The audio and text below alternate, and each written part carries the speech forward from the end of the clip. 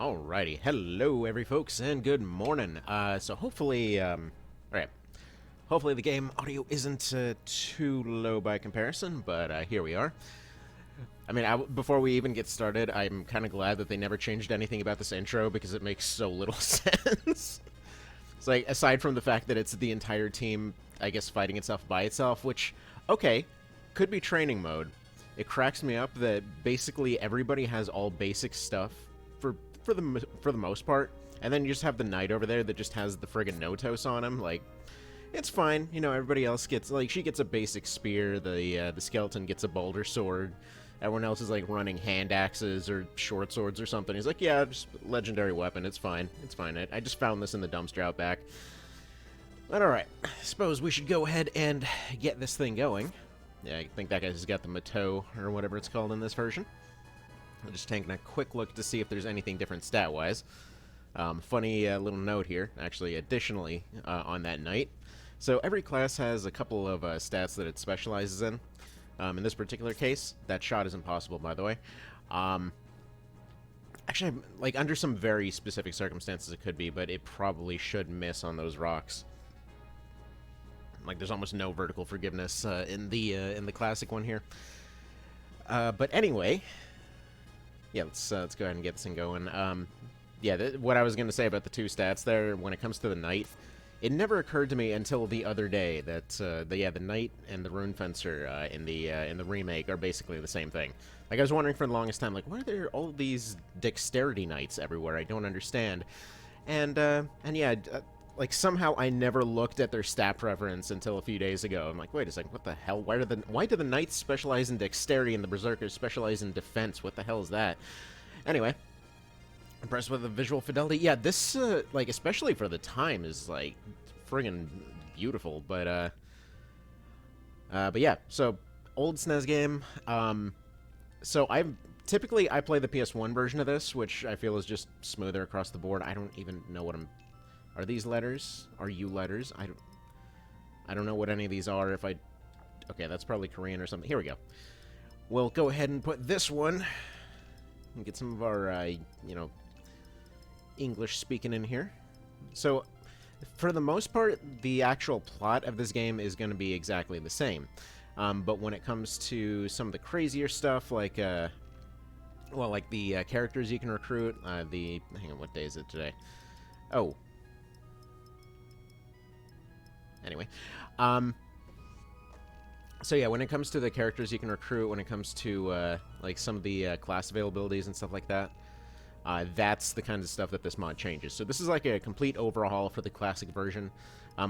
It doesn't really add any systems as far as the gear goes, to my knowledge. Actually, the overall systems for the gear are fairly basic, like, especially comparing between the remake and this one. Like, in the remake, you've got your... sorry. Got a little tongue-tied there. In the remake, you've got your, like, full armor system. You've got your all your different fancy use effects on different items. You know, skill bonuses, all that kind of business. And then for this one, it was basically like, you got weapon, it is plus strength, and that's about it. What do we want to be? I'm feeling the water today. We'll go with water. Now, I don't know how long this stream is going to be. It's just going to be as long as we keep going, more or less. But yeah, so this mod is really cool. It's like a sliding scale of the better they do, the more fame they get, the more kinds of options become available to them. And then the worse they do, the more experience they get, something like that. I don't remember exactly how it works, because the only guide that I saw out there for this was basically like a one-paragraph thing somebody posted in a forum somewhere ages ago. Because unfortunately, this one never got an English translation. Also, hi there, Kelt. Sorry about seeing your message ages ago and not replying to it yet. I did not see that DM. For the longest time, I've been having issues with my app on that. So it literally just doesn't give me notifications anymore of any kind. Like, I go into the app and it's just everything's grayed out. So I have to manually go see, you know, down the list of every single person added on the list to actually see what's new. I will take a look in just a sec here. Alright, there we go. Something happened, something happened. I don't know what's going on with that weird floating text on the bottom left. That's new, but what can you do, right? So this mod is very dirty in its implementation, as far as I can tell. You will see, visual bugs and all that. Usual we modded a SNES game, look at the craziness that happened type nonsense. Let's see, nothing big. Just ask if you heard about a PSP game called Rengoku. I have not. Does not ring a bell. What's the deal on that?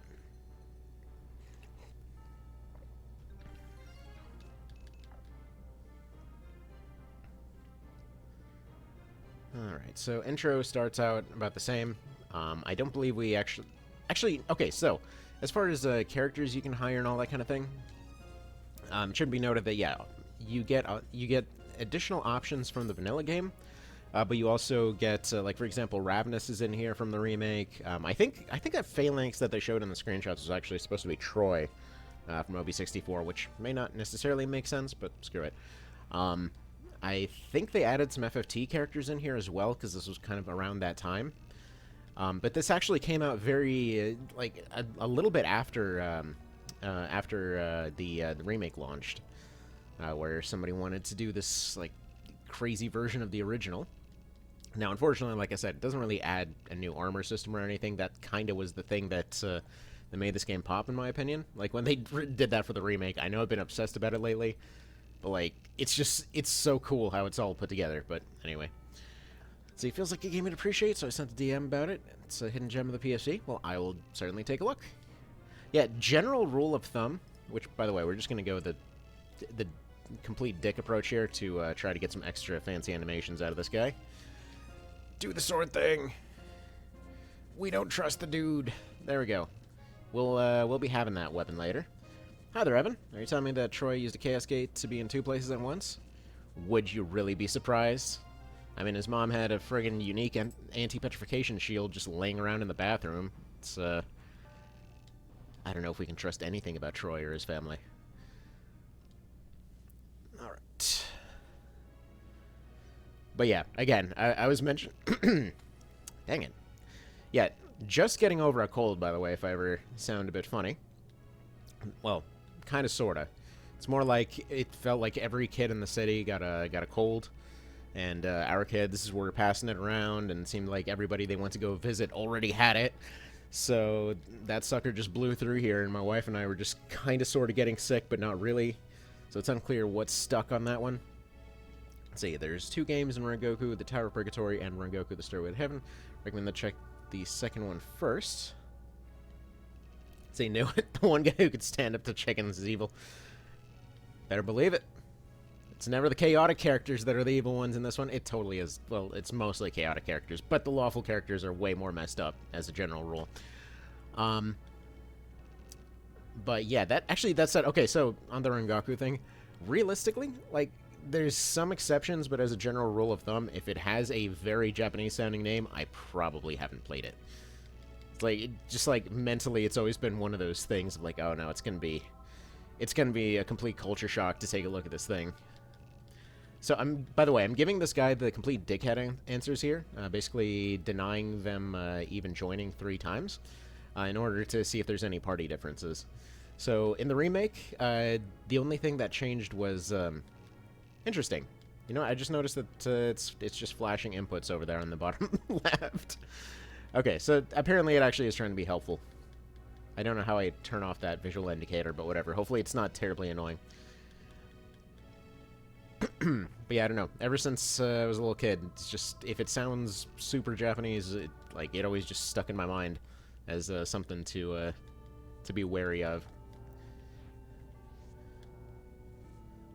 Like, primarily, I think it's due to the fact that one of my best friends growing up was really, really into all that stuff, and, like, as soon as they started talking, people left. So, like, oh no, I don't want to end up scaring everybody away. I don't know what this stuff is even, but we're just gonna have to be scared of it, I guess. Alright, so there we go. First view of one of the new classes, so that's gonna be the Fencer over there on the right. Go see Mr.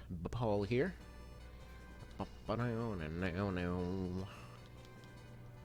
So, I mentioned earlier that there's no translation for this. Unfortunately, yeah. As far as any research that I could find on this thing, it seems the only attempt to actually translate this one got about 5-10% of the way before the guy just said that it would take too many years to get it done, and he's out. Please just let him leave. So, yeah. Generally, I like to stick to the narrative that translating this thing was so intense that it caused somebody to go insane, but that's kind of the main story. The guy just didn't want to do it and left. So maybe someday somebody will take a look at this and think, hey, this is something I want to take on. A funny note, by the way, apparently Prince of Zenobia, it got that minor translation a couple years ago now. It doesn't seem like they've done anything with it since. I'm not surprised, because, I mean, it's Prince of Zenobia. I mean, even fans of the series don't know that game exists, so that's hardly shocking.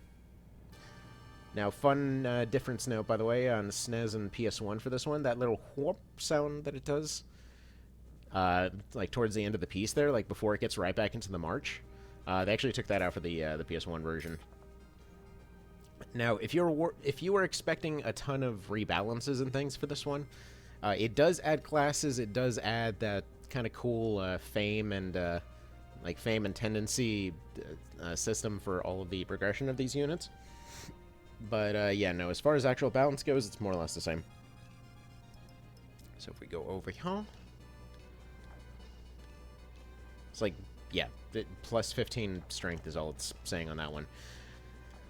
But, oh yeah, this original game's overall system was pretty basic.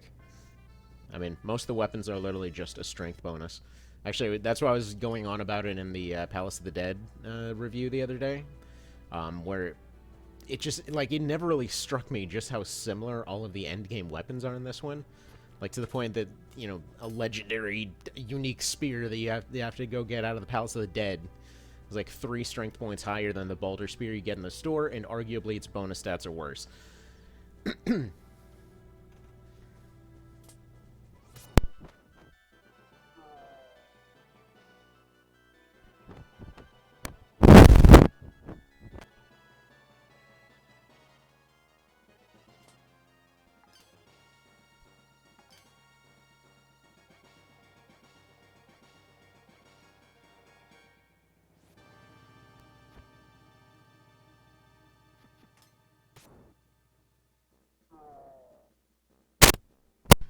Alright, a little bit of a funny note, by the way.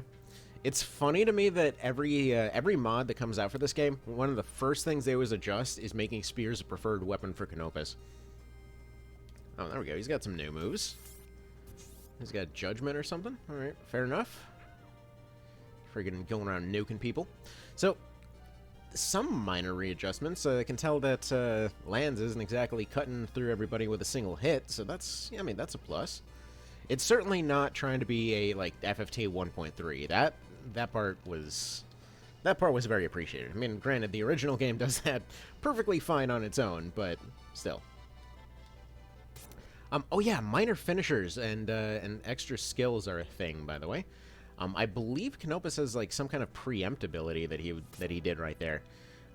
Pretty much everybody has them right from the very start, so I'm not 100% sure what most of them do.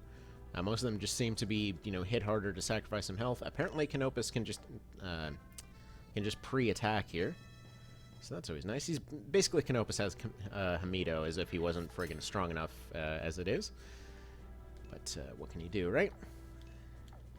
And if I open up the menu a couple times, it's mostly because there's a slight button difference between this and the PS1 version, which, yeah. I don't know why they swapped a couple buttons around and almost nothing else. But yeah, if we go over here, like he's got a finisher. It seems similar to Relic. Not Relic. What's the other one? I forget. But either way, 2-tile range. Basically just a little sword beam thing. I think it's supposed to be Sonic Blade. There we go. So, thankfully, Mr. Full has cleared this up, by the way. But apparently there is no parry mechanic in this game. The other day I got really excited because I was basically routing the suboptimal run that I was mentioning, and I figured, you know, let's let's make this kind of interesting. I'm just gonna go and put a bunch of skeletons in the front. It's just a fun way to do stuff. I mean, you always got to get your early skeletons in this game. And so, all well and funny, there's this skeleton with a purification staff and a tower shield. I just basically figured he's already just dying and coming back to life every turn anyway. I might as well have him be the, the debuff remover guy. So, he's just sitting there, taking hits, going down. Finally, one of these hits that was supposed to kill him just comes in, and he just blocks a 100% hit chance attack there. I was like, oh crap, parry mechanic confirmed right there, and yeah, it turns out no, that was not the case. Apparently, this game doesn't know how to handle floating decimals, so sometimes things with a 1% chance to happen just exist. Everything has a 1% chance thing to critically fail.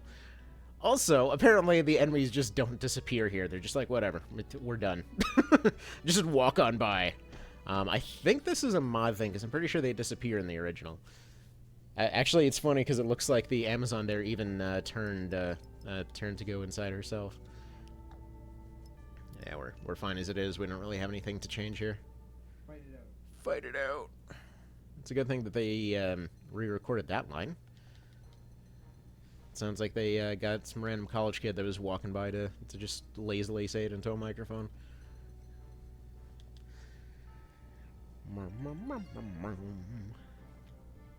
Alright, so funny note on WT, so the weight score up on the top right of their stat sheet there.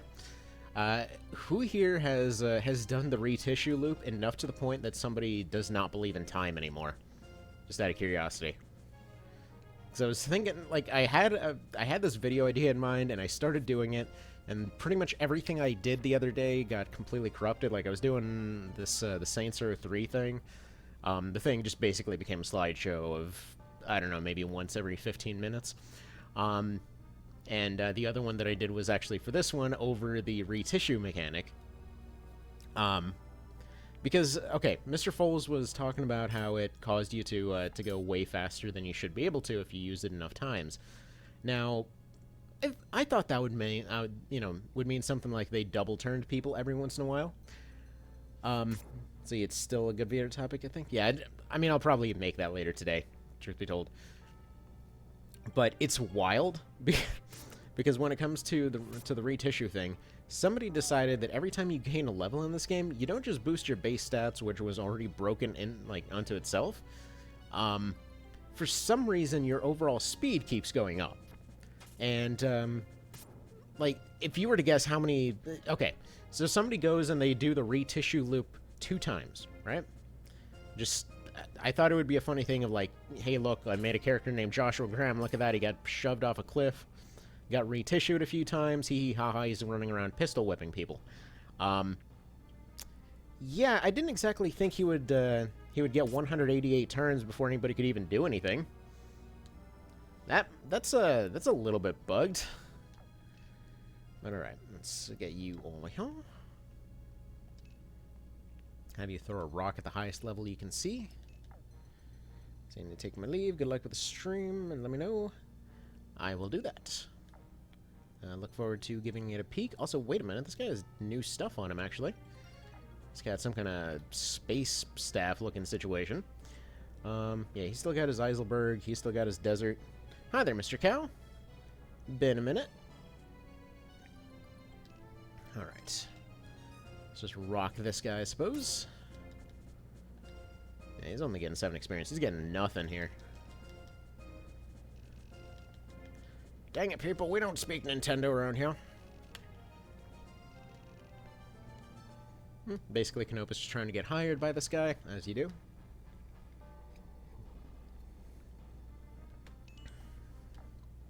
Taking our agility cards. Rude. Trying to reduce his wait time in order to try and make the retissue loop happen.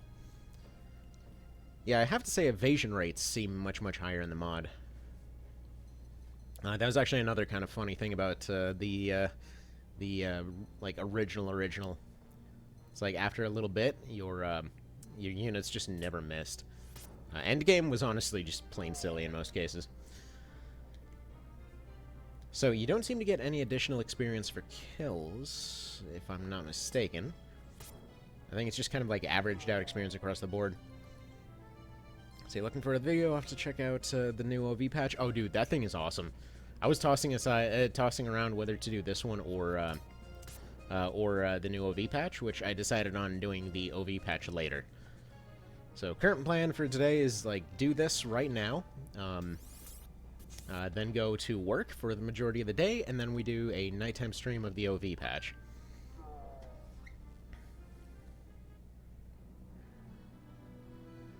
Because, yeah, like, some of the new stuff is hilarious.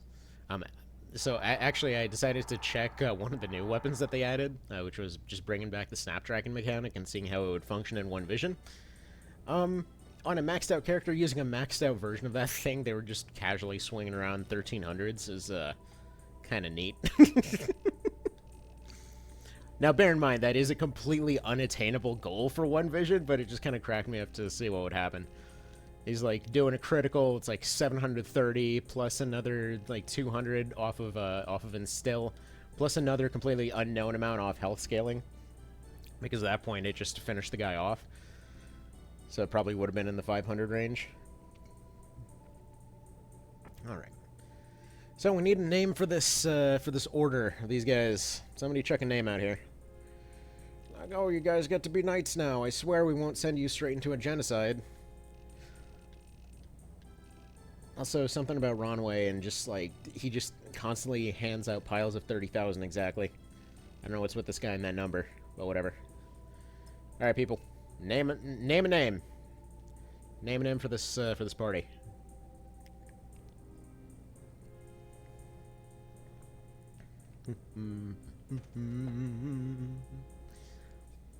Yay, no genocide?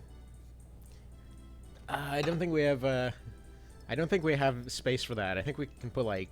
Here, let's try this.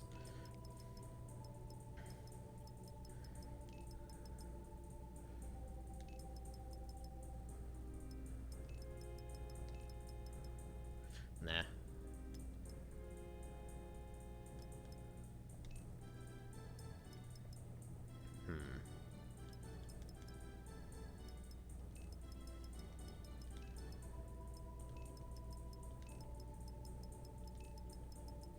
There we go. No bad, please. Please don't make us do bad stuff. That'll do.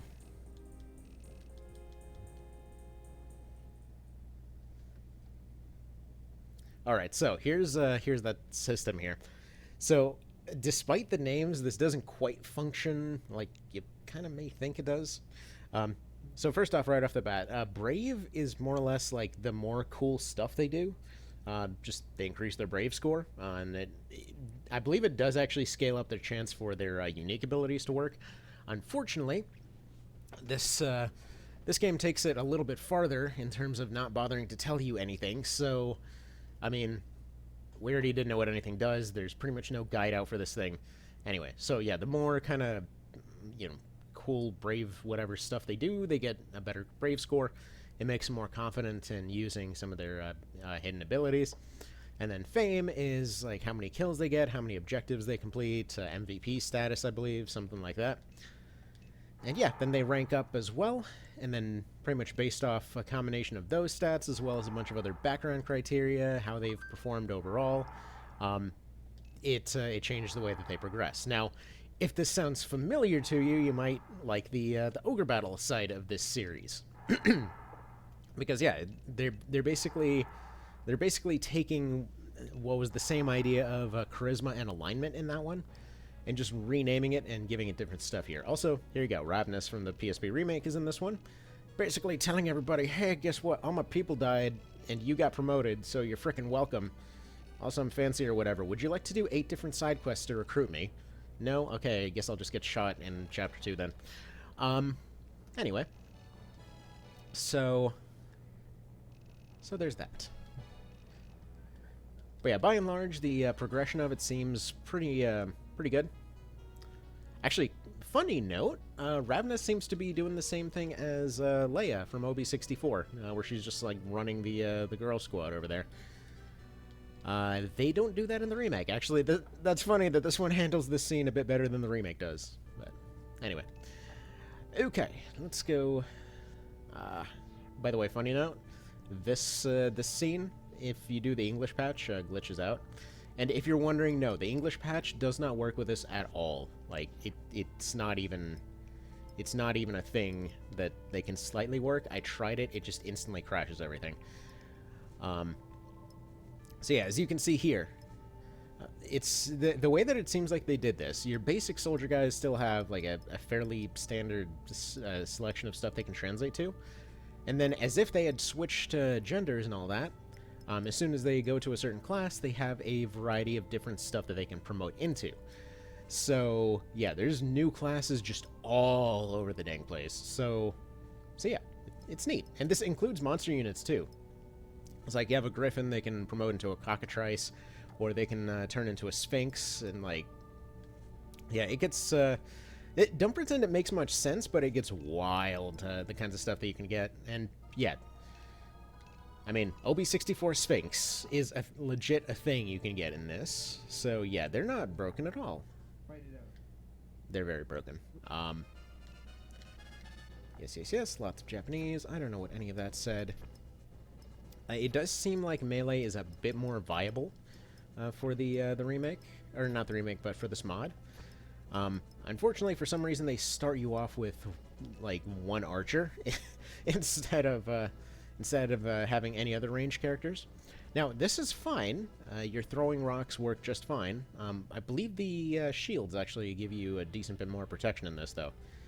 It's actually a little funny.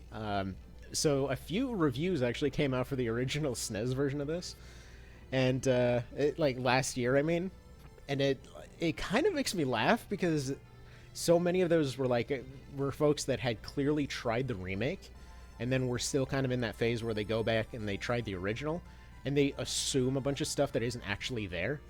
I mean, one of the most obvious things was that a lot of people seem to think that this game has randomized stats. It's basically just, it's entirely class-based.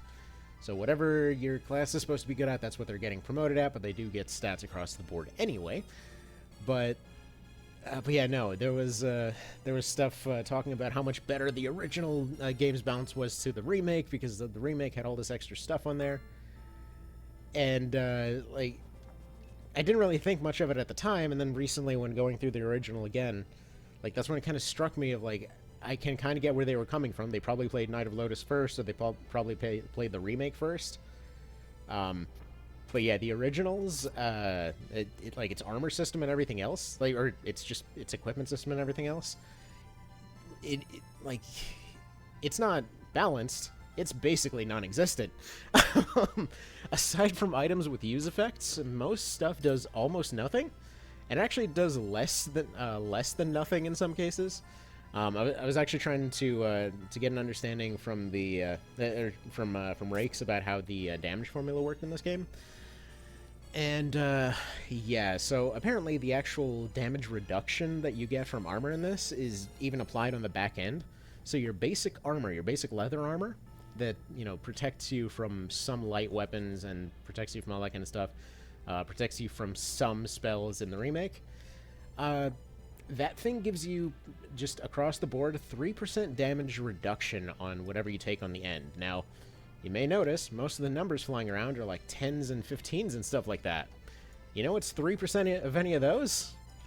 A decimal of some kind? So yeah, bit on the less than useful side. Actually, the best item defensively that you could get in the original version was your tower shield here with a whopping 8% damage reduction. Oh man, the luxury. I mean, you're basically rolling around in a tank at that point. It's a whole 8%. It's insane. But yeah, gained a whole lot of appreciation for the armor system in the remake for sure.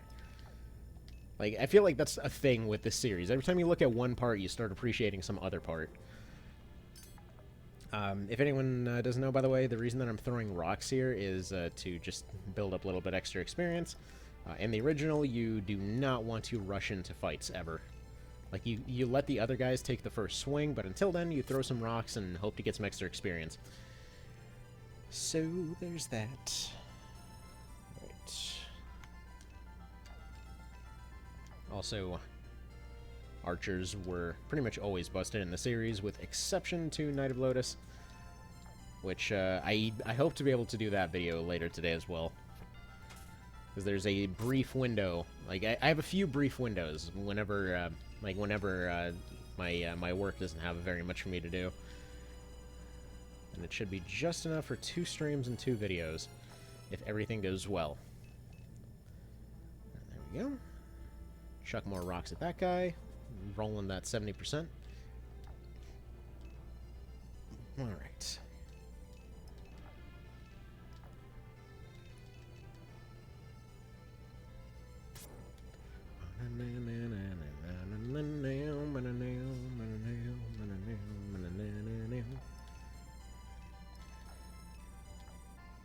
Alright, we need to go in the menu and get that stuff turned off. That is really annoying. Okie doke. By the way, Mr. Cow, did you ever end up trying out any of them Tactics Ogres?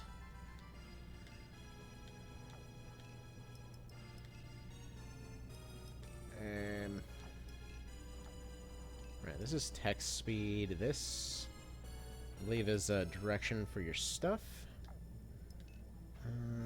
Just turn the rest of this off.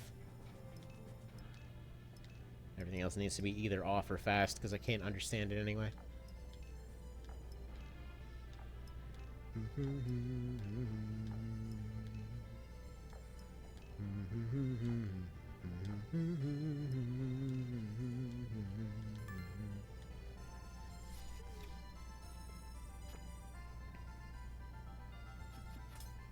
Plunk.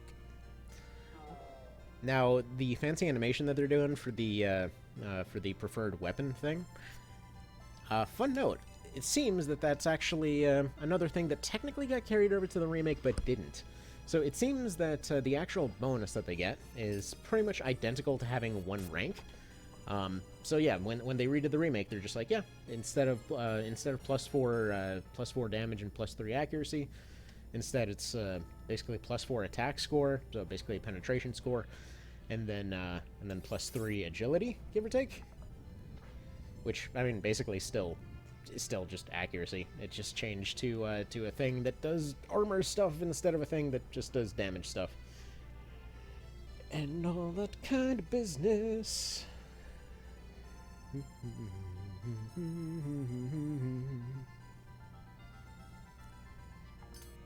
managed to block that one.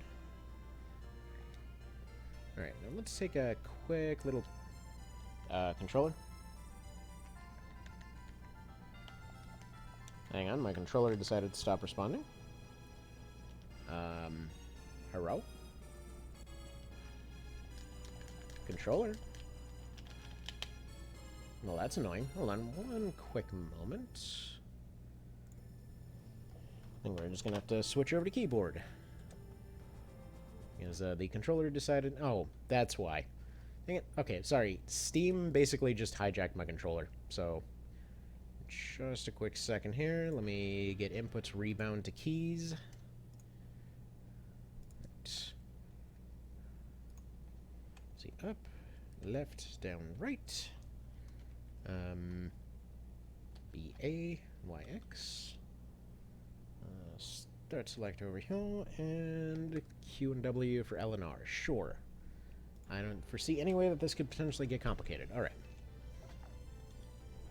Goodbye, muscle memory. You're out of here. Alright, you go here.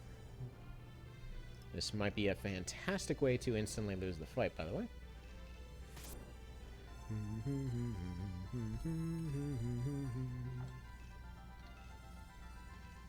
You go over here.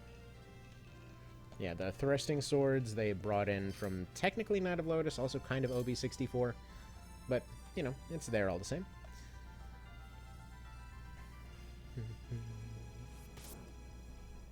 Vice is still pretty overpowered.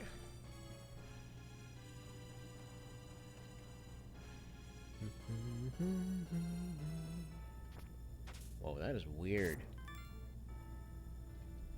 It's like detecting multiple different inputs at once. Hang on.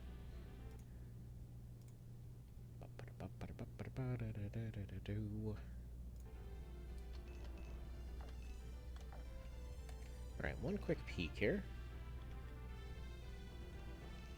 I want to see if this thing still just gives 8% damage reduction, or if they changed anything. Okay, so it looks like plus... No, it just gives you 5% resistance against everything. Interesting.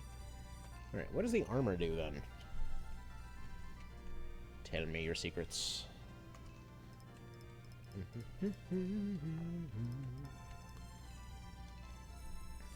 Plus 5 vitality, plus 6 defense, plus 10 physical resistance. Yeah, so leather got changed into basically endgame armor. Fair enough.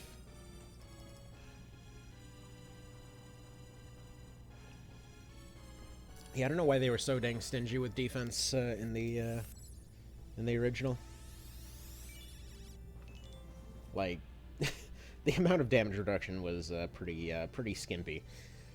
It turns out when I was doing that Palace of the Dead video, when I was saying that putting ogre gear on Olivia, she still managed to just get 2-shot by everything.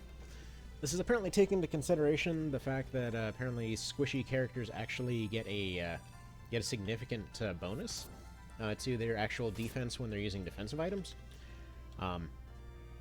Yeah, it still did nothing. Like, the actual time for them to get taken out by skeleton archers and things like that didn't actually change. With the allegedly strongest armor in the game. So, that's fun. Alright. Yeah, this is certainly feeling smoother. For anyone who has not played the SNES and PS1 version here, usually what you do in this part is you keep chucking rocks or firing arrows with your generics here. I actually didn't mean to skip return. That's just a little bit of a weird button skip that happens sometimes in this game. But yeah, in the original, you would just keep throwing rocks and firing arrows and things like that in order to try to get some experience, to get a level up in order to be able to get through the fight without doing training. I guess what they expected is that you would immediately go into training mode and start training. So there's that. Actually, funny note, apparently training in this one costs fame or something. Like, I forget if it costs fame or brave or whatever else. But it basically improves their stats at the cost of their class options, which is kind of neat. But again, I don't know the exact inner workings of the system, unfortunately. And bonk. What a perfectly balanced character! It's fine, this is his second campaign. Bonk. And bonk. There we go. He's doing okay. I like the fencers. And let's go ahead and convince you to join, because we have one free slot in the party, and you've got a spear. Rude.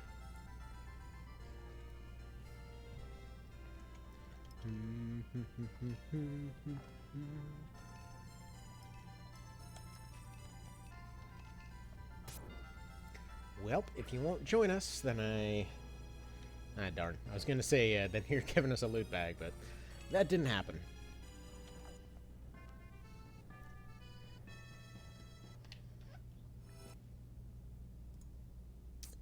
Hold on, I'm adjusting one thing real quick, seeing if maybe my controller's working again. Because yeah, this kind of button situation is kind of getting a little bit annoying on the old carpal tunnel type situation. All right, let's see if it works now. It still doesn't. Dang it! Tell you what if we save state it and then go back to it? Save game position, slot 0. Saved and restart that mess. Yeah, I apologize. I wouldn't be restarting like that if it didn't seriously hurt my hand right now. It's an annoying problem. There we go. Now we should be back. And my buttons work. All right, perfect. Now, if Steam could go ahead and not hijack my controller again, that'd be great. Funnily enough, this is actually the improved version of that controller hijacking situation. Because Steam wants to be running in big picture mode anytime you have anything plugged in. No, turning Steam off does not work to fix that issue, because then it decides, well, Steam's not around. Then I guess nobody's around to control your controller now, is there? I've tried unhooking the two. Basically, the only answer is to just completely uninstall Steam, which I don't want to do. So, yeah, it's a weird problem that Steam has over having just a weird control issue. It just needs to control your controllers. Won't stand for anything else.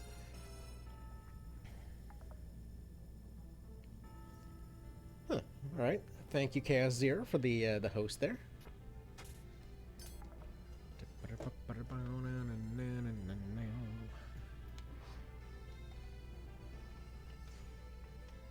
See, hope all is going well, and rare moment. Wait to see a stream.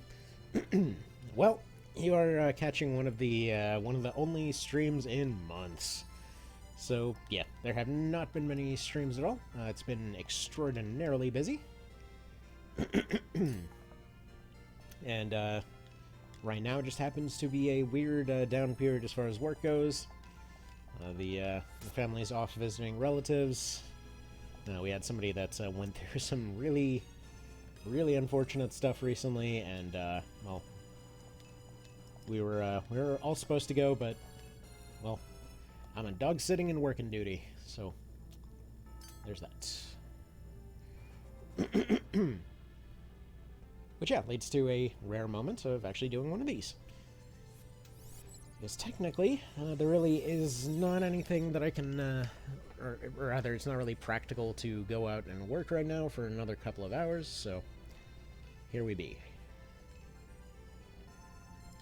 Though, side note for anybody that's a courier out there, I'm kind of curious if anyone else happens to have noticed that it's getting weird for nighttime deliveries right now. Like, I've usually generally preferred going and doing deliveries at night, and just, you know, there's less people on the road, there's less stuff going on, and usually, when you get stuck at the drive-thru for an hour, you can just, you know, just whip out an old PSP. But yeah, I can't help but notice that lately, like, more often than not, I'm just pulling up to places to go pick up people's orders, and they're like, yeah, I'm sorry, we can't even do that order, because there's, like, no supplies coming in anywhere. So it's pretty weird when it went from, you know, making about $60 a night, just going out and, you know, delivering tacos or whatever, to suddenly showing up to, I believe the record right now is 6 places in a row, where I just have to go and cancel the order because they physically do not have anything there. Also, I don't know what that ability was that just triggered. I'd assume it's like a bonus damage to counterattack. They all have a bunch of hidden abilities. Mentioned earlier, Canopus seems to be able to interrupt people. We'll see if we see more of that.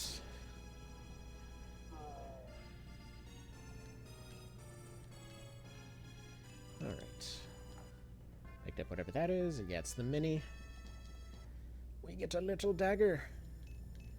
It is all tiny and adorable and scales very well with dexterity.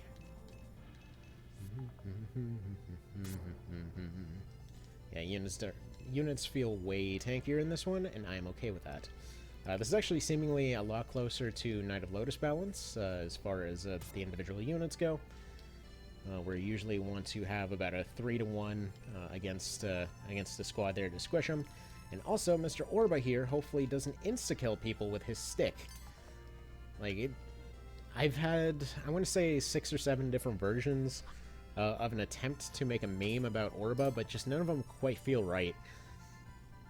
Because this dude, like, when you come into this fight, if you haven't done any training or whatever else, this dude literally can one-shot almost anyone on your team with his frickin' walking stick. I don't know who balanced that. I don't know why it was considered just fine when they re-released it. But it's a little bit hilarious than when they made the remake. That, I mean, the guy's one of the chumpiest enemies ever. Meanwhile, in the original, he's just jacked all hell. It's like, oh, I'm sorry, that's a sword. Let me just go ahead and just take that out of your hand, hit you, like, counter hit you for your entire health bar. It's fine. It's fine. See, that doesn't sound fun one bit. I've done that restaurant side food orders. I at least put in an effort to call the customer if we're out of something. Don't want to update the settings for items we like. Yeah, I mean, thankfully the one that I do it for, like, I still get half pay for just showing up, so that's fine. And, you know, usually, well, not usually, every time I always end up updating the customer, letting them know what's going on and all that, but you can sense people's frustration in a lot of cases. Like, one time the other day, I just kept seeing the same person's order coming in and again and again and again, and actually even ended up hearing from one of the restaurants, it's like, yeah, I've canceled that order 7 times now. We don't have their stuff. Tell them to go somewhere else. It's like, yeah, once they've put it in 7 times, I think it's fair to say that it's kind of the customer's fault at that point. Oh, shoot. Right. He's got the pelter. I didn't even know the pelter existed in this one. The hell?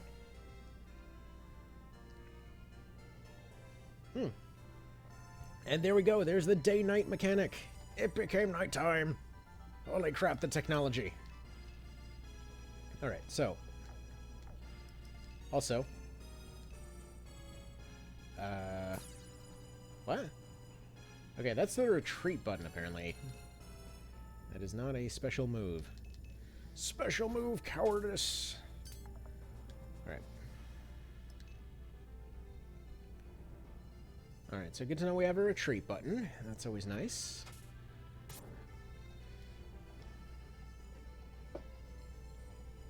But what do you mean you cannot make my food? That's not true. That's impossible. Okay, a few days ago was probably the latest time that I've seen that somebody held up an entire drive-thru. Just, actually, what 2 days ago? This freaking happened last night too.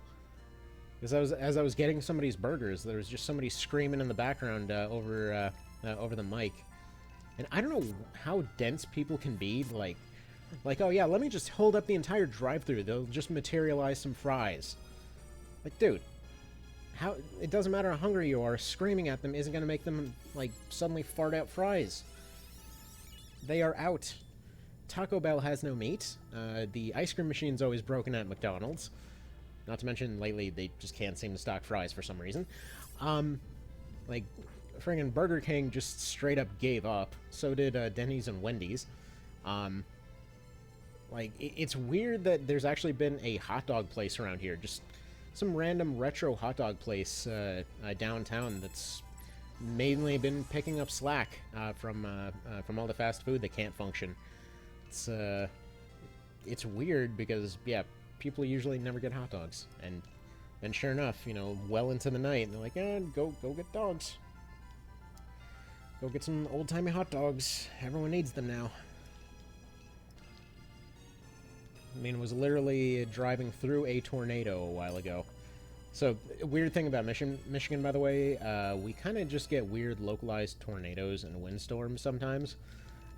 It's not like the Kansas kind where they tear up the entire city. It's more like there's just a tornado rolling through a street, and it messes up the trees and stuff. It's odd.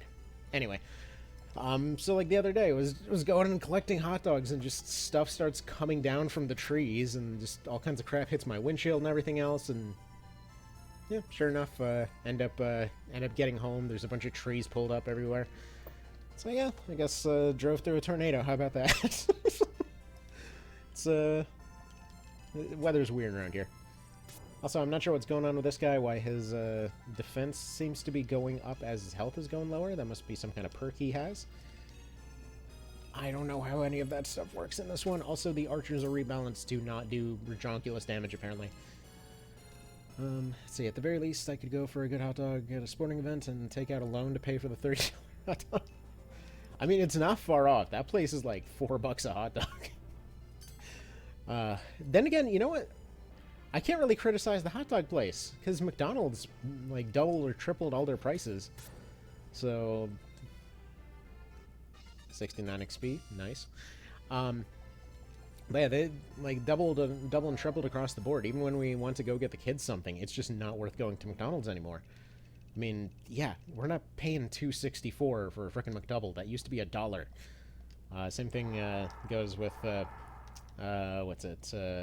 Burger King had their dollar sandwiches. They became $2 or $3 as well. Taco Bell is pretty much the only one that still has a dollar menu.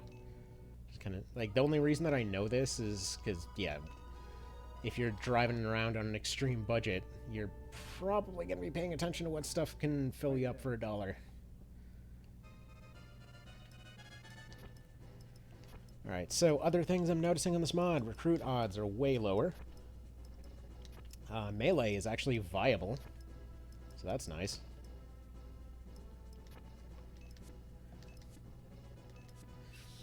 I feel like I should keep Denim on the front line, though. Like, I was considering to retire him to backline like I always do, but nah. You can still get the drink for $1. So, basically living the hummingbird life at that point. It's like, here you go, have this cup of sugar. Okay, his portrait, or not his portrait, but his sprite is way more edgy for some reason. He switched out his blue book for a green one, and he tipped down his hat slightly.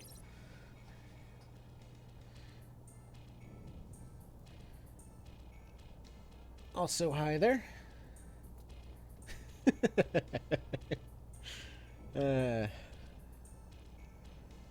Now we'll get to the mission that inspired that guy in just, or the map that inspired that guy in just a moment.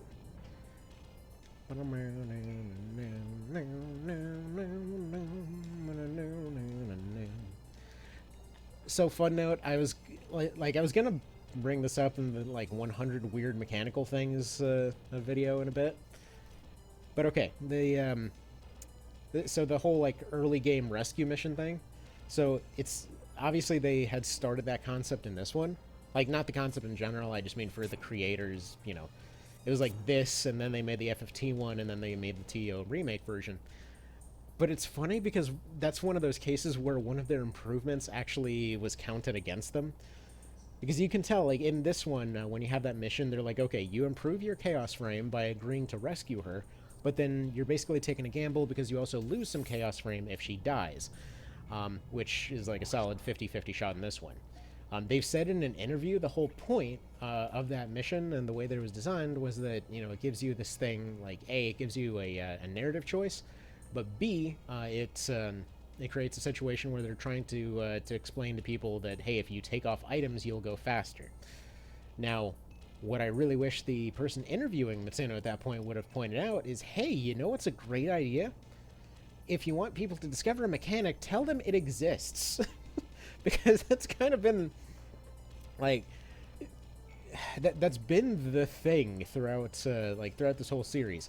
Every time that Matsuno's involved in something, the explanation for mechanics just, like, gets old Yellered behind the shed somewhere. Because, like, in this one, they're like, oh, here's all these cool use items on weapons and equipment and stuff like that. Did you know that a soil ring is potentially one of your most powerful items that you can get almost anywhere in the game? Yeah, you probably didn't think it had an effect to use geomancies on it, did you? Or you know, the friggin' Dark Hammer being the instant mind control stick or something like that. Because, yeah, they didn't bother explaining any of that. And similarly, when it came to the weight stuff, they mention weight, but they don't really tell you what that means. You just kind of see that the number goes blue if you have less stuff on there. So, all right, fair enough. Their weight is lower. Does that necessarily mean that they're going to be double turning stuff? I don't know. You tell me. I don't freaking know. I'm just a new person to the game. Don't have any clue. Yeah, you know how I mentioned that one shot in the intro is impossible? It was impossible with the original short bow. This one, it's even less. It's even more impossible. All right. All right. Let's see. See, thankful the ones near me haven't gotten raised the price that much. The part I can't walk into a place and order food. I have to walk up to the drive-thru. Oh man, you'd have a fun time over here. It's like at night, like, so if you go there during the day, it's usually ridiculously hot. Which thankfully the last couple of days it's finally cooled down, but you get this this crazy scene of just people being tired and or just the weather being crazy over here during the day. But then you go there at night, it's like there's some a-hole yelling at the drive-thru. There's like 3 homeless people coming to ask you for change. There's you know, like just a random method twitching out a couple blocks away, and like whose car is he going to try to break into? Like it's. You usually get cars piling out of the drive-thru and straight into the street. I think the farthest I've seen is literally going back a block. I mean, I don't know. People really, really, really need their Taco Bell and McDonald's for some reason. Alright, let's see. Explaining something exists in a game? Who does that anymore? I don't know. But I do find it really funny that for all of the legendary status this game has, and for the fact that, you know, Matsuno, the main director of the series, didn't actually like Knight of Lotus. Whenever playing Knight of Lotus, there was this interesting thing known as, I immediately knew with my little kid brain how everything worked. It's like, oh, you lowered their weight. Look at that. Their movement goes up. I know what movement is. I don't know what WT544 means. Their weight goes down. Great. I'm glad their diet's going fine, but what does that have to do with the gameplay? But no, what they wanted people to discover with that rescue mission was that if you lower their weight, like if you give Canopus just a bow or something like that, and you strip away all the other items, then you go way faster, and then you can get up to her sooner, which is fine. Honestly, you can do it with full equipment. It's really not that big of a deal. Really, just it kind of comes down to RNG in some cases, because sometimes she'll just straight up act suicidal, and that's it. Alright, let's see. I don't care about the eat and not being an option. I just don't want to feel like a weirdo standing at a drive-thru. Well, that's when you get a bike. Then you look like a fitness nut, and people gotta respect you. Alright. The games even carry manuals anymore? Last game I got over a year ago didn't? I think some of them do. I mean, this one came with a manual, and hell, I have the guide for the remake, which the guide is friggin' like 400 to 600 pages long, depending on which language you get it in, and you know what? It also doesn't explain any of this stuff. See, fitness, not eating in a fast food drive-thru. See, but that's the thing. If you have to go through a whole song and dance to even get there, maybe you are suddenly getting fit. Maybe it's just, you know what? Maybe it's just like reverse motivation. Like, I'm sure somebody out there eats fast food just to be able to motivate themselves to be constantly guilty and exercise more. I'm sure there's somebody out there like that. But, twisted logic, but who cares?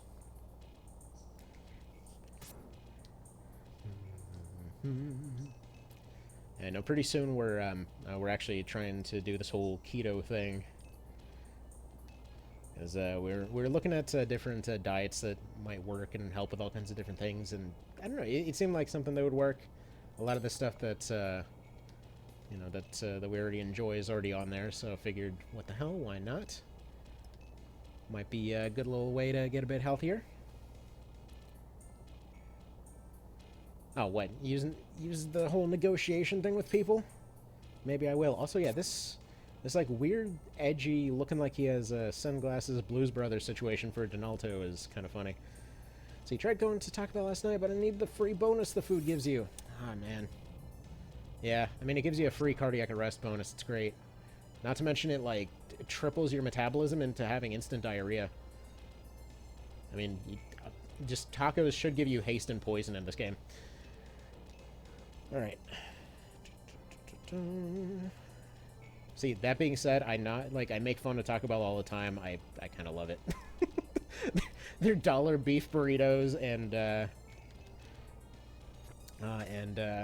like the cheesy bean and rice things and the Chipotle melts are absolutely my jam whenever out and doing deliveries.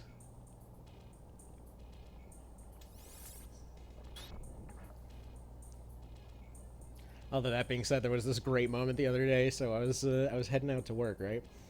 And so earlier in that day, I'd had some Taco Bell and was feeling like absolute garbage from it. And so my wife makes me this like food bowl to bring with me. And so I opened it up, and it's just a mix of like cauliflower, broccoli, potatoes, turkey, and mustard. And like, just the difference in how dang good that was just was completely mind-blowing at the time. To remember it being this heavenly feeling, I'm like, man, this feels like life. This turkey and potatoes makes me feel alive. Taco Bell got rid of the favorite dollar item. Did they get rid of those, what were they called? The potato thing, right? The one that they were advertising with the hot air balloons? Or a different one? Because I know the bean and rice and the standard beef burritos have been a thing for the longest time, and I'm sure they make you sick, but man, like, it's good stuff. Really cannot complain about those. But yeah, McDonald's can get right out of here with their friggin' $6 burgers. So gonna go lurk. Need a bit for a shower. Understandable. Cleanliness is good. That guy just rolled a 8% dodge. Nice. Although he does actually have a chance to dodge, so that's how you know it's modded. See the Frito burrito. Oh, I love those things. Yeah, that sucks that those are gone. Yeah, no, I hear you on that one. I used to live on those all the time, too. Man, that's... I think my mind purged that one, just for the sake of sanity. It's like, forget that something so amazing existed. It won't be coming back. Actually, there was this one brief moment where... And I doubt this will ever come back, but they had those ranchero tacos on the dollar menu. Which I'm assuming was around that point when they realized nobody's buying these dang things. We just better put them on the dollar menu to purge our supplies. But man, like my jam growing up was getting 2 ranchero tacos and going to get a mint chocolate chips malt from this ice cream place that had a parrot in the town where I was growing up. Yeah, every part of that went away. The dollar menu ranchero tacos went away. The parrot died. That ice cream shop closed because that was like the only thing attracting people to the place. Yeah. Well, that's depressing. Anyway. Man, Blues Brothers Donalto over here just takes no crap from these skeletons. Jeez. Like, 8% dodge, whatever. 11% dodge, fine. 3% dodge, got it. Like, this dude's serious. I mean, I'm sure they're eventually going to get him, and I'm not going out of my way to actually save him, because I want to see what Felicia looks like in this mod. But yeah. He's laying down some business over there. Not to mention he's distracting about half their team, so whatever. But yeah, balance on this certainly feels way more like Knight of Lotus than original Lucht, and that is a good thing. Because the original Lucht's balance was, not. Alright. Like, don't get me wrong, I adore the game, but, balance was a suggestion in that one. Like, you could very clearly tell it was all about the story. And then they just sort of slapped some numbers on stuff. And that was kind of about that. How did he just level up? Oh, dang. Though I am noticing more and more how much faster the PS1 version is. Because they have to actually stop every time they level up to a very noticeable degree. Although, interestingly, the music is way more layered in this one. Fascinating. Still prefer the PS1 version, but whatever. Right, which version is this one? This is for the SNES version, Chronicle Valeria version 2. As far as I'm aware, there is no available Chronicle Valeria 1 anywhere, and our fencer just died. Why do I have to die here? Blah, blah, blah, it's all your fault, you're terrible, bye. And then he died. Alright, time to try and recruit their fencer now.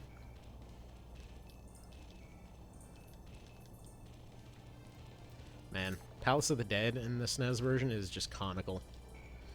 So she's wondering where Nibeth is. Well, he's not showing up anytime soon.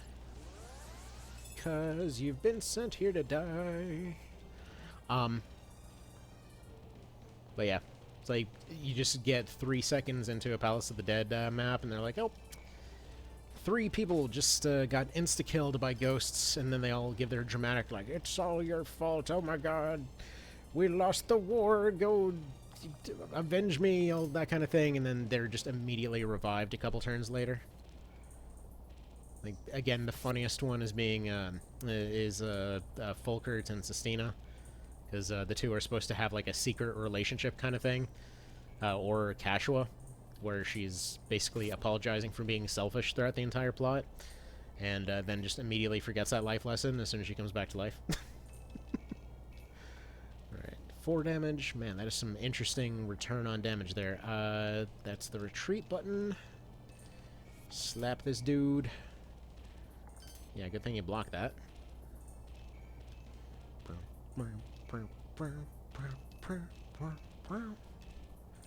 And poke.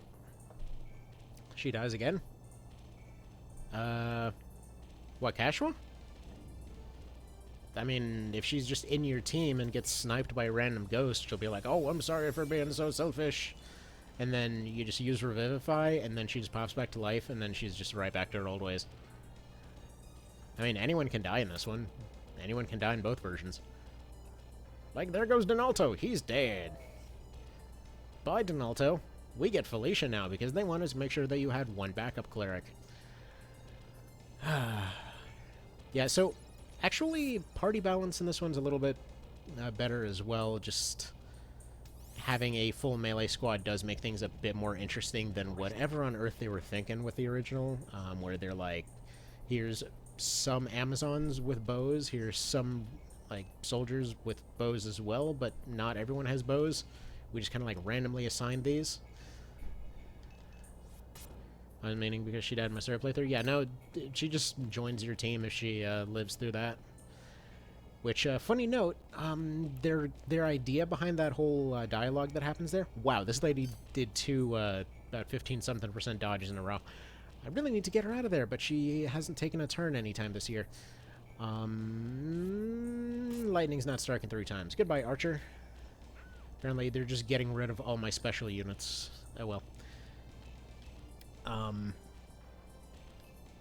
Right, we are gonna chip down this guy. Actually, I'm thinking it might... no, I want to do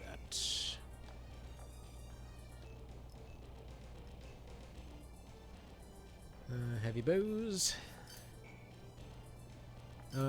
Yeah, the bows have, like, no range in this mod.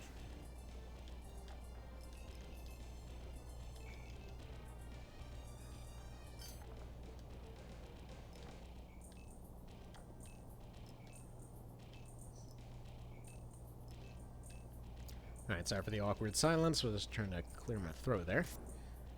Just gonna keep throwing rocks at this guy. My plan is to try and recruit him, if we can.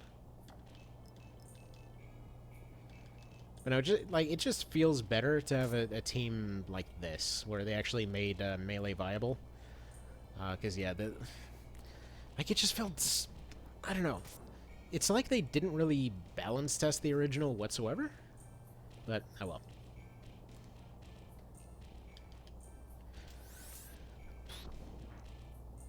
Out of curiosity, by the way, did you ever see the video of comparing all this, like, just how many things FFT had compared to, or basically comparing how many things from FFT are actually in here?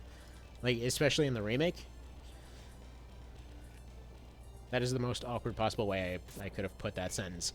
My point being, there was a video a while ago comparing all the skills that are in FFT, because the general, like, I guess kind of stereotype for the remake, for the Tactics Ogre remake, was like, oh, they added a skill system, but it doesn't have the FFT stuff. Oh my goodness, they didn't evolve it. And then it's like, if you look at it, it basically has all of them and then some. It's just everything's in a completely different way. Like, everything's applied completely differently. Like, some of the skills come from, like, specifically having to carry some items around. Oh, dang it. Okay, well, lucky that that missed, but that was supposed to knock them back and do a little bit of extra damage to hopefully cherry tap them into getting recruited. And in fact, I'd like to get those skeletons as well. Well, let's see. FFT came after TO, right? Just Final Fantasized? Kind of. I mean, it's the same team. The whole general logic of it seemed to be, let's take the law, or not the law, let's take the chaos route of TO and just kind of make it its own game and then put, like Final Fantasy names and everything. But that was the funny thing, because it's the one that got considered to have all of these many, many skills, and it's really just a matter of presentation. I mean, every class has, what, like 5, 6 skills on there? Some of them have less, some of them have more, but generally around that ballpark. And don't get me wrong, I love the hell out of FFT, but at the same time, like, TO did so much of this, you know, did so much of this stuff first. But I remember when I was doing that list, one of the things that was on there, that I was saying that they're... Okay, this is going to sound weird, but there was one skill on there that I was saying the closest thing in the remake was Gamp, so the Beastmaster guy, wherein, like, when it comes to Galaxy Stop, he's the only one that, like, his actual moves that he does were combined together with a few effects that he normally doesn't have for one vision in order to recreate Galaxy Stop, because he, for whatever reason, is the only one that has the mechanic that allows him to target everything on the map. It's very random, but the whole idea is that he's so pissed off, like, he's not even a wizard or anything. Dude is so pissed off that you killed his griffins, that he will just suddenly gain superpowers. It's a one-off moment. He can't even do that when you recruit him. It's just a thing. Anyway, so point being,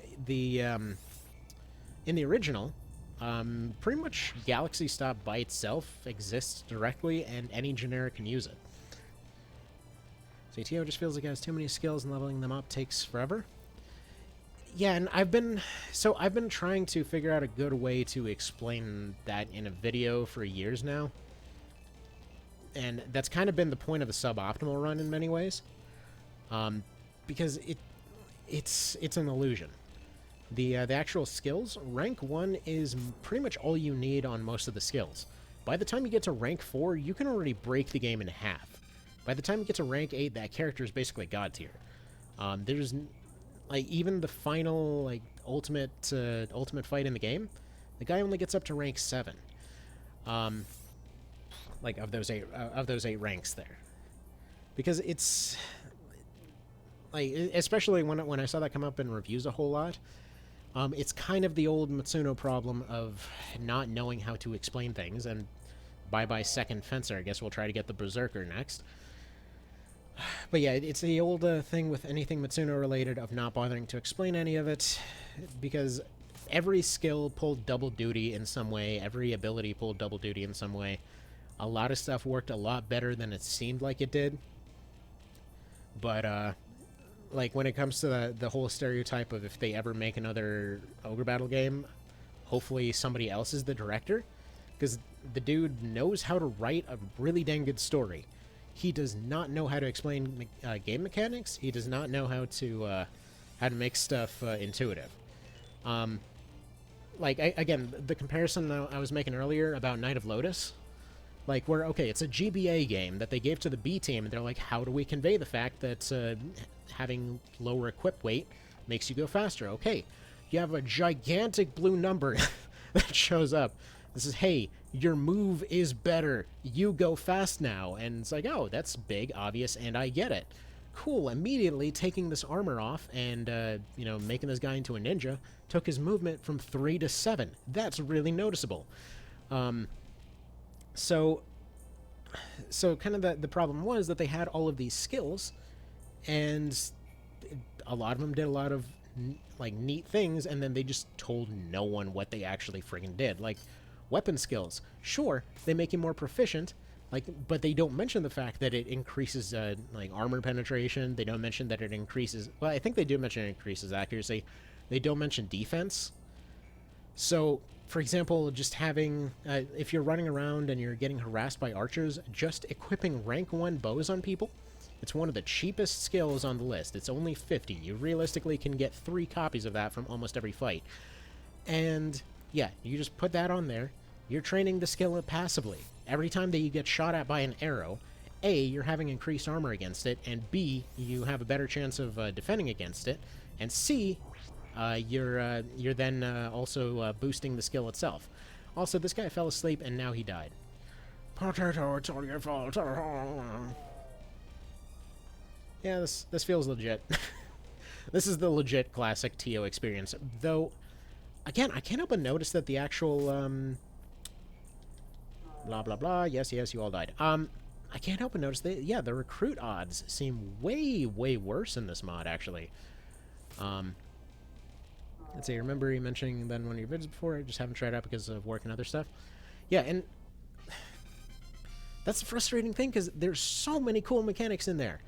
I have the official guide, hundreds of pages, and they don't explain any of this. Like, it's so frustrating sometimes. Getting obliterated to the ground? Oh, yeah. I mean, that's gonna be mods in general, but, whatever. This is early game. The generics tend to go away pretty quick. I'm mostly just getting carried away explaining things and trying to recruit these guys. But yeah, like the armor mechanic, the way that certain skills are calculated, how the damage formula even works, not a single bit of that is covered. I don't believe they even cover what the stats do in the guide. It's like all explaining maps and drops and basically playing the thing like an MMO, but not bothering to explain any hidden mechanics. It's like, dude, you have all this cool stuff in here, and you told no one how to use it! That's why I keep using that picture of the Grinch, where there's like the one scene from the Jim Carrey Grinch. It was like, yes, 5 a.m. Solve world hunger? Tell no one! It's like, just imagine that's Matsuno all day, every day. Who do we have left? 3 Amazons? Whatever, that's fine. We have Canopus. We're basically invincible. Alright, whatever. Let's go see if we can get rid of this skeleton instantly. You there! You want to join us? I'm at low health. You're at very high health. That actually worked? Alright, screw it. I mean, we're good. Net positive. I'm perfectly fine losing 6 other units to get 1 skeleton. It's worth it. We have Kashua. I mean, yeah, that's a problem. Okay, I say that. She is actually pretty helpful in the original. Well, she's kind of helpful in both versions, but she does tend to come across as pretty silly in a lot of challenge runs. Like, the amount of times that she just ends up screwing over runs is pretty hilarious. Oh, hang on. What is going on over there? 2 seconds. I'm just stepping away while they're taking their turn.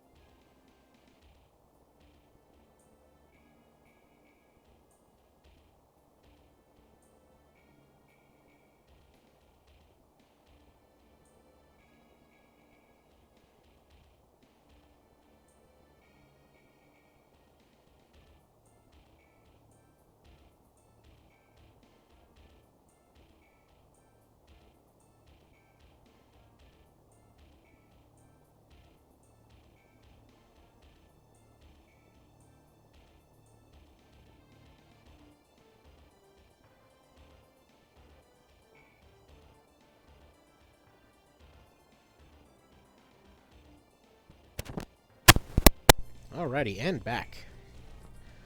So the most telling moment in this is going to be when we find out whether or not skeletons work like they did in vanilla. Mainly, can they be exercised while they're on the ground? Oi, that was weird. Like a weird half hiccup in the middle of talking there.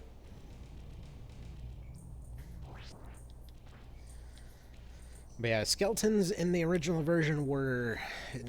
Like, if you got your 2 skeletons at the start, you were pretty much good for just avoiding death for most of the game. The most recent time that I was testing out a potential route for the suboptimal challenge, basically involved getting 2 skeletons early on. Didn't even have to level them up in any way. Them suckers were actually good for... I mean, they literally kept most of the team from dying, all the way up to Chapter 3. So, even at like level 4, I think it was level 3 and 4 that I had, they pretty much never got enough experience to level up again, but it's perfectly fine, because, yeah, they just didn't really need it.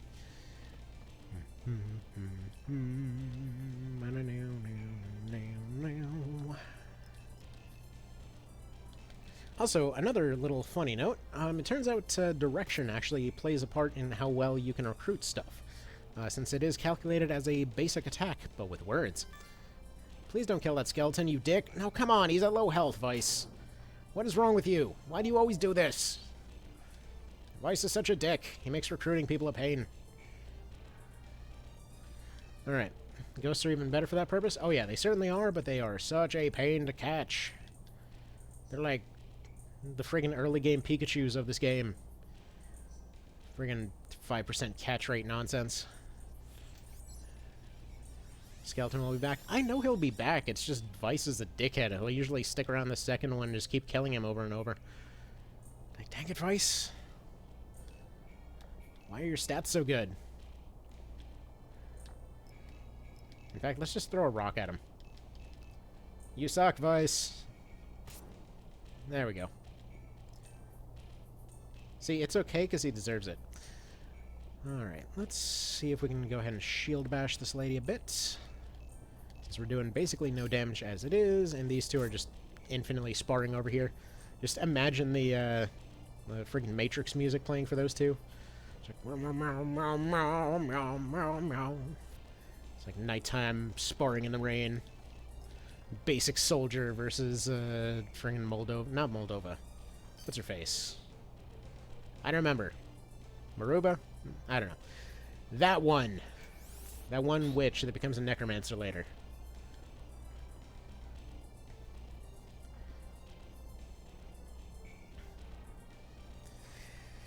But yeah, if they want to know what to do with the series, though, really the answer's pretty simple. Either re-release the entire dang thing on PC, or just make an English translation patch for this game.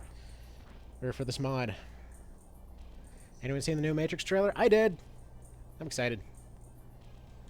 I don't even care that it probably technically doesn't make any sense. I'm still excited, because it's Matrix. I friggin' love the Matrix. Like, even at its worst, I friggin' love Matrix, just because it's such a cool setting in my eyes.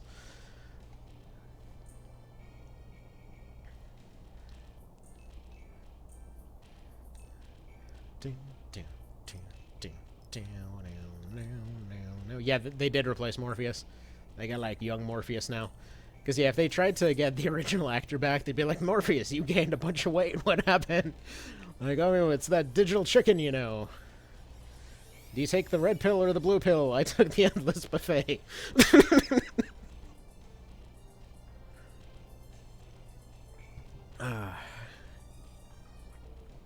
But for the actual casting choice, they did a pretty solid job, I think.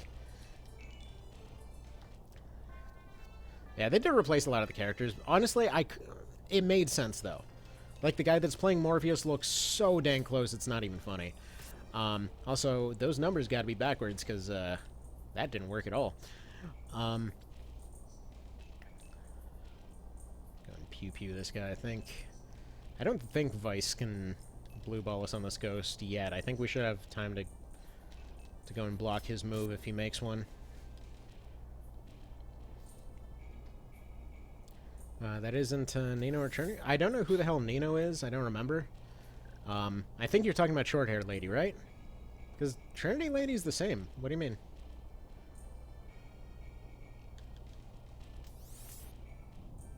Like, far as I could tell, that was the same lady. I might have to go watch it again, but as far as I can tell, that was exactly the same lady. No, Weiss. Weiss. Weiss. You dickhead. Oh, Neo. Oh, whatever. He looks cooler now. I'm completely okay with, like, grizzled werewolf-looking Neo. That totally works for me. Oh, they're the only two not changed? Yeah. I don't remember who Short-Hair Lady is. I think she died in the original, didn't she? Because, I mean, I'm pretty sure she did anyway. And they did mention going back to the beginning, so maybe they're just remaking the first one. Either way, I thought it was pretty nifty. But yeah, new Morpheus I thought looked like near identical to the original, so that's fine in my book. Like you could tell they did a pretty dang good job with casting and like their look in general. And there goes another one. I believe that is Are These My Intestines line. Let's see, and the guy that owned the two ghosts is there. Oh, Frenchie? Or Belgian. I don't know. Every time I think like they're French, but also kind of Belgian or whatever the hell, it reminds me of like the bad guy that lasts about 5 missions in Saints Row 3. Like they hype this guy up and then he just gets rolled over by a friggin' ball. I did not see that guy, but stands to reason, I suppose. Also, we're just gonna kill Vice. I am really sick of this crap at this point. Because even if everybody else dies, we are getting out of here with a ghost and a skeleton, dang it. They have really low loyalty. This guy is doing a surprisingly good job keeping up with his boss character over here. And I actually did mean for him to heal, but that did not quite happen. Plonk. Block it.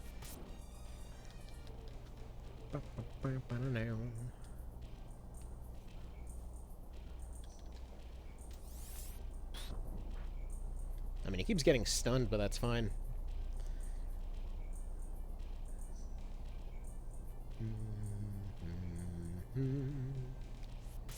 Look at that, he's being helpful. Vice doing a good thing. Wow. Shocking. Crap. Skeleton. Skelly, no. Skelly, why? Stop killing the already dead. We need them for stuff. Alright, now we're gonna have to... I don't even know. We can't really take out our own skeleton. Doesn't work that way. Get behind them, because apparently the surprise makes them more likely to join. Come on, you floating dish rag! Join us. By the way, there are no dancers in this game. There are in the remake. There might be in the mod. I don't know. If you look up... I know there's a class chart somewhere. This mod adds a ton in terms of classes. Like, I would assume if somebody was a ninja, they would eventually be able to evolve into a dancer or something. But songstress in the remake was not that at all. Like, songstress in the remake was a unique class that you got in the post game that was just Yuria. It was basically like a unique...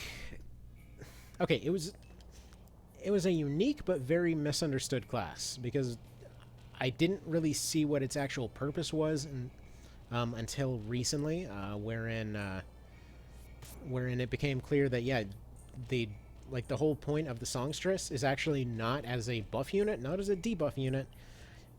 They're ironically created as an item user. They're basically an artificer. It's odd, but yeah, no, as far as the role of dancers, like from FFT and that kind of thing, that's mostly sword masters in this one. So traditionally throughout this series, sword masters have just been like your frontline evadey sort. Like in the original, they were fast and they had high damage, and then they got some support spells. In the remake, when they came up in Night of Lotus, they were pretty similar. When they came up in Ogre Battle 64, they were a bit more specialized for just straight combat. And then in the remake, they were given a unique weapon type and then given war dances. There we go. Got the second skeleton. We got him, ladies and gentlemen. We got him. And yeah, they were given war dances, which were basically giant AoE buffs, but you had to spend items in order to be able to use them. They were very situational, but they did have a purpose. Alright. See if we can get that ghost. If we can't get... Well, actually, at this point, we really should just go for the ghost. Everybody else is dead. We just need the numbers. Hopefully, stun guy gets his turn before anything too crazy happens. But yeah, so they did big AoE buffs and debuffs, and then the songstress was supposed to be, on paper, the more dedicated version of that, where they had a skill that widened their area of effect. They had a skill that... oh yeah, he's dead. No, he survives it. Oh man, this dude is a survivor. Holy crap. He does not care. Like, dang it, what is a level difference anyway? Oh, never mind, he's dead. Well, that's just a tragedy right there. Oh, by the way, speaking of tragedies, so this was also going to be covered in another video, but okay. For anyone that has never played the original but did play the remake, Dagon, the I just wanted 30 grand to save my kid's life character. So, there's some dire implications in the original that I never noticed until my last run through. See, because usually I just kind of skip through the loot in that one because there's almost never anything interesting. He drops necromancy in the original, which basically implies that he was probably going to try to, like, I don't know, I guess he was trying to fund an expedition to the Palace of the Dead to go get re-tissue to bring his daughter back or something. Because he already has necromancy, and I don't know what's the deal with that. He can't use it. I mean, I don't know if he's going to hire a necromancer to go bring his daughter back as a ghost or something. Like, it was just strange, you know? It was like, what the hell is this guy doing with necromancy? He just went from, tragic father figure to basically Elric from Knight of the Lotus. I'm like, oh, you're just gonna necromancy your kid back, huh? That's certainly an approach, I guess. Although the messed up thing is, then that means that his plan wouldn't work either, because they've already left the map. It's not going to work anymore. Anyway. Speaking of which, yeah, hopefully that video on the craziness of the necromancy retissue loop will be out today. I mean, it definitely did throw my original plans for that one out the window, because what I wanted to do was have all these, like, clips of Joshua Graham from New Vegas. Of, like, having him using Star Ion, and it wipes out an entire map, and then just, like, cut to black, and then just, like, we can't have God doing all the work, and then they put him through the retissue loop. And then he comes back and, like, 188 turns the entire opposite team. It went a little bit better than expected, but probably not going to have all that edited video stuff with it, because all the footage of it is completely jacked up and gone, and I don't feel like redoing all of that, so I think it might just be another discussion video on that one. I guess I should probably go delete all of the New Vegas sound clip files that I got for that one then. But see, right here, this is why that ghost is so hard to catch.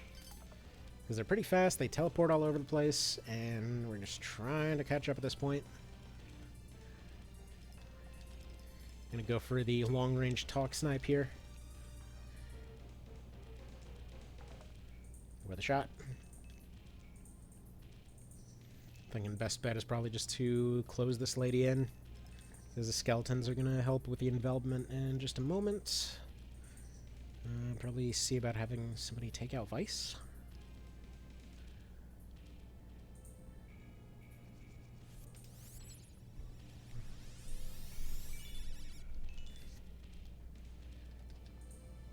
Oh yeah, so to go back to the earlier thing of, nobody explaining anything.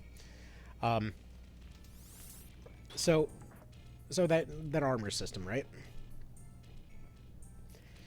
Like, specifically the second page of that armor system.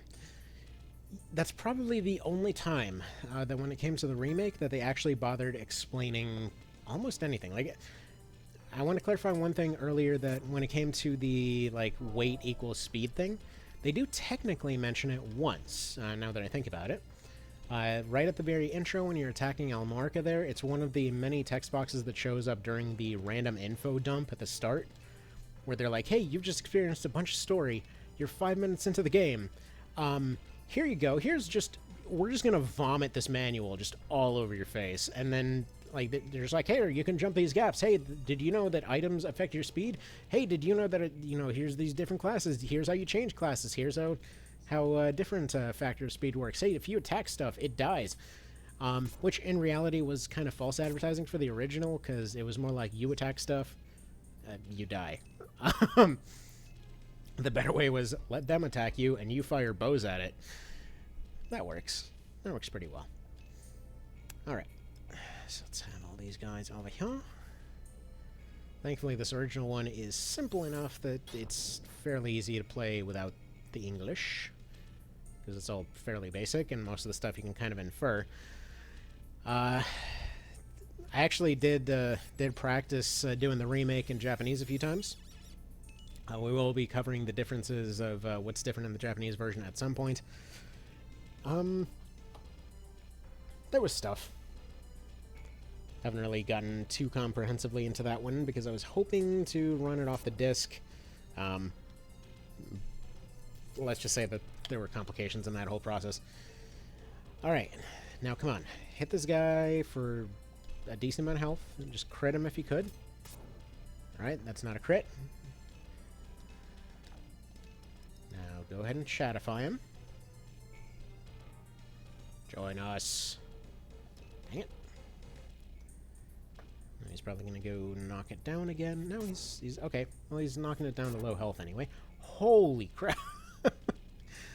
Stick Ghost is... Well, Stick Ghost is still weaker than his original version.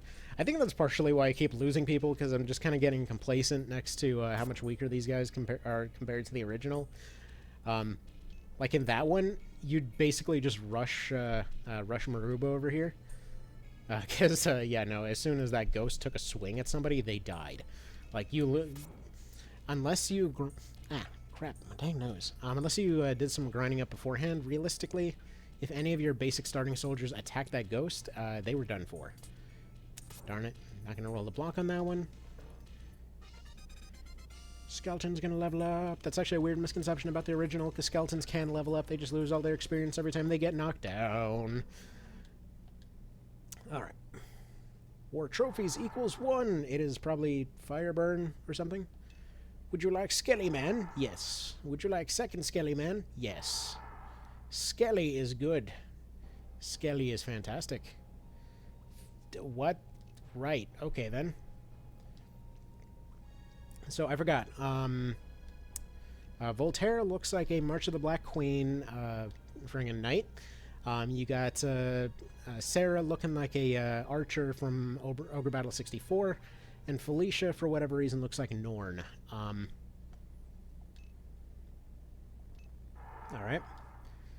This is why I wasn't too worried about losing anyone. Alright. Sounds good to me. And let's go save. Because, yeah, Voltaire and Sarah are going to be pretty darn busted for the most part. Let's see if we can maybe take a quick peek at their progressions. See if we can... Nah. Yeah, Knight's one of the basic line here. What about you? You got any fancies to look at? No. What the hell? Somebody can be a warlock? Who can be... Okay, it's probably Leonar that can... No. Vice can be a warlock? What the hell? Vice, you better shut up and become a warlock, man. Become warlock, you dick. Man. Vice, is there nothing you can do right? Oh, shoot. She can become a siren, though. I mean, we already have a healer. Yeah, you become a siren.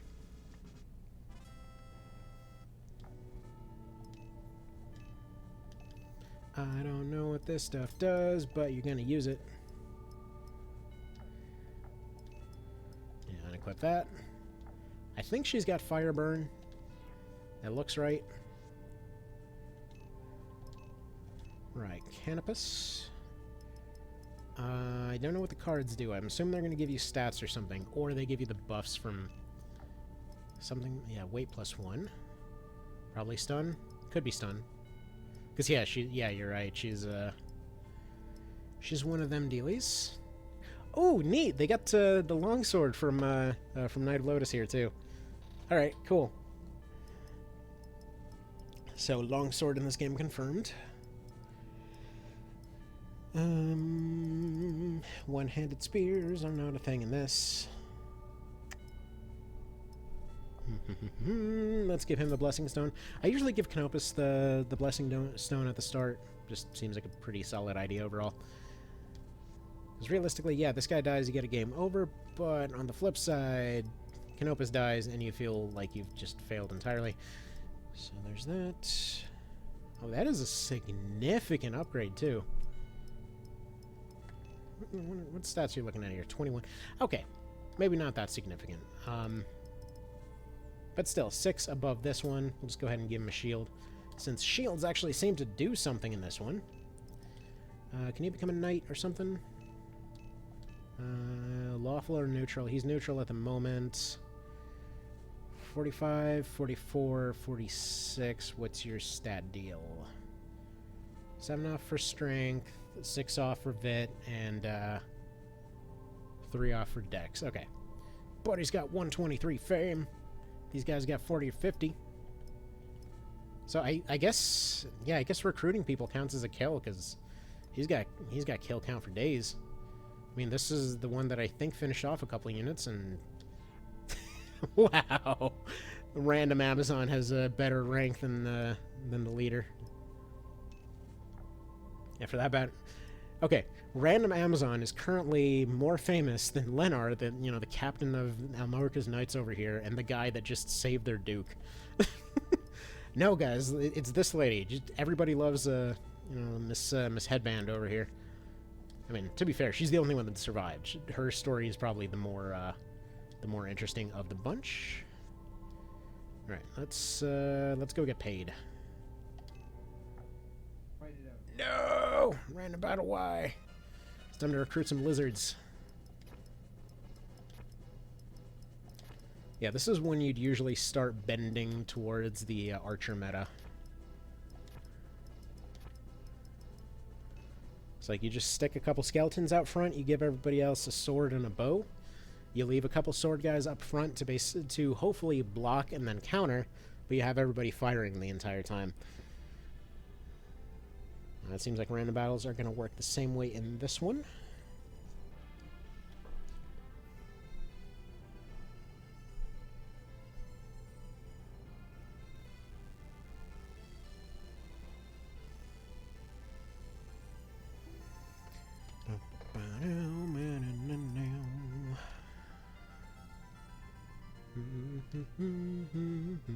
Now, interesting.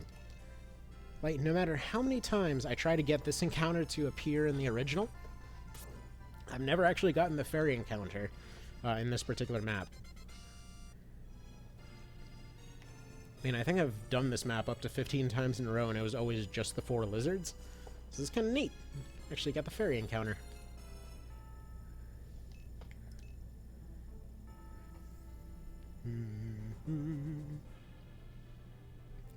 Yeah, the idea to actually stream this one today came from the fact that I was planning to make a mod for the original Luck a little while ago, and I was asking Rakes, like, how exactly do I apply Knight of Lotus balancing to the original Luck? I want to see what that would feel like, and well, it became very clear that I wasn't really up to the task of modding it, but just occurs to me that this is basically what this mod did, so. Like, Vitality is standing in for something a bit more practical, like an actual defense score. But, it's making it work. It feels good. This does legitimately feel like Knight of Lotus would.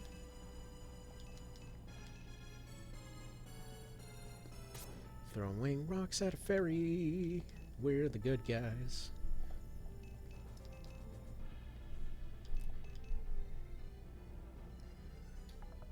I mean, I love how the official explanation for this is literally we just happened to be in this field, we ran into this other group, and we just started throwing rocks at them.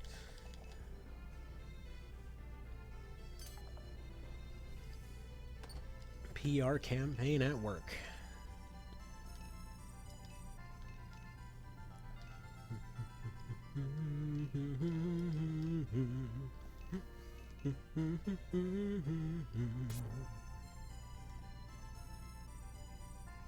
Alright, now are the lizards a bit more balanced than they were in vanilla, or are we still going to lose most of our team here? Alright, that's fine. I mean, they should go for the skeletons. The skeletons seem like they're optimized to take damage. I mean, this is basically how I ended up setting up my skeletons on most runs anyway. I mean, most of the time it was actually just sword and shield, because it gave them a decent amount of damage reduction, and it looked kind of cool when they blocked stuff with a shield. Plunk. Ooh, they actually have a preferred weapon this time around.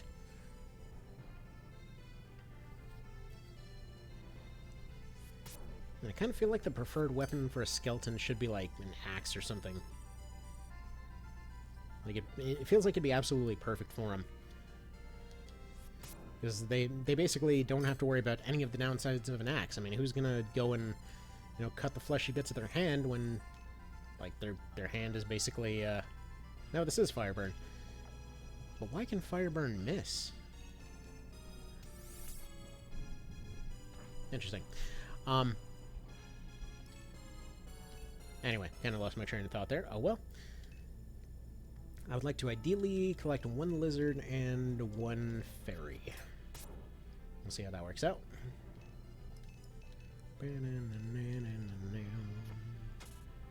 Would be nice to be able to take a look at their loyalty, but I can't read that language.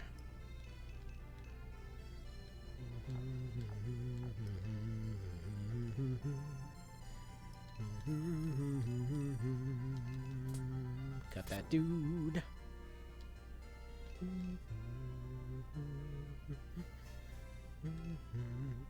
Alright. Unfortunately, our token lizard guy got a tad killed, so they feel a little bit weaker than they did in vanilla.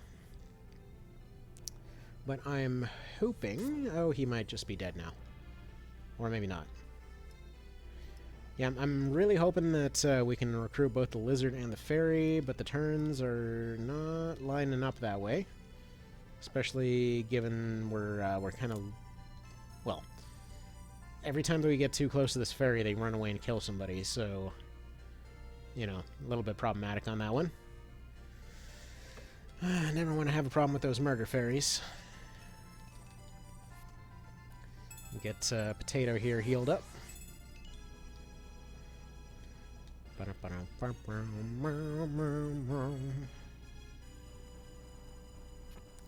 fact that this fairy seems to have somehow gotten stronger at night is a little bit concerning, but oh well. Let's have you go over here, talk to this dude. I mean, fairies are annoying to catch on the best of days. Trying to convince them to join is another thing. Oh my goodness, dude. Why are you not joining us? Have to try and block his way from going anywhere. Yeah, recruit odds seem so much lower than vanilla. Like, legitimately, I use the comparison of, like, Pokemon and stuff like that, but, like, that's basically what the original felt like in terms of capture rate for these guys. Like, I say capture rate, it's just basically negotiation rate, but, you know, same difference. You're basically catching them and forcing them to fight for your side, and they just keep rolling 70%. I think I need to make these skeletons a bit more naked so that they serve their, you know, non-meat shield role a little bit better. As it stands, that's not working so hot.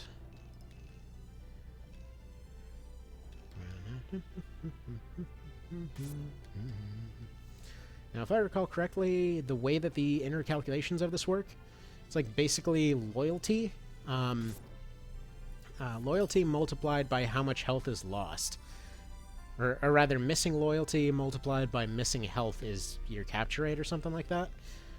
And, well, this guy's on 4 health. That should give us a pretty good capture rate, I'd figure. But yeah, in some cases, if their loyalty's low enough, you can literally just convince people at full health. That's why in vanilla, having a negotiator denim is perfectly viable. Like, you just have them running around talking to everybody and only taking experience from counter hits. Here, let's block off your way this way. We're just gonna have to finish these 2 off in a moment, because... I mean, this is looking dire.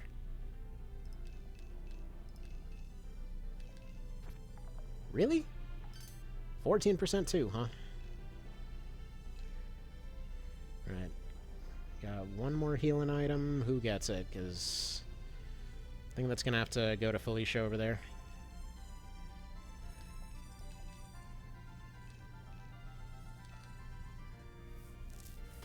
I'm almost wondering if the fairy has a... maybe like some hidden ability to just dodge stuff anyway.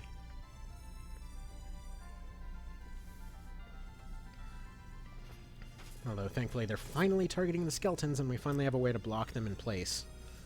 Wait, they can fly. What the hell am I talking about? That's not going to work. Or actually, no, I think they only hover in this one. It's a Knight of Lotus where they can actually fly. Well, and Ogre Battle, and OB64. Whatever, let's try to block them in place, see how that goes.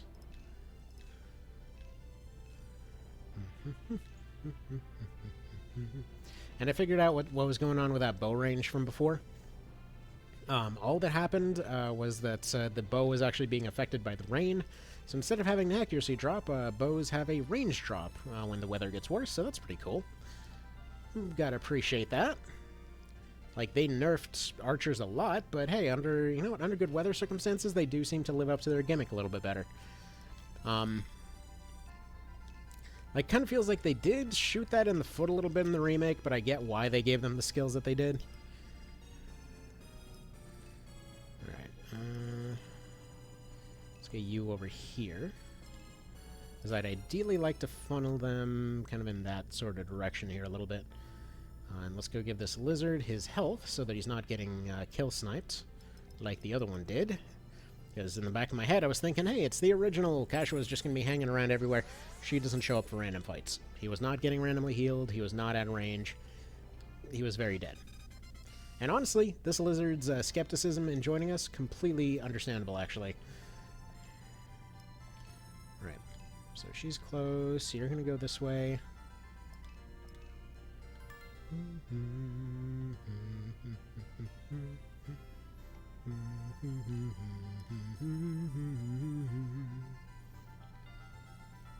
Alright, that's fair. Now, do you fly or do you hover? You fly. Crap. Alright. Well, blocking them in isn't going to work so good.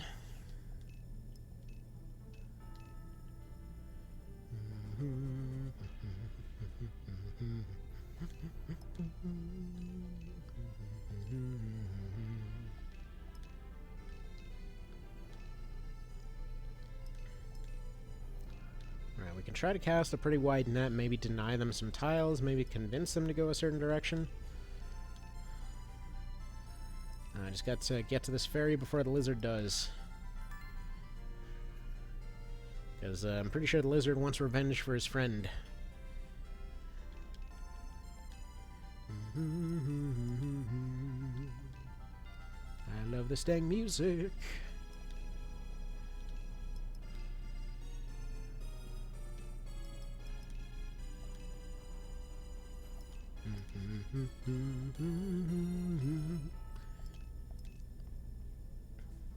But yeah, if you're ever looking for a nice New Game Plus type experience, or just wanting a new way to experience the classic Tactics Ogre, this is definitely the way to do it. Like, there's just stuff out the wazoo. If you've played it enough, I mean, you really don't even need a lot of the, like, a lot of things like English.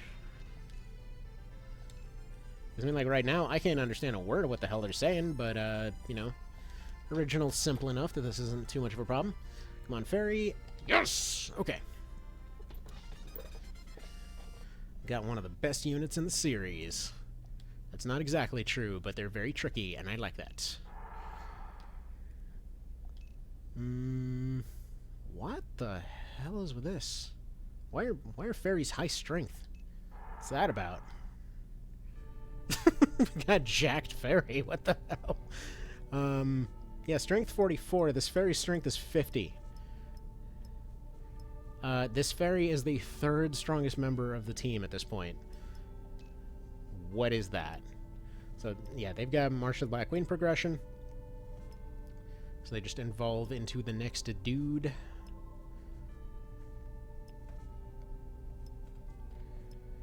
Ooh, I can be a wizard. Or a warlock. Do I want a warlock? Question is, okay, I want to be warlock here because I want to see whether they get sword moves.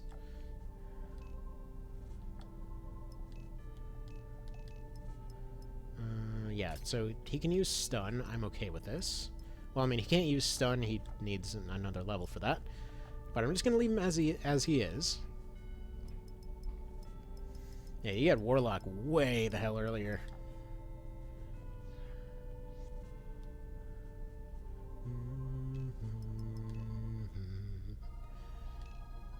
yes, I'm aware how flawed my logic is here, that I decided to go for Almorica to go buy items instead of just doing the obvious thing and just going to the store in the town where I already was. Blah, blah, blah, blah, blah. Everybody speaks in squiggles. Was listening to this thing on NPR yesterday over, well, how messed up Japan's whole situation is right now. Because they got such a rampant sexism problem that they legitimately are starting to have an economic crisis. It's a bit of an odd time. Alright, do we have anyone that can be a ninja yet? I want to have somebody run dual claws. Also, if anybody else is looking at this, does anybody else see the Japanese characters here and read it as pile junk? Like, am I just crazy on this? Because that looks like pile junk to me. I don't know why. Okay. Let's go ahead and go over here. He's probably fine as he is, to be honest. You, on the other hand, are going to want some different stuff. I'm thinking shield and axe on you. And why don't we give you guy a claw? Nah, the claw's going to be worse. I'm going to give the spear to somebody else. Dagger? Actually, wait, I should give the dagger to Denim. Yeah, you get the stabby sword until we have somebody that can actually use it. You get the dagger because it makes you better at casting. You replace your armor with a shield so that you're a more tempting target.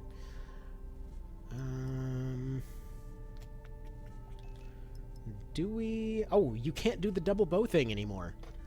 So, there's a thing you could do in original that you could basically cheese the crap out of short bows by just equipping 2 short bows. Apparently you can't do that in this version. Interesting. This improves his ranged attack. But yeah, in the original, if you equip 2 short bows, it actually was stronger than a great bow. You get a healing leaf. Yeah, medics in Chronicle Valeria definitely far more useful. Actually, can you maybe do the double bow trick? No, you can't. Because bows are two-handed, as they probably ought to be. And I'm going to go ahead and have these guys equip 1 healing item each. Actually, 2 healing items each. Because they can definitely risk being medics.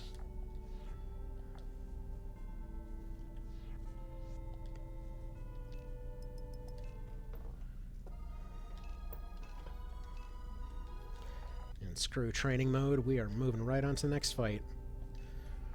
See, I feel like this game actually would have been far better if you got no experience in training mode. And I feel like the... well... Yeah, I think I like the way that the remake handled all that. Put Canopus on there. I'd prefer to use the fairy, actually. And give everybody else a chance to shine. Let Canopus sit in the barracks a bit. Or sit back at camp. That's the thing, like, training mode, it's a cool idea, and, like, in something like Knight of Lotus, I like the way that they handled it, because, A, they had perks specifically saying, like, if you train too much, your units can't do crits anymore. Like, granted, it probably should have been a lower mark, because you still could cheese it quite a bit, but there was never a reason to grind in that game. I mean, there's the argument that you need to grind in this one, but realistically, you don't that much. Or, like, the throwing rock mechanic, I wish if they had explained that a little bit better. Again, it goes back to the whole Masuno, why can't you tell people things, type stuff. But, like, with the throwing rock mechanic, I mean, you attack 4 times with a throwing rock, they've probably already leveled up. Like, realistically, even if you throw a couple of throwing rocks and you just get lucky with a hit somewhere, you're still going to be doing pretty well as far as experience goes. I mean, 1 level carries a decent bit of weight in this one, and even then, if you just plink away at somebody, you will get experience. And you get enough experience, and you can suddenly go back to doing normal damage. Is it ideal? No, but still, it works. Like, it works well enough. I mean, like I said, recently I was doing suboptimal on that one and wasn't really feeling the level thing that much anyway. I mean, I used to be really impressed by no training runs in this game, and it's not actually that insane. Anyway. Like, all it really takes is a little mechanical knowledge. I wonder if there's any alternate frontline classes for the Amazons these days. I'm sure they probably had some promotions and I just didn't see them. So, have any of you guys actually played this before? Or heard of it, or any of that?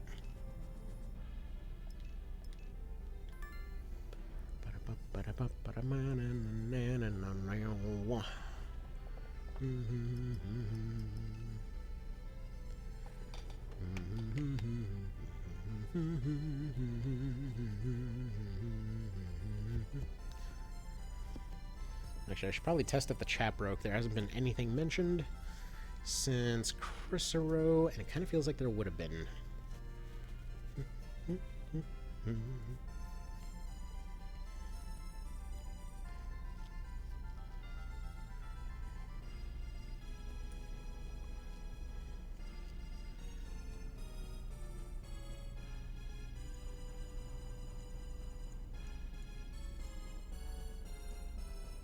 Alright, does that show up? It certainly does. Okay. Gotcha. I'm just making sure. Okay, lizard, you get in the water. You get in that drink.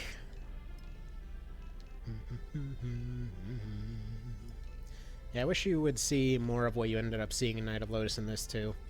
Like, where you have those maps where you go in and suddenly the entire tide comes in and just redoes the entire map. Like, yeah, Night of Lotus might not have been the hardest game in the world, but it had so many cool little things. Like, you could tell they were absolute fans of the original. And they basically knew what needed to improve in it. Like, the turn system was a bit of a mess, so they just changed it to team-based, which is fine. If they made another Tactics Ogre and they made it run out, like, entirely off the Night of Lotus system, I would be happy. That is hands down my favorite system. Like, I love the complexity of TO Remake. I love the simplicity of this one. But, like, a lot of the core mechanics of this one are jacked beyond jacked once you get into the end game. Like, there's a lot of misconceptions that come about for this one. Like, again, that one that I was trying to hopefully prove a little bit with that Palace of the Dead video was, like, the pretty common misconception that there's so many more items available in this one. You get them so much more freely. It's like, you technically get more items, but there's, like, no noticeable effect from a lot of them. So you tried CV once, but gave up in the middle of Chapter 2 as difficulty beat me? Well, then I guess we're just gonna have to do an entire run of this. Gotta show what the full game looks like, I think, even though I don't understand the language. But yeah, like what I was saying, like, with the original here, like, I saw a forum post a while ago on GameFAQs lamenting how in the original, you know, I got all these crazy elemental items and flight boots and whatever else, and I got all this stuff super early, and I just couldn't get that in the remake. And, you know, it just ruined everything by backloading all of this different stuff. So, equipment balance-wise, here's the funny thing. In the original, there were some things that you could get early on. Like, the most actual, like, difference-making item that you could get was by auctioning a cockatrice to Almorica. Now, good luck getting a cockatrice. Them suckers are a pain to get a hold of, and usually you want them dead rather... Like, you want them gone from the map as soon as possible. Because even if they're not doing damage, they are petrifying, and petrification lasts a really long time in this one, by which I mean it's infinite. So there's a good chance you're going to be losing units, and unless you have a cleric that's got, like, Vitalize or something on you, or if for some reason you dedicated a few slots to Life Rocks, you're not really going to be getting a particularly good return on all that stuff. So basically what it ends up coming down to is, yeah, cockatrices were difficult to get a hold of, but you got a cool thing for auctioning them in a specific area, in which you basically got a wing ring, which allowed you to fly. So that's, you know, that's cool. That's all well and good. You can get flight boots in the remake as well at I believe the earliest point you can get them is in Chapter 3. It's not, like, it's not as early, but still, you can get them just fine. It's just they're in a different area, and you get that by, I believe you kill in one of the fortress fights. Actually, no, it would be early Chapter 4. In one of the fortress fights, you get a Cyclops that has 1 drop, and that's the flight boots. Like, again, it's one of those cases where you're never going to find it your first time through, but realistically, if you're playing on New Game Plus, or if you're going through a second time, it's, you know, it's something that you can find there. It's neat. Same thing goes for the Cloud shoes. You can actually get those earlier as well, along with the Cloud ring. Those aren't as good, but, you know, there's actually... So, Hover in Tactics Ogre Remake has a lot more practical uses than it gets credit for. Like, there's a lot of weird terrain that honestly you can hover over just as well as you can fly over. So, like, if you end up having swamp tiles, if you end up having water tiles, if you have lava tiles and that kind of thing, in many cases you're going to have an easier time just hovering over things. So much so that it's kind of low-key become one of my favorite items in the remake.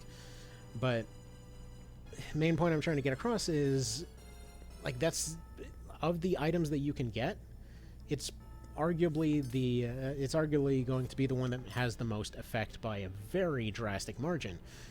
Because if you look at the other stuff, like, okay, you can get some of the elemental weapons. That'll be a slight damage boost for one particular character if they're the right particular element. Other than that, it's like you're basically giving up the stat bonuses you get off Baldur in order to get that elemental bonus. It could be good or bad depending on the situation, but it's a slightly fancier thing, but their overall, like, actual, like, damage spike isn't that noticeable. Probably the second most, boosting thing that you can get would be the Dragon Slayer, which you get off of auctioning Tiamat to Kritna, I believe it was. And, I mean, the main difference there isn't necessarily that the thing does a lot of damage. It barely does more damage than any of the other swords that you get at that point. I mean, basically, you get a Baldur sword, and that is the standard. All the other swords are pretty similar in terms of damage until you get the Brynhildr, which is literally the last fight. Anyway, point being on all of that, like, the difference with that Tiamat is just that it makes your strength go up as you level up. So, you know, it's neat. It's kind of just whatever, though. Okay, I want to recruit this Fencer. I just figure Voltaire here has got a pretty good chance to do some solid damage. You will hopefully get countered. Darn.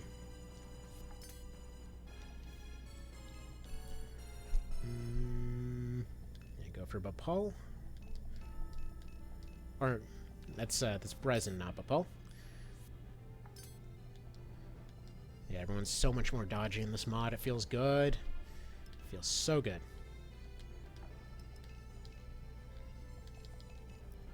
Alright, you throw a rock at that one.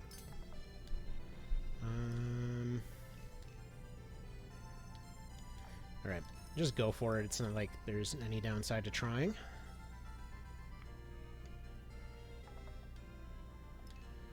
Okay.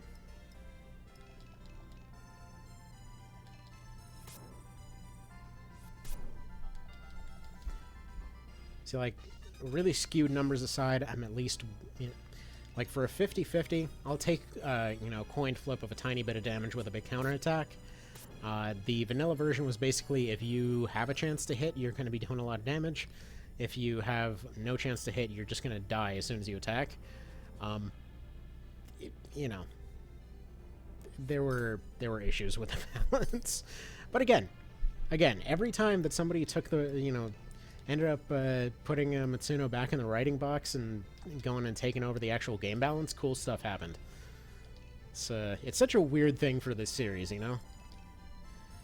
It's like, please, Mr. Director, can you just, I need your help with something over here. Just knocks him on the back of the head, goes and rebalances the entire game. I don't get it. Why'd you make Knight of Lotus? Why'd you change so many things? Why do people like it? Because the equipment does stuff, sir. There's more than a 3 strength bonus between your, like, in-store items and your legendary items. And stuff makes a lot more sense.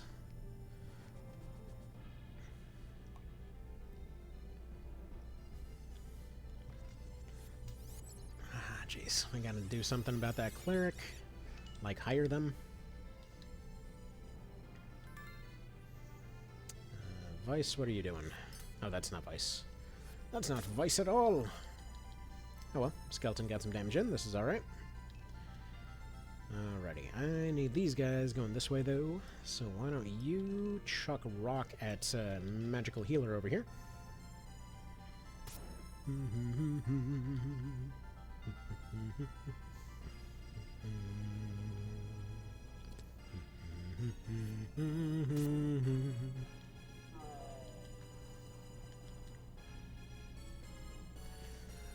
See, I've asked every person that I know that has any even alleged inkling of understanding Japanese, whether they'd be willing to do a video series this one, maybe explaining what the different stuff does, or, you know, anything along those lines.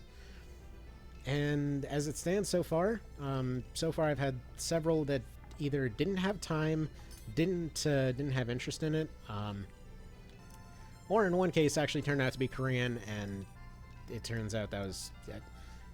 I didn't know the difference. Anyway, well, like I do, but I don't. But point being, that was a bit awkward, but they seem to understand. They did seem to discuss a whole bunch of Japanese games. I just assumed they were Japanese. But anyway, let's get on with things here.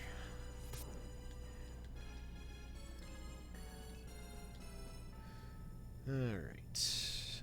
You should probably go deal with this night guy, actually. And Vice is probably going to kill off that fencer. Not too much we can do about that. Right. You are going to throw a rock at this guy. Jeez. Right. This dude is defensive, but either way, we're going to form up our line over there. Yeah, this feels good with how you can set up your lines, for sure. She might actually kill the fencer here, too. The animation speed, by the way, so much faster in the mod here. That looks like an MP card. I'm going to let Denim take that.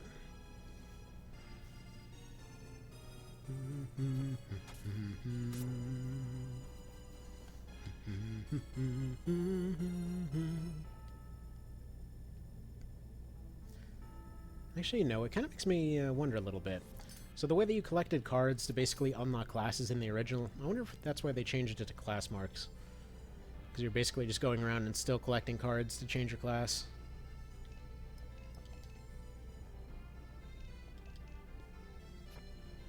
Stop blocking my attacks, people.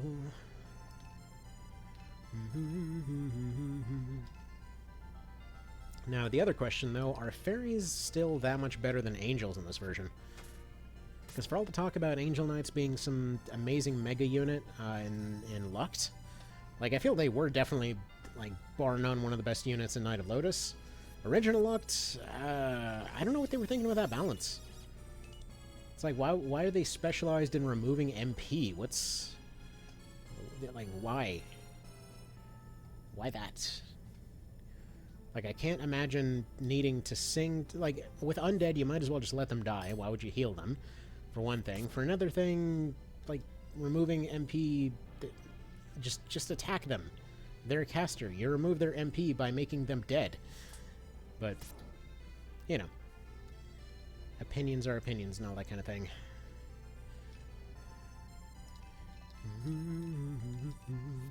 Stop dodging. Yeah, we'd be very dead in the original right now. They just keep blocking stuff. We would have had so many more casualties.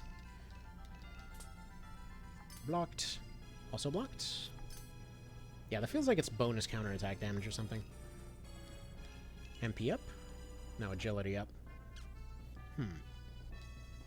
That must have changed the way the cards look.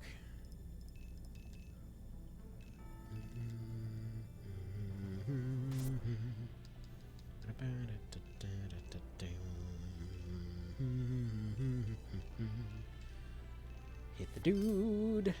Block the dude. You are doing none of the things I need you to do, Amazon lady with all the fame. Alright. I was going to send the other skeleton over there with 1 health, hopefully, you know, distracting Breslin to go try to get a kill on this guy instead, but it's not looking likely. I think we're going to have the other skeleton go over there. I'm just hoping they get a turn on time.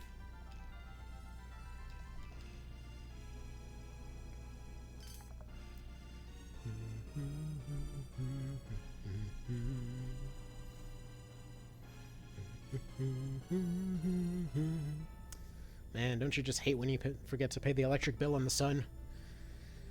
As the dang weather turns off. It's just tragic.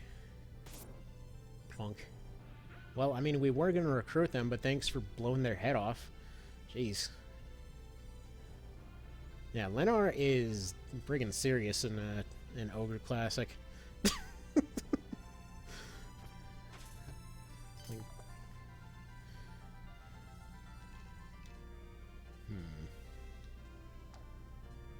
Alright, well, you do have a leaf. Go ahead and heal her up.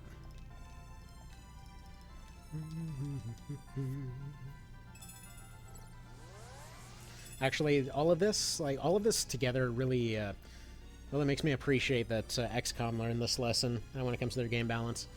Because, like, original Luct worked a lot like original XCOM, wherein there was just a lot of insta-death. Yeah, sure, it worked in terms of immersion of, like, oh, you know, this situation's so crazy, that entire block just friggin' exploded in a giant fireball, and we lost 3 units in that, and it, all that kind of thing. But as far as immersion goes, seeing your units, barely survive things just feels so much better. Like, whenever you lose somebody that it's definitely legitimately your fault because you left them in a position that was going to happen. Like, right here, yeah, most of the losses that we've had up to this point of the campaign entirely could have been prevented if we had just played a little bit more carefully. Sending somebody in to hold a line or something like that. Remake Chronicle Valeria, Knight of Lotus feels good. Like, again, Luct and March of the Black Queen less so, but March of the Black Queen, if they just got an attack in at all, they still got experience, so that tended to lead to a case where they were still, leveling up alongside their squad leaders and things like that. Original Luct, though, they were completely screwed if they missed enough attacks for enough fights. Like, you could have somebody completely fall behind the curve. Nice. Actually, that was kind of one of those cool things about the remake, because when you have somebody that got behind, that didn't necessarily meant that they stayed behind. So even if somebody took a swing and they ended up missing, they still ranked up their weapon skills. I mean, obviously, all the classes were going up on their own, so just by being in fight, the class was already getting leveled up, but taking a swing and missing gave you experience. Getting hit by something or getting attacked by something and blocking gave you experience. Like, you basically always ended up getting more ways to deal with stuff. It felt good. It felt really good. So, yes, the ranks took a while to level up, but how big of a difference you got from those ranks was significant. Like, 1 rank of a weapon skill definitely matters way more than even, 2 or 3 levels. And then on top of that, every time they were leveling up, they were also getting their base stats still. Led to a case where if you wanted if you really wanted to power grind the remake, if you wanted to cheese the system absolutely crazy, all you would do is you would just keep swapping them between all their different classes in Chapter 1, get all their base stats up. At the same time, you can get to the point where you're just kind of leaving them on auto murder on Tynemouth Hill. And then at that point, they get all their weapon skills up, they end up getting extra ranks, and at that point, you're just steamrolling. You can just snowball real hard. But at that point, the misconception oftentimes comes up that, it just steamrolls forever. It's just done here. I've just beaten the entire game, and that's not true. It's a completely disingenuous thing that I see brought up in reviews over and over. No, you didn't just steamroll the rest of the game. I know that for a fact because I've done that particular thing a hell of a lot. And no, you still run into problems along the way. Like, yes, archers, they end up becoming overpowered in a really funny way because they end up having, like, sure, they have slightly better scaling, but on its own, that wouldn't do it. The actual thing that makes them overpowered is that they have far higher ranks than everybody else. So you wind up with a case where they get more attacks, which leads to them having higher ranks, which leads to them seeming overpowered compared to everybody else, because those ranks are basically allowing them to ignore armor after a while. I mean, looking back at all my original save files, original runs, all that kind of thing, like, even characters with short bows were doing fantastic, because, yeah, they were at rank 8, everybody else was around rank 4. I mean, when somebody's getting literally twice as many attacks to train up, that's going to make a big difference. If they're usually the ones getting more experience across the board, not to mention they also end up getting their elemental augments earlier. Is typically, typically those end up getting picked up more often. Which, again, is one of those funny things for game design, because, like, when it comes to the elemental options, technically the first ones available are the two-handers, but most of the time, the ones using two-handers and stuff like that are out in the front lines. They tend to have those loot bags get picked up because the AI wants to simply run up and collect its items. Or not collect its items. It wants to run back to the same positions that it considered good before. So, like, the AI isn't intentionally trying to take your stuff, but it will be like, hey, that's a good position, off to the diagonal of denim over there. We're just going to go and secure that real quick. And so they do that, and unfortunately end up taking the bag as a result. Or, like, you end up getting a counter kill on an Amazon that was carrying that elemental two-hander. And then, yeah, somebody else runs right up to take their place and ends up taking the bag as a result. It's actually, funnily enough, one of the interesting background things.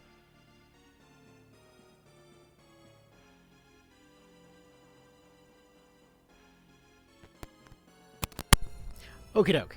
Sorry to randomly run off like that, but I had to go check what the hell that was, and I think my theory's right. So, the guy basically just turned around and what would have been a sure shot, had his skill activate, and then suddenly slapped the arrow out of the air.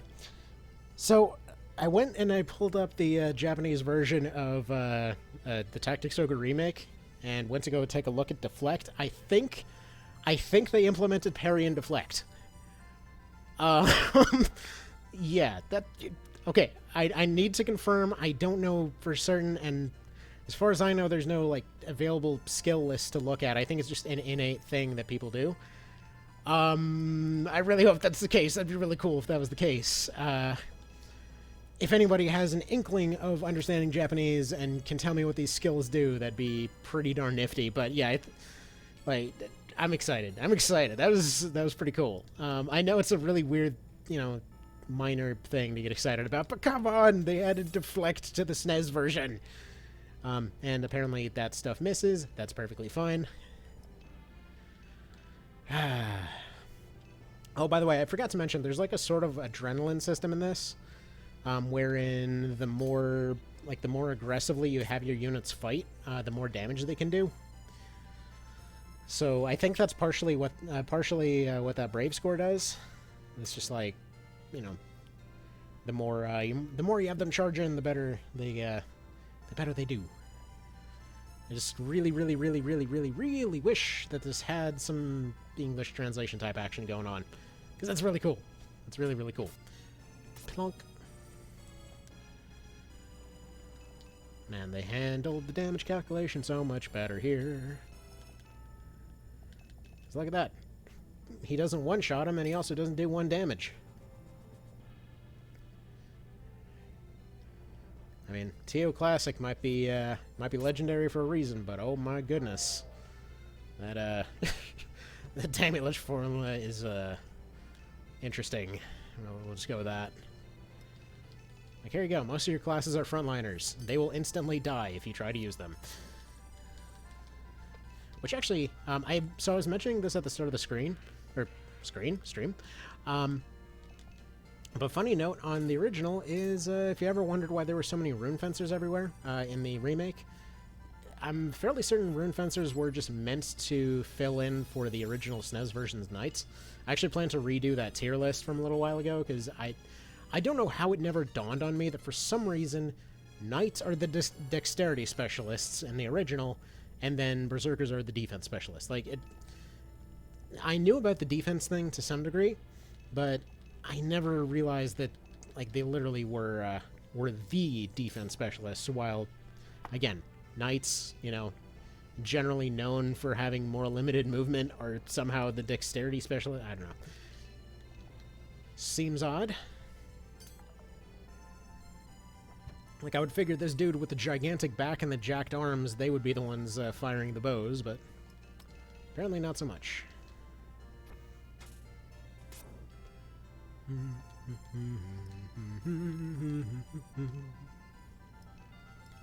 Just gonna have him sit there so that he can hopefully take a hit first. And if we can only get you leveled up a little bit. Stop blocking everyone's moves, man. But yeah, pretty much whatever version you're playing, Brezen certainly likes to just block everything. It is what he does. It is the early Tactics Ogre experience. Everybody blocks and deflects all over the dang place, but if they have deflect properly implemented in this one, then that should continue all game, in which case, yes, that is good times. Ah, I love this dang series.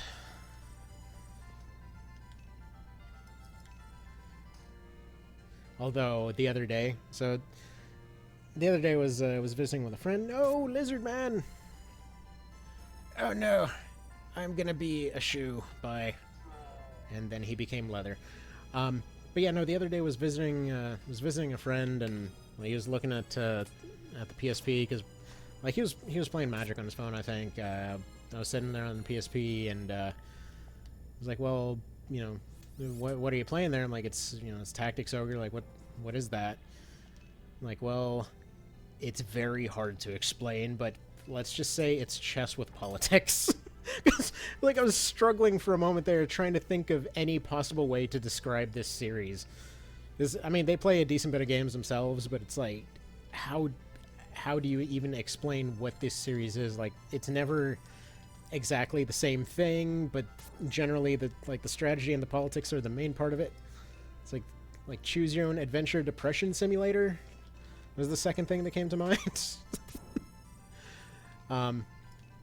Anyway, although, oh man, there were a few comments I saw before, like, vehemently insisting the March of the Black Queen isn't a strategy game. It's like, then you didn't play it right. But what do you guys think? Like, how many here have gone through March of the Black Queen, and how many's first impression that it was either that it was or wasn't a strategy game? Because that was actually another video thing that I was considering doing at some point, but have not gotten around to yet because of crazy time.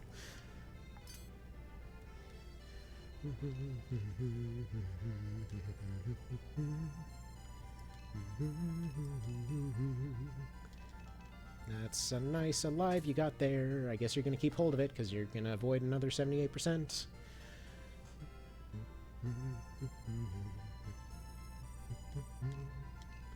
Alright. Felicia, that's looking a lot like Norn. Can you nuke her? And for anyone that's wondering why their area of effect keeps going up and down, that's just a feature of the original. It's just a matter of if their intelligence gets boosted past a certain threshold, they get an additional area of effect. In this particular case, they are not getting that. Oh, look at that. Actual damage. Yes! Okay, does he have enough MP to actually work as his class now? He certainly does. Man, those MP gains were massive. He's got 9 extra points off a single level up.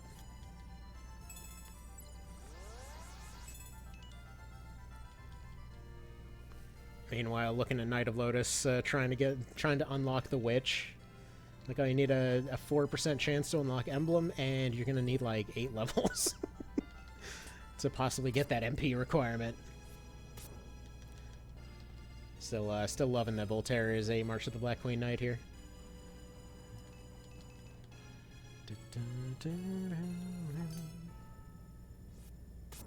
Jeez, man, we get it. You're a boss character. Chill. Stop killing everybody.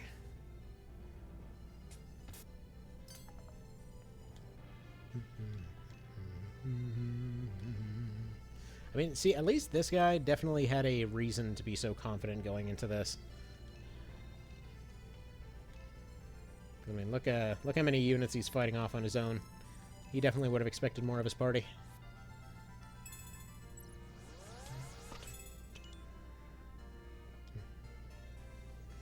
It's kind of a great feeling when the Mend Leafs actually work like they're supposed to. Now, one Mend Leaf is enough to actually change the fight. I know it feels like I'm harping on the vanilla version a whole lot. It's just, yeah, it definitely had some funky balance situations happening. But most of the time, like, Mend Leafs would help sometimes, but in many cases... What the hell just happened to my phone?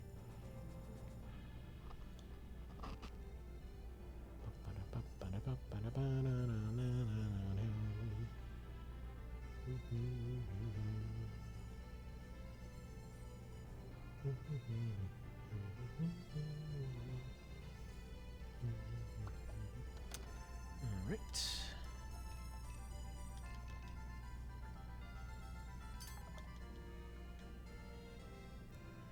So, according to in-game time, this is like almost the third day that this fight has been going on. So once again, definitely sticking to that ogre battle logic. Since most fights take 3 days or less, and if you take more, then you lose reputation, and I don't know if that works the same here. I would assume yes, because they've pretty much implemented all of it. God, I just love this as a concept. Everything about this mod right now is just making me happy. Right. Stun. Dang it. What part of 75% do you not understand, game? Alright, I don't trust this guy to not go for the kill, because classic AI does like going for kills. So I'll just go ahead and heal her up. She can't take another hit right now.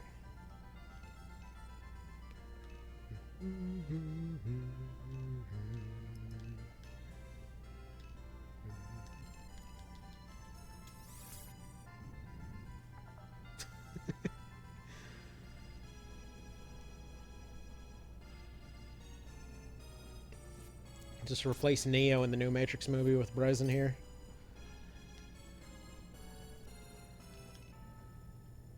I would say it's a mod thing. It's not a mod thing. The original was just like this.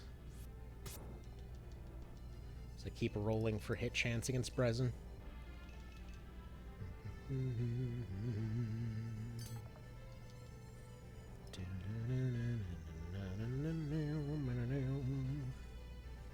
Actually, funnily enough, it's like this in One Vision now as well. Vanilla is probably the most reasonable version of this guy, but at least in One Vision, he actually comes with a sword now. He's just referred to as the Man-at-Arms of this one, which for some reason translated to Sword Fighter in one of the versions. Which is just why. Although it's probably the same reason many of the knights in Final Fantasy Tactics are named as Fencer. Like, even though, like, it's just meant to be, like, swordsman or soldier or man-at-arms, I guess all of that goes pretty similarly. I don't know too much about the ins and outs. Like, as far as weird language mechanics, probably the most I know is from watching random, like, Metatron videos or whatever. Of just learning random old Japanese history and whatever else, but yeah, I think mechanically speaking, like, it was just swordsman, soldier, whatever. A lot of that stuff was fairly interchangeable, and so... It was? I don't know. I don't know too many Japanese people. Like, I know Kane did a video on... Like, on Tactics Ogre ages ago. Like, I know he does some Japanese, but... That's... I don't really know of anybody regularly doing this stuff aside from him. I say regularly. It's more like... He mostly does MMO stuff these days. Alright, where are you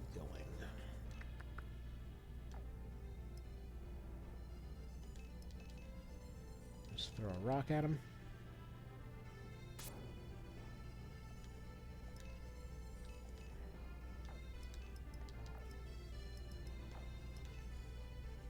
Doesn't feel like we've got the right music for this right now. Hang on just one quick second. First of all, are we... Yeah, we are able to... No, we can't. Oh yeah, no, there's a way to mute sound on this. Okay. Actually, you know what? The joke's not worth it. I was gonna go put on the music from Suiko 2. Like, the chase music. The friggin' Luca boss fight music. But yeah, no, it might actually cause desync and stuff like that, so maybe not. That happened last time. It was a little bit annoying.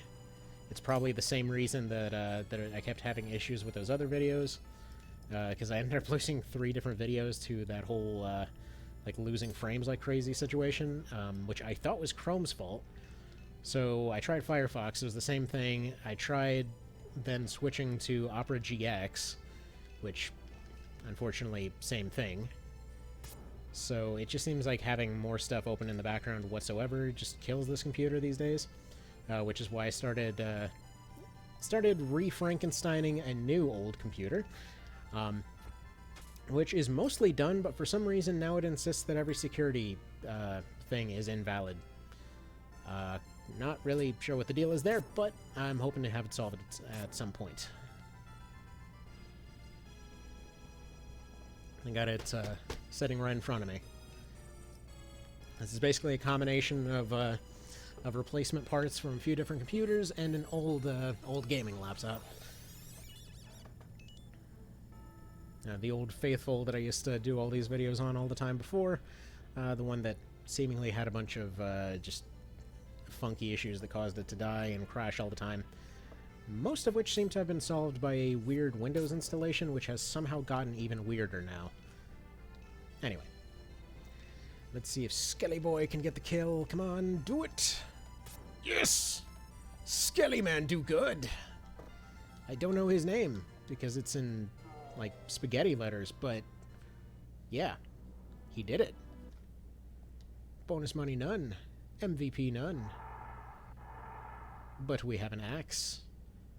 And we should bury it. Alright.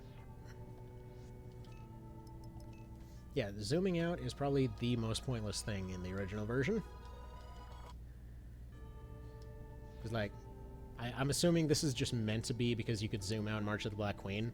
So they're like, hey, you can zoom out too! Did you know that this entire game takes place in one map of the original? So, you know, that's cool. Anyway. Yeah, I feel like their stats and things are going up way faster. Does anything else make him cast real good?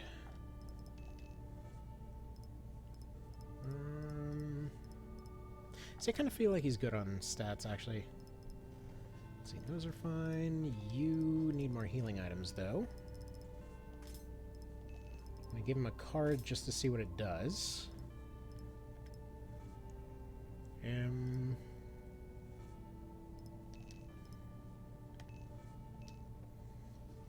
Physical resist 4, agility 4, weight 7. See, that's worth it. That's fine. I feel like that's kind of always been the bonus on these ones. In fact, let me double check this real quick. Yeah, so just chest armors across the board are just way better in this one. Although, wait a minute. Yeah, you get a better vitality bonus off that. Okay, 5 vitality. No, that's what it is. It's still doing original physical resistance plus 3. It's something else resistance plus 10. Can't tell what that is. It might be like slash and crush, actually. Looking at it now. I don't know what that is. What? It's like a Harry Potter wand on a stand. What letter is that? What word is that? I don't know. It's like beanstalk on a crane? Anybody know? I mean, I'd put that into Google search, but I don't even know what to even do with that. That one on the left? Like, how do you memorize this crap? I'm sorry, I don't understand how this is like a practical basis for letters. Okay. Moving on. Like, this stuff looks recognizable. I don't know what I'm even looking at here. I mean, there's one letter here in the second word that just straight up looks like a flower. Alright, anyway. Not my language, but might be interesting to learn at some point. Alright. That's looking good there. You can be a ninja, though. That might be kind of fun.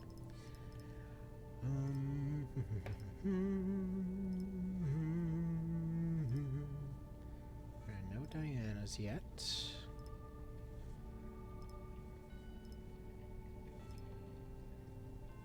Ooh, Vice has options. He's going to use none of them.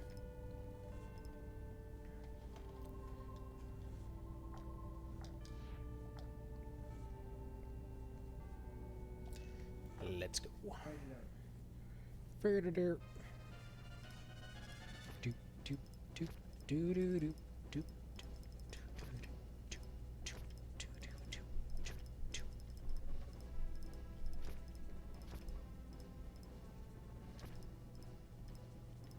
Alright, the one guy died, so I guess we probably should bring Canopus this time. Was gonna have him more on the bench some more, but that's fine. Alright.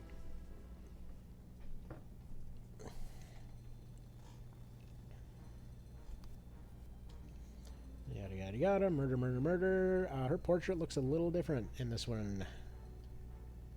Her face looks rounder. Dodge!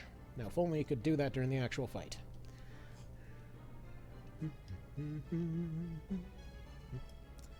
Alright, what do here?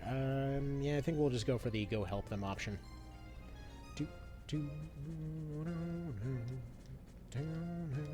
Oh, you know what? I just noticed I started going on and on and on and on and on about this this feature from this fight like 2 hours ago. So, okay. Funny thing about this fight. You get an option at the very start that says, hey, there's that person. Should we help them? And it's like, no. You have the option to basically say, no, we've got better stuff to do, or, you know, let's rush in and save them. Now, the thing is, in the original, like I was saying earlier, the main idea of it was that they were hoping people would realize, wait a minute, the intro was talking about how, you know, lowering our weight causes speed to be good. We should, you know, maybe this would be a good enough time. The problem is that this is a few hours beyond that, so realistically this is probably more than one PlayStation later. They probably don't remember that anymore, for one, and for another, it's not super intuitive that that's the best way to do it, because in many cases you'll get to this point and your first thought will be, you know, wait, I couldn't get to them before they died. They're just supposed to die, I guess. Which is not the case. You can save them relatively easily if you just make everybody kind of all naked-like. Or sometimes you just get lucky, and by the time you get there, you can save them. Now, the way that they mechanically set up these choices is you get a Chaos Frame boost if you tell them that you're going to go save them, and then you do. And then you apparently take a loss if you don't save them. And then the other option is just basically you take a small loss, and that's it. Because Chaos Frame was a bit different in this one, you couldn't revive and you couldn't just like repeatedly retreat or revive or whatever else to get your Chaos Frame up with a faction. Your first time through was it. In the remake, they changed it so that, yeah, the better you treated people of a certain nation, which technically, yes, the mechanic was in there in both of them, that the better you treated a particular group, the more they liked you. But in this one, it tended to be more static. So if you lost people of a certain nation, they wouldn't like you as much, and sometimes you had little to no control over that, and that was basically by design. But anyway, what I'm trying to get at here is they tried to actually ease up this decision in the remake, wherein in this one they just die and you lose Chaos Frame and it might cause problems down the road. In that one, what they decided to do was that if you end up failing that condition, the fight just ends and you get a chance to retry. I believe they mentioned in an interview one of these times where they said that they noticed that people were just retrying anyway. That's why they ended up implementing it like that. But, and that's actually another running theme of the interviews. Do you notice, like, the stuff that people cared about on the Japanese side of things, it was very different from the ones that they cared about on the Western side of things. Cool mechanic, by the way, that just happened right there, in case you missed it. If the first guy blocks when a spear hit happens, the second one never even rolls for a chance to block. They just stop at the first guy. Just a cool touch. Funk. I was hoping to recruit that Valkyrie Leonar, you genocidal maniac. Oh well. Leonar doesn't like friends. He just doesn't want us recruiting anybody. It's like, I'm sorry, it looks like you're about to have a cordial discussion. It sounds like there's a bit too much talking in this situation. Alright. Plunk. And as you can see, he is already starting to fall behind, so that's good. Weaker Canopus makes for a stronger game. Though that said, honestly, in both versions, while he does tend to rack up the kill count early and keep snowballing, if you ever get behind with Canopus, I mean, he's going to fall behind just like anybody else. He actually is not as unstoppable as his stereotype goes. Alright, you just go ahead and take this forward attack here. Cool thing about skeletons is you completely don't have to worry about them, so you can just put them in all sorts of compromising positions to take damage. They're the ultimate damage soak unit. And sometimes they'll just sit there and block like the absolute mad skellies. I mean, it's kind of hard to tell whether they're mad or not. They don't really have any face stuff left. Alright,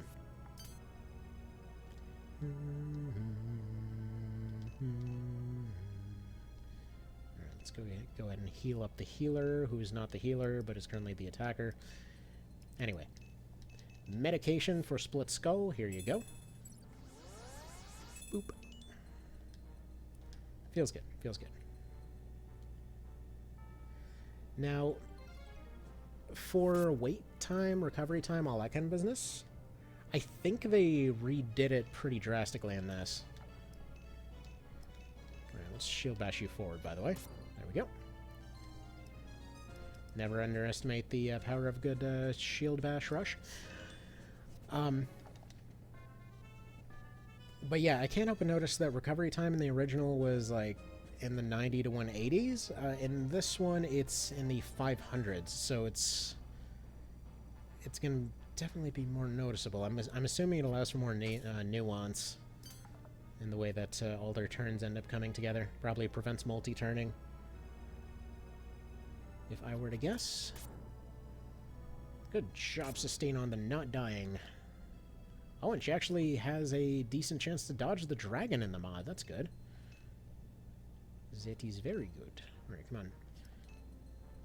You're getting a penalty for the extra tile of range. Please recruit. I want a witch. Nice. Alright, now go save the witch before she gets murdered.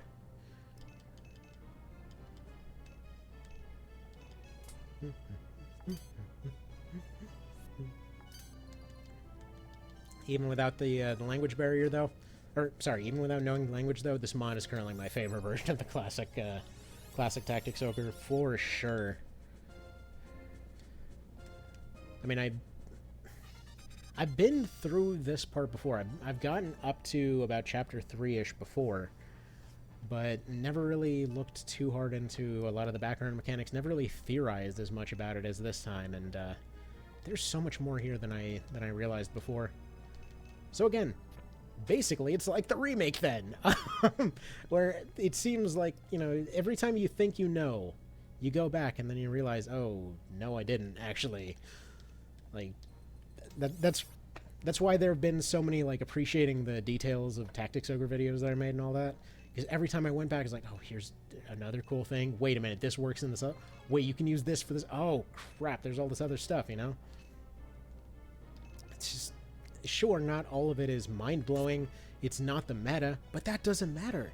The series has never been about the meta, though. Like, even going back to March of the Black Queen, its whole identity is the fact that it's trying to throw RPG like norms on its head most of the time.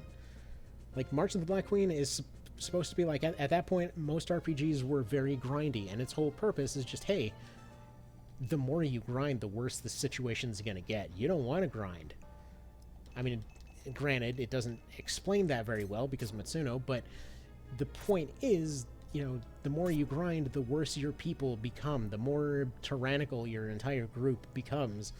You know, the more you get to that bad ending. And I even saw a review last year, for example, where somebody was complaining, you know, I did all this stuff, my team was unstoppable, but I got the bad ending. Yeah, that's the point. The whole point of the thing is, like, think about it logically. Your people are becoming monsters. Like, it doesn't matter that they're unstoppable. That, like, if they're becoming, you know, delusional psychopaths over the course of your warpath across this gigantic country here, yeah, that's going to be a bit of a problem for making a stable government afterwards. It's why in one of the endings, like, if you have a whole lot of charisma but really low alignment, and you have both Tristan and Lance saved, you have a situation where he'll be like, yeah, so this guy is their leader and everything. They're all loyal to the country as a whole, and, like, realistically, they will come to our side if this guy were to be gone.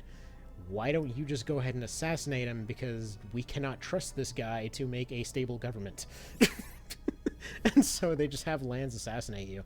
And just, like, it makes sense. Like, if you think about it as Vale put it, like a high concept project, it makes so much more sense as to why a lot of the decisions are as they are. Not perfectly implemented by any means, and yeah, OB64 definitely refined the idea so much better.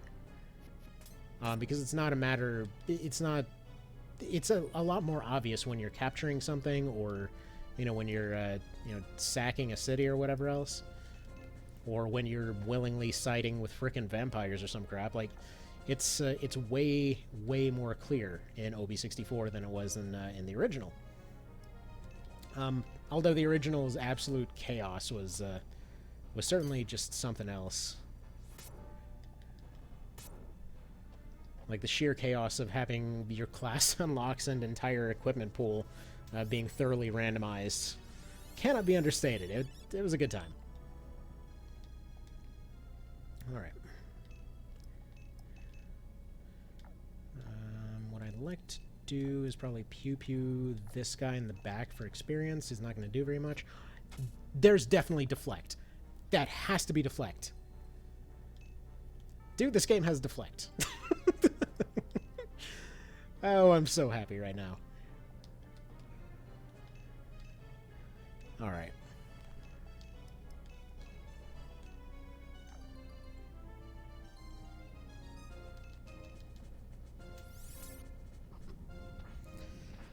So, that means they probably included a lot of the other ones too. So, that other one that we saw was likely parry. Which actually, the Japanese version for parry and deflect in the remake here, they have more to them. They have a lot more text to them, and I'm hoping to get that translated at some point too. Because it basically has something along the lines, like, it has something in parentheses, it has two different sections to the thing, and then it has the actual, like, name of the thing. So I'm assuming it's something like guard against melee or guard against arrows or something, and then the actual name. And then they just simplified it for the Western release, maybe? I don't know. Anyway, it is time to... Jeez. I don't know if he'll kill the Amazon if he goes here.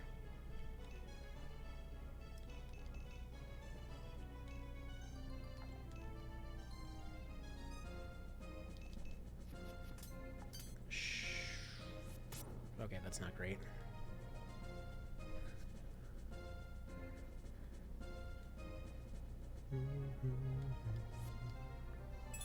Alright. I need him to move out of the way so that we can heal up Sistina and Sarah. We might still be able to do it. Yeah, that has to be a parry. That looks like a parry. So he can both parry and deflect. Dude's busted. Now do you have kissy moves?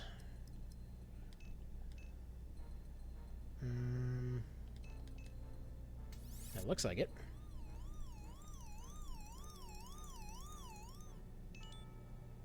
Yes, okay, good. Anti-poison fairy! And we need to get somebody over to Sarah because she is about to die.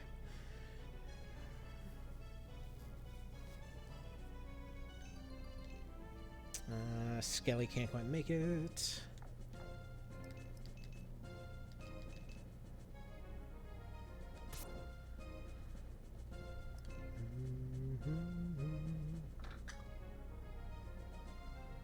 Okay, you're running away.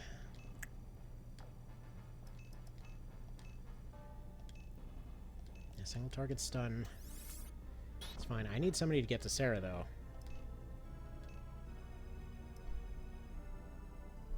Yeah, you can't even do anything right now. I'm hoping one of the Amazons moves before she dies here. Cash was not helping at all. Okay. I mean, absolutely nothing can harm them, but sure, thanks. Thanks for that. Another... Ah, dang it. Alright, we need a replacement unit. I'm gonna go talk to that dragon.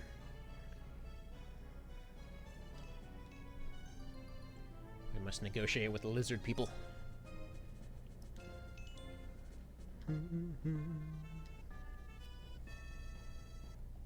actually really like poison dragons in this one.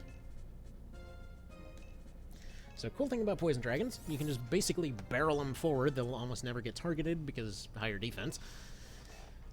Yeah, this is the one that I was hoping to have move, and unfortunately, yeah, she was too late.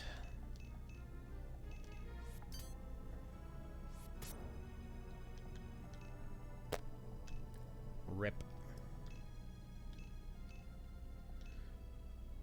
Anyway, yeah, so poison dragons, you can barrel them forward. They tend to be pretty fast. They poison stuff. It's like every turn you basically doom somebody. It's kind of neat.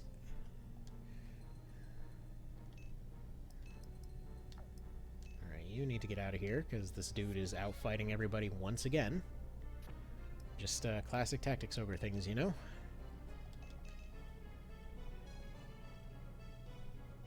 Bonk.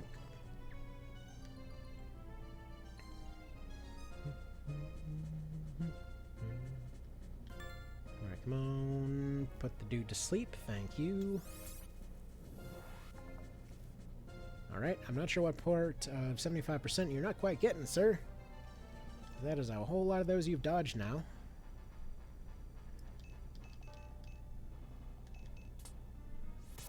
Slap and block, hopefully. Yep.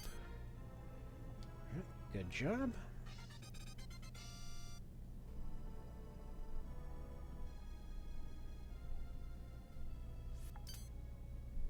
Yeah, this dude does not believe in... What's his luck? I gotta go check what his friggin' luck is. This is insane.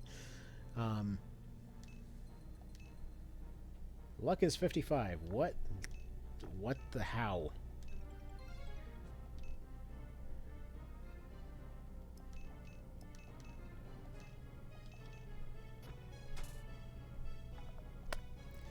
Yeah, I should have figured.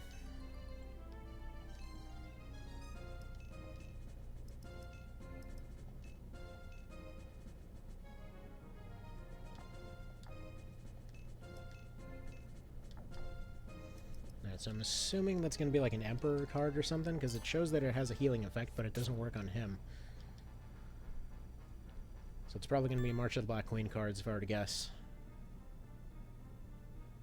Very good. You slap that dragon.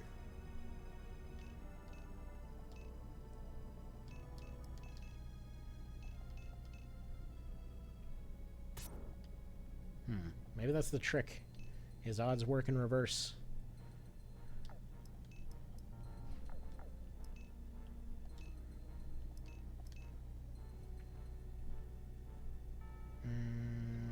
Bad idea. Good job. Yeah, you go ahead and protect his sorry butt, please. And apparently he's just trying to get himself killed off. Good thing they're the defense specialists, because dude just took a crit. Now 100% would have killed them in vanilla. Like crits from bosses in the original classic here, like they were just pretty much a guaranteed insta-kill.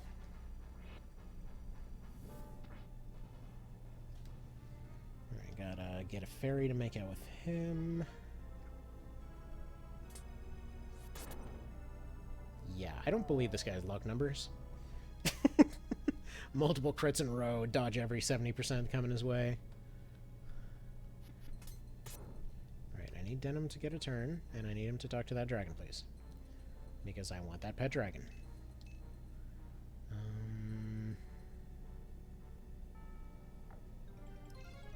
Alright, you just wait there. Is there anything anybody can really do here?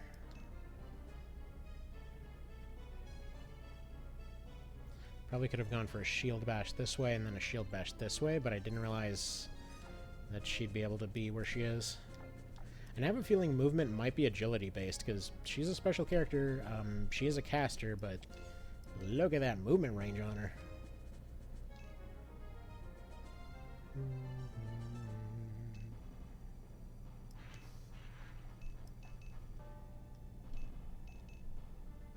Alright, Cherry tap this dragon a little more.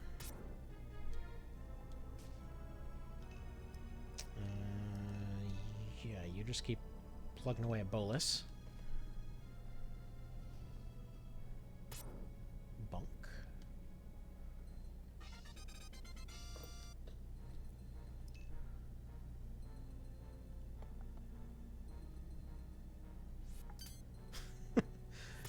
Vice, haven't you learned by this point the numbers don't apply to this guy?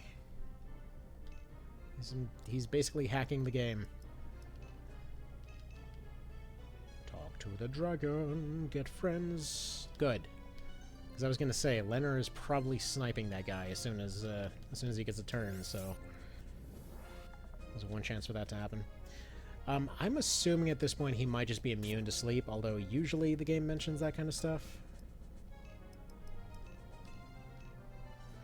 All right, save Voltaire, and we're off.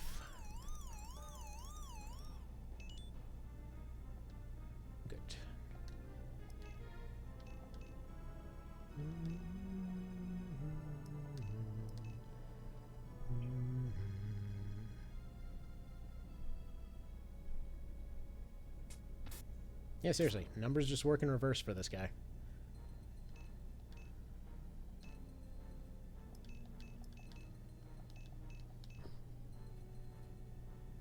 Because all the low odds have hit, all the high odds have missed.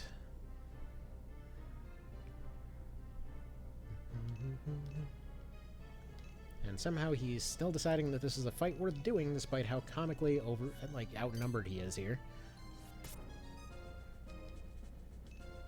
Okay, let's take a look at the character list real quick. So we've got 15 to 1. What is your plan? No, 16 to 1. Alright.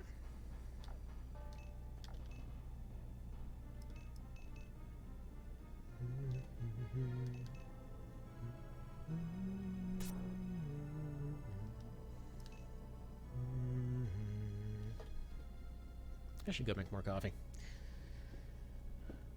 For a second there I thought she was nuking Canopus, but no, he's coming back to life. Pretty sure at this point we don't even have anyone in harm's way.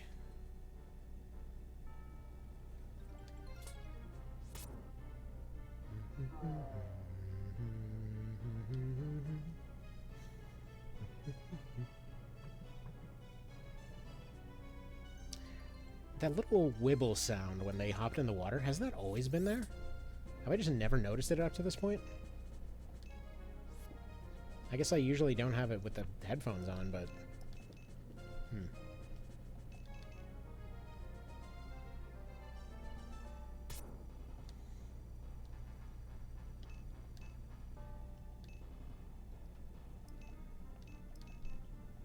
And still getting massive Knight of Lotus vibes from this. Like where you have your sword and boards go and defend somebody, you know? That your actual basic soldier guys feel competent instead of feeling like Like, just complete chumps.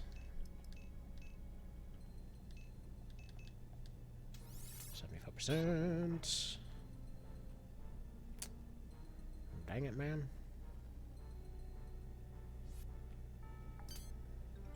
Please block that. Alright. I would like to have Voltaire going up and helping, but he's in really rough shape right now.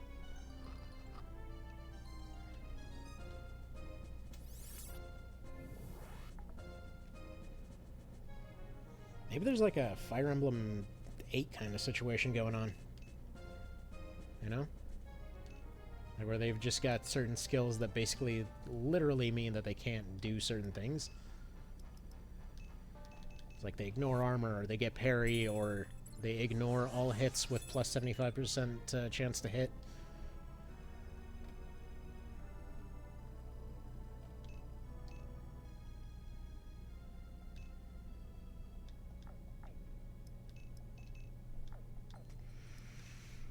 Alright, this is dangerous because I need to have this area blocked off so that I can properly apply some healing here. I mean, he's a knight, so he should be pretty slow. I'm hoping Leonar takes probably the right side there, or decides to go for a crossbow.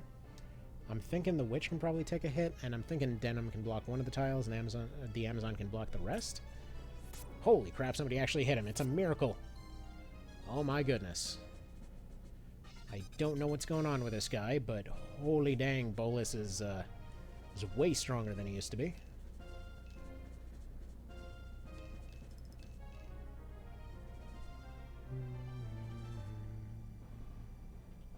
Is there any safe way for you to do this?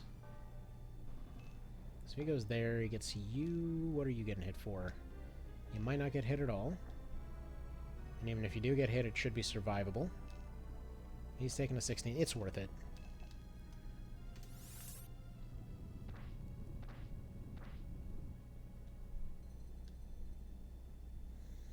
No murder, no murder, no murder. Oh, crap, he's gonna get her. Parry! Ah, dang it. High fame Amazon, no! That actually might not have been her. It might have been the other one. I mean, that's fine, because we have more than 10 people anyway, so it's okay. This run is probably gonna piss some people off. I just really, really like playing it this way. Like where you basically just lose somebody or replace it with somebody else. Just keep that train rolling. I wanted to go for something ballsy here. Just having him go in for the kill, but this guy's blocked so many high chance to hit moves now. Just don't want to risk it. See if a Skelly guy can come in here for the second game-ending kill here. Nope, 1 health. 1 health. Who is getting the kill here? Apparently Canopus. Why not? And it only seems fitting that he goes out on 74%. As Canopus once again reclaims his overpowered title. Oh no, wasn't supposed to die here. Not like this, blah blah blah.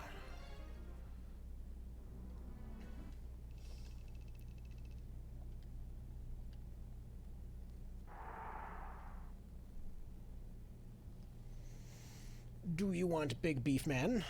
Yes. Also, Dex and Strength specialists for Berserkers. Would you like Witchy Goes Smart with all the sleepy moves? Yes, actually, and they've got really good stats across the board, funnily enough. Would you like Sweet Dragon? Yes. They're part of the permanent team now.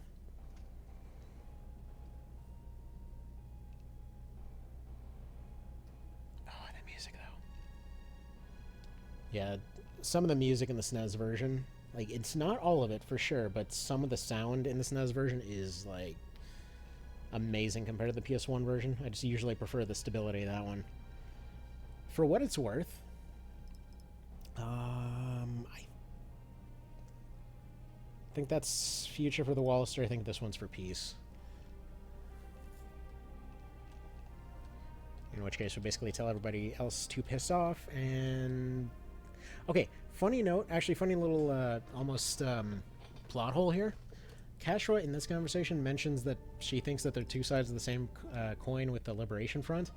Later on, when you find Folkert, she's like, oh no, these guys are just crazy terrorists. And like in this particular one, she's like, no, we're two sides of the same coin. Like, well, somebody's opinion changed. My first impression on that one was that it was sort of like a... Wait. No! Controller Y! There we go. It's back. My first impression on that one was that it was like a girl power thing. It's like, when there's a female rep, she always seems to be more positive to them. When there's a male rep for a group, she always seems more negative.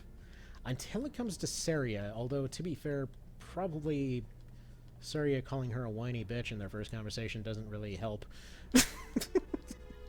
It's not that it's wrong, it just doesn't really help the diplomacy much.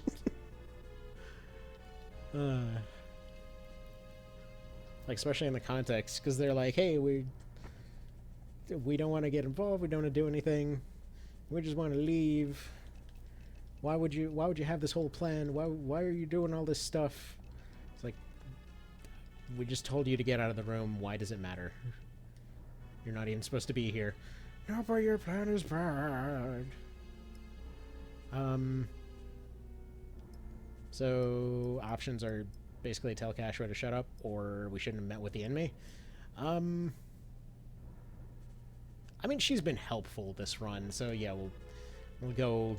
It's not that it changes very much; it just changes some of the dialogue, but it's just basically who you choose to back up. Usually I end up siding with Lands on this one. Like, my entire first run through Lucht, I was just like, how do I get on Lands' team? That is the faction I want to be with. That dude seems cool. I don't care if he's supposed to be the bad guy. And they're really not. That's the funny part. The main characters always talk about him like he's the main bad guy.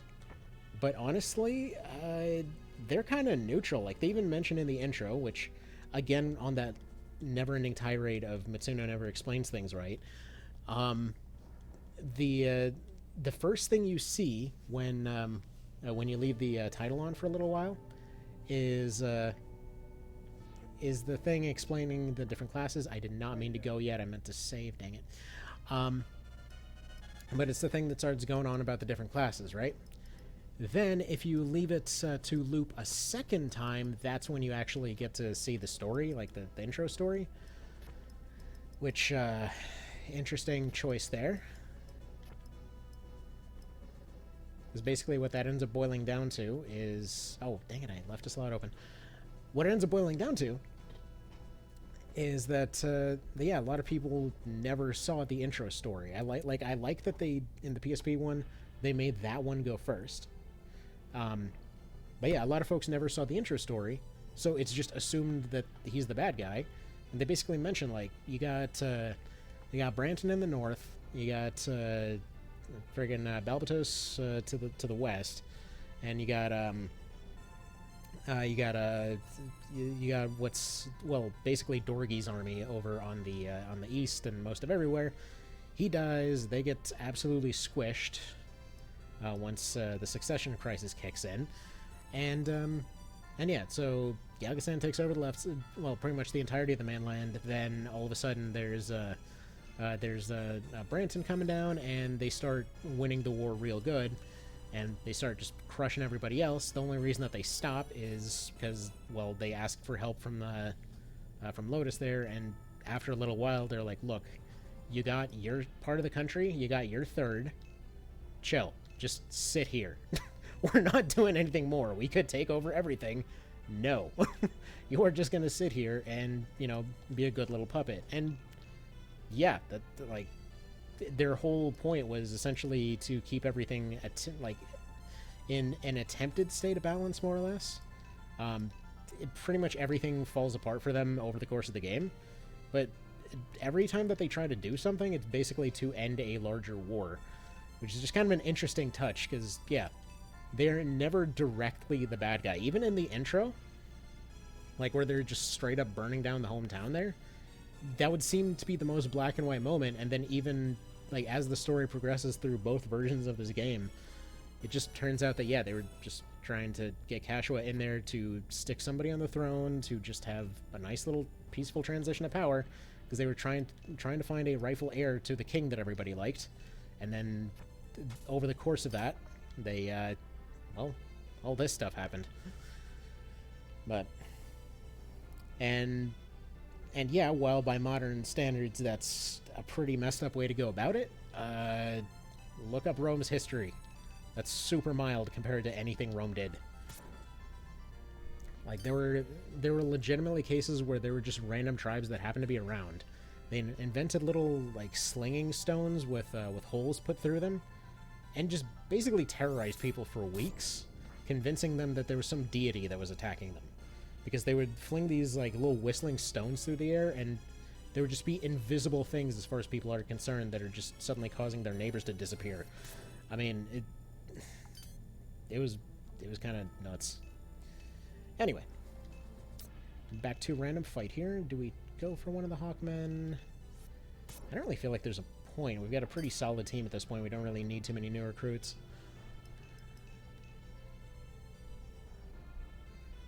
Spear guy needs to take a nap, though. Those are not about that high damage life here.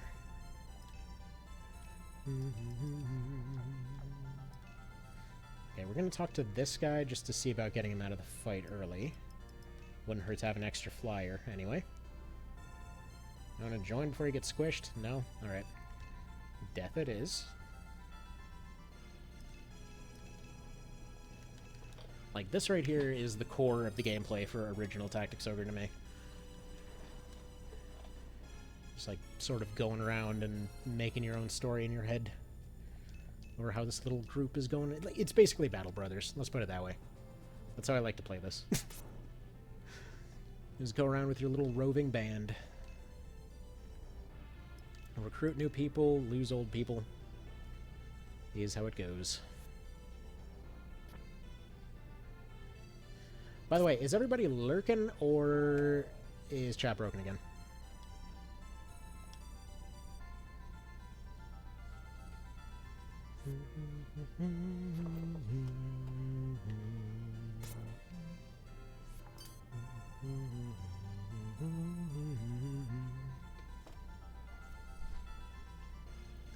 And also, I was hoping to get all the way past Chapter 1 in this part. By the way, another cool mechanical change. If their first one just misses, they will hit the second one. Also neat. But I was hoping to get through the entirety of Chapter 1, but we're going to have to wrap this up pretty soon.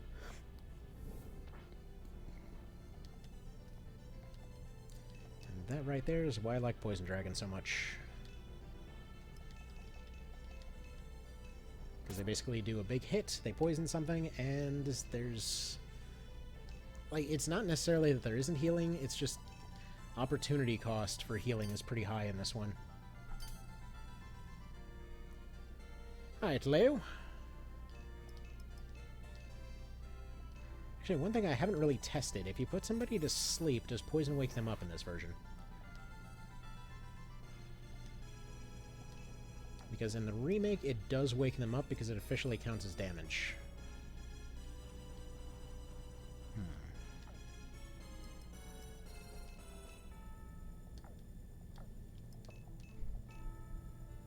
Yeah, whatever, just take the swing. We're good on birdies at the moment.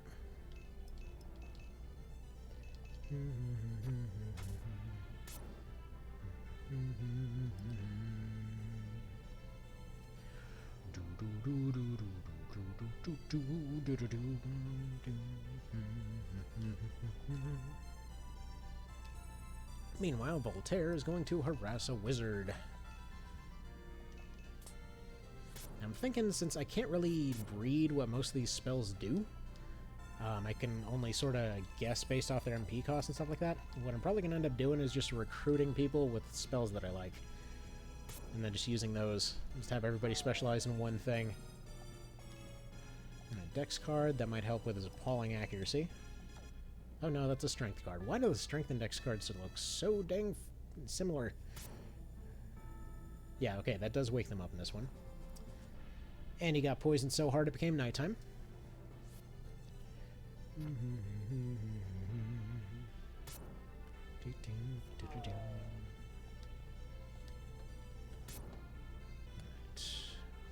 We might actually be able to get another lizard guy out of this. depends entirely on whether Denim moves after the Birdman or not.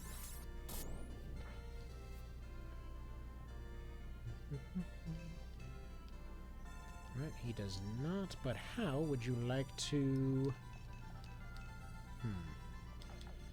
Shank or recruit? What's got better odds here?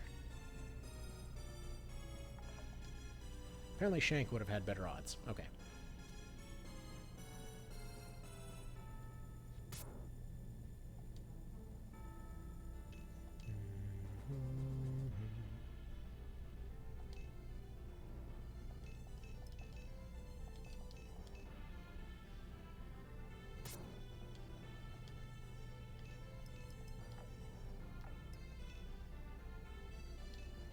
By the way, really funny note. So, for some reason in original Tactics Ogre, if you if you have Aircell, okay, so both Aircell and Donalto, funnily enough, actually make pretty decent casters if you use them for that. So recently I was going through it, and yeah, Aircell made a pretty darn decent witch, and Donalto makes a really good ninja. Strange, but it works. Poison nuke this guy. See if he wants to join next round after all his extra damage. Yeah, he's just toast. Please drop your spear. He did not. What a rude, rude lizard man. Because more spears are pretty good, and we could buy them, but we also could not buy them and just get them for free, so... choices.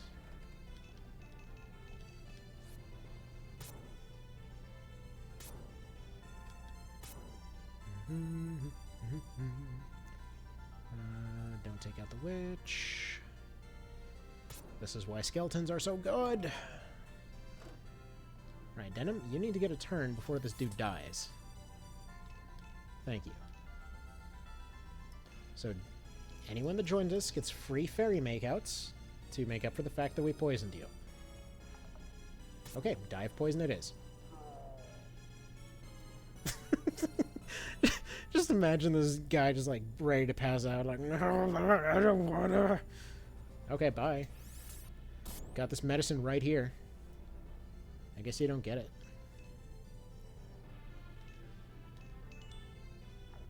Alright, luck up for her. I'm not gonna say no to that, because I don't think she's landed a single one of her spells yet. And... that dude's probably toast from the next attack. I'm just gonna have him collect this card. And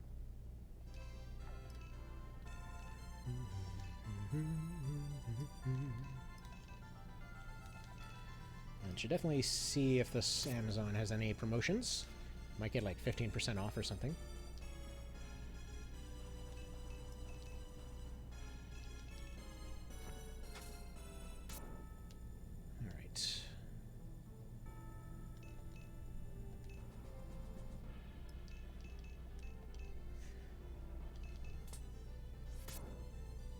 So it's funny, but when it comes to, the different versions and everything else, I love the fact that in Knight of Lotus and the remake, pretty much anybody can talk to anybody, but there is something to be said about the interesting feeling of Denim being like a dedicated negotiator.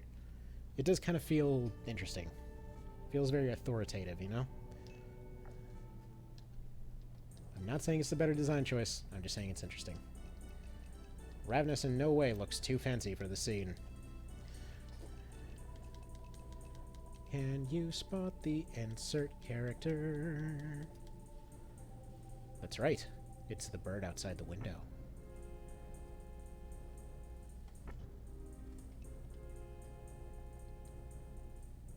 And as she just walks over the chairs, Ravness, what is your deal? Who walks on the chairs on their way out the door? It's almost like she wasn't meant to be in that scene or something. Alright, now is this scene sped up at all in the mod? So this is the single, like, longest conversation, I believe, in the whole game. Mash. It's so sad, but mash. Which, yes, it is one of the most emotional scenes in the whole thing.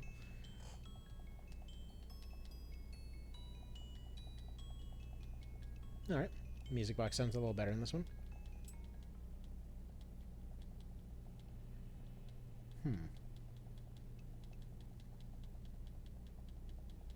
I want to say that's a different theme. No, you know what? Oh, she just straight up joins you with the amulet from KOL, no less. Okay. Interesting. For anyone unfamiliar, the effect of the amulet from KOL would still be in here, because originally the Rezenzi shield in this one had the same effect. So, okay, interesting take that they gave her the anti-spell thing while giving her a spell? What? And plus A resistance. So... Okay, well, I'm gonna instantly take that away from her.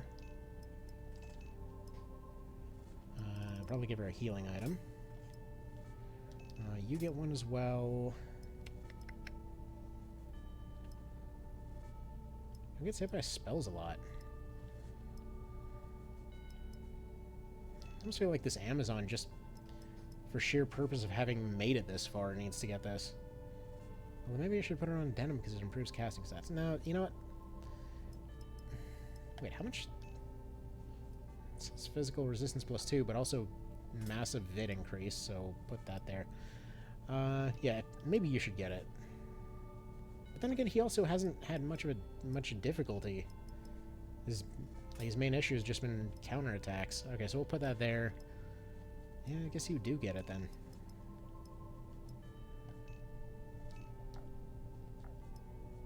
Although...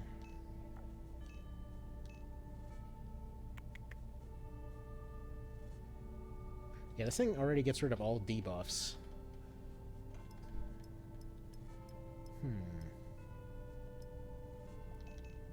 Alright, put it on the dragon. Sure.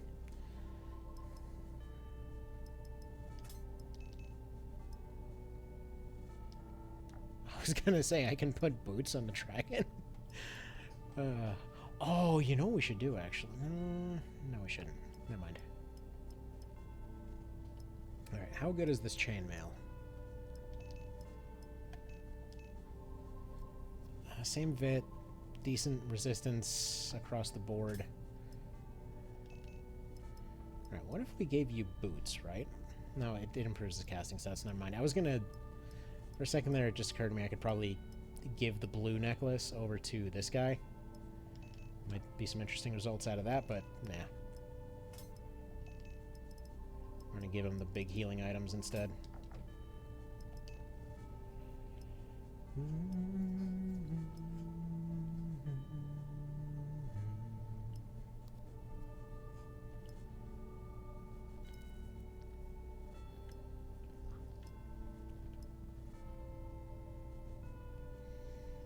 I guess he's fine as a Berserker. So Berserker evolves into Terror Knight, by the way. I know that much. I know Knight can go like Paladin, regular Knight, Dragoon. They all evolve in different ways, but we're just kind of eyeballing it because I don't quite know how to make all that happen. His fame's crazy. So if I understand this correctly, by the way, so Brave basically ticks up over the course of the fight. Like, based on how well they did, and that then I guess that transfers into fame or something. It's like the braver they were, the better they get famous. In which case, we've got some very famous skeletons over here.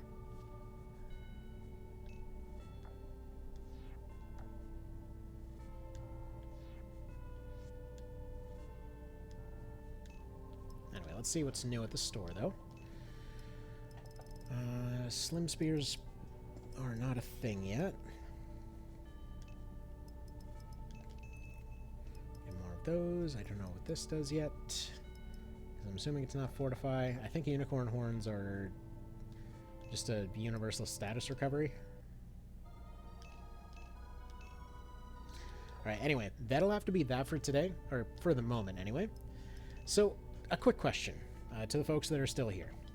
Originally, my plan was to do more of a one goal, one vision for the second stream, because again, I had availability for 2 streams. And then just continuing on with the rest of stuff with, you know, videos or whatever else. Would you guys prefer to see more of this or One Vision later?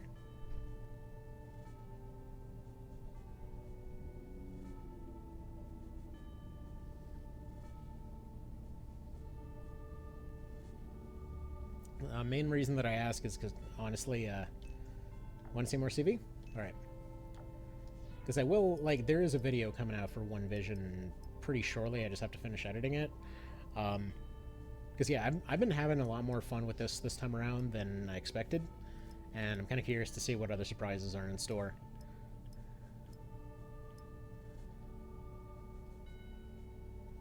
Just because, like, we've covered One Vision so dang much, too.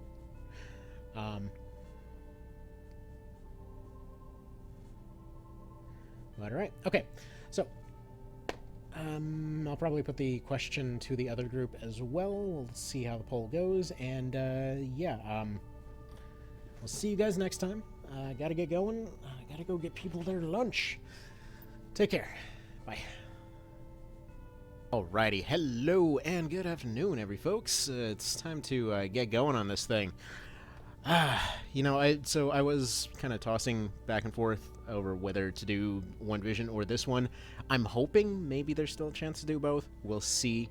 But anyway, basically have a little bit until my phone, which charges slow as crap, manages to finish charging, to see how far we can get in this. But yeah, we ended up doing this one. I put the vote out there, and it seems like most folks wanted to see more CV at this point, which is understandable, because you can pretty much go and, like, you just go and play One Vision.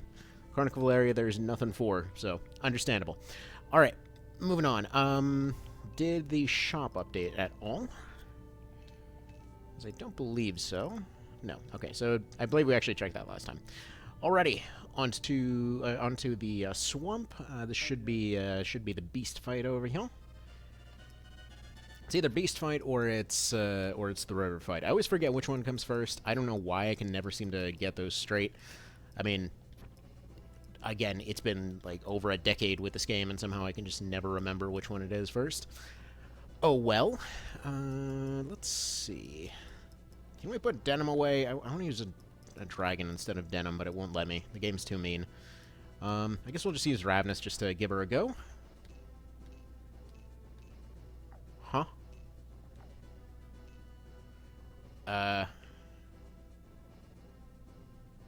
Something about large creatures, I think? You can only have 2 large creatures. Do skeletons count as large creatures in this one? Okay, let's try replacing Ravness. Maybe she counts as a large creature.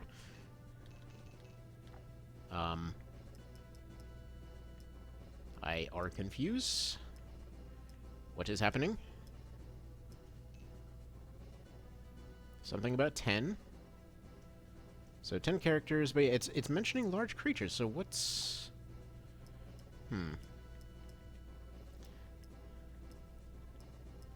Let's replace you.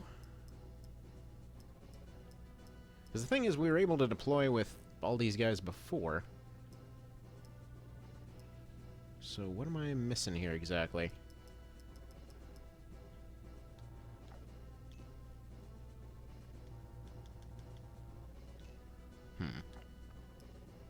I have no idea what's going on right now.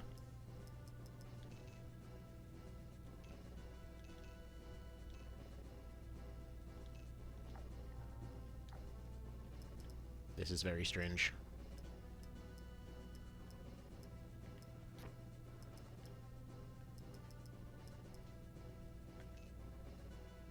Okay, apparently select and start have been flipped in the controls, so yeah, it's basically spamming the instructions. That's what's going on. Ignore that dumbness, and it looks like we're starting off with River Fight. Fair enough. And this guy is a bit more sensible, because instead of murderizing his own people, he's like, hey, get back to your post. And the guy does. What a shock. It's almost like people would do that if you just asked instead of killed them there, Resin. Yeah, well. Though it's always a nice little detail that, like, despite the fact that they completely didn't need to do this, they went through and they actually adjusted the loyalty of pretty much every unit in the entire game based on how their leader treats them. Like, it's actually cool that if... I believe this is true for the original. I actually haven't checked this for this version, but I know in the remake, at least. Like, if you go through and you see, like, there's a caster character, most of their frontliners hate them because they always send them out first, but any of the units that they keep nearby them have really high loyalty.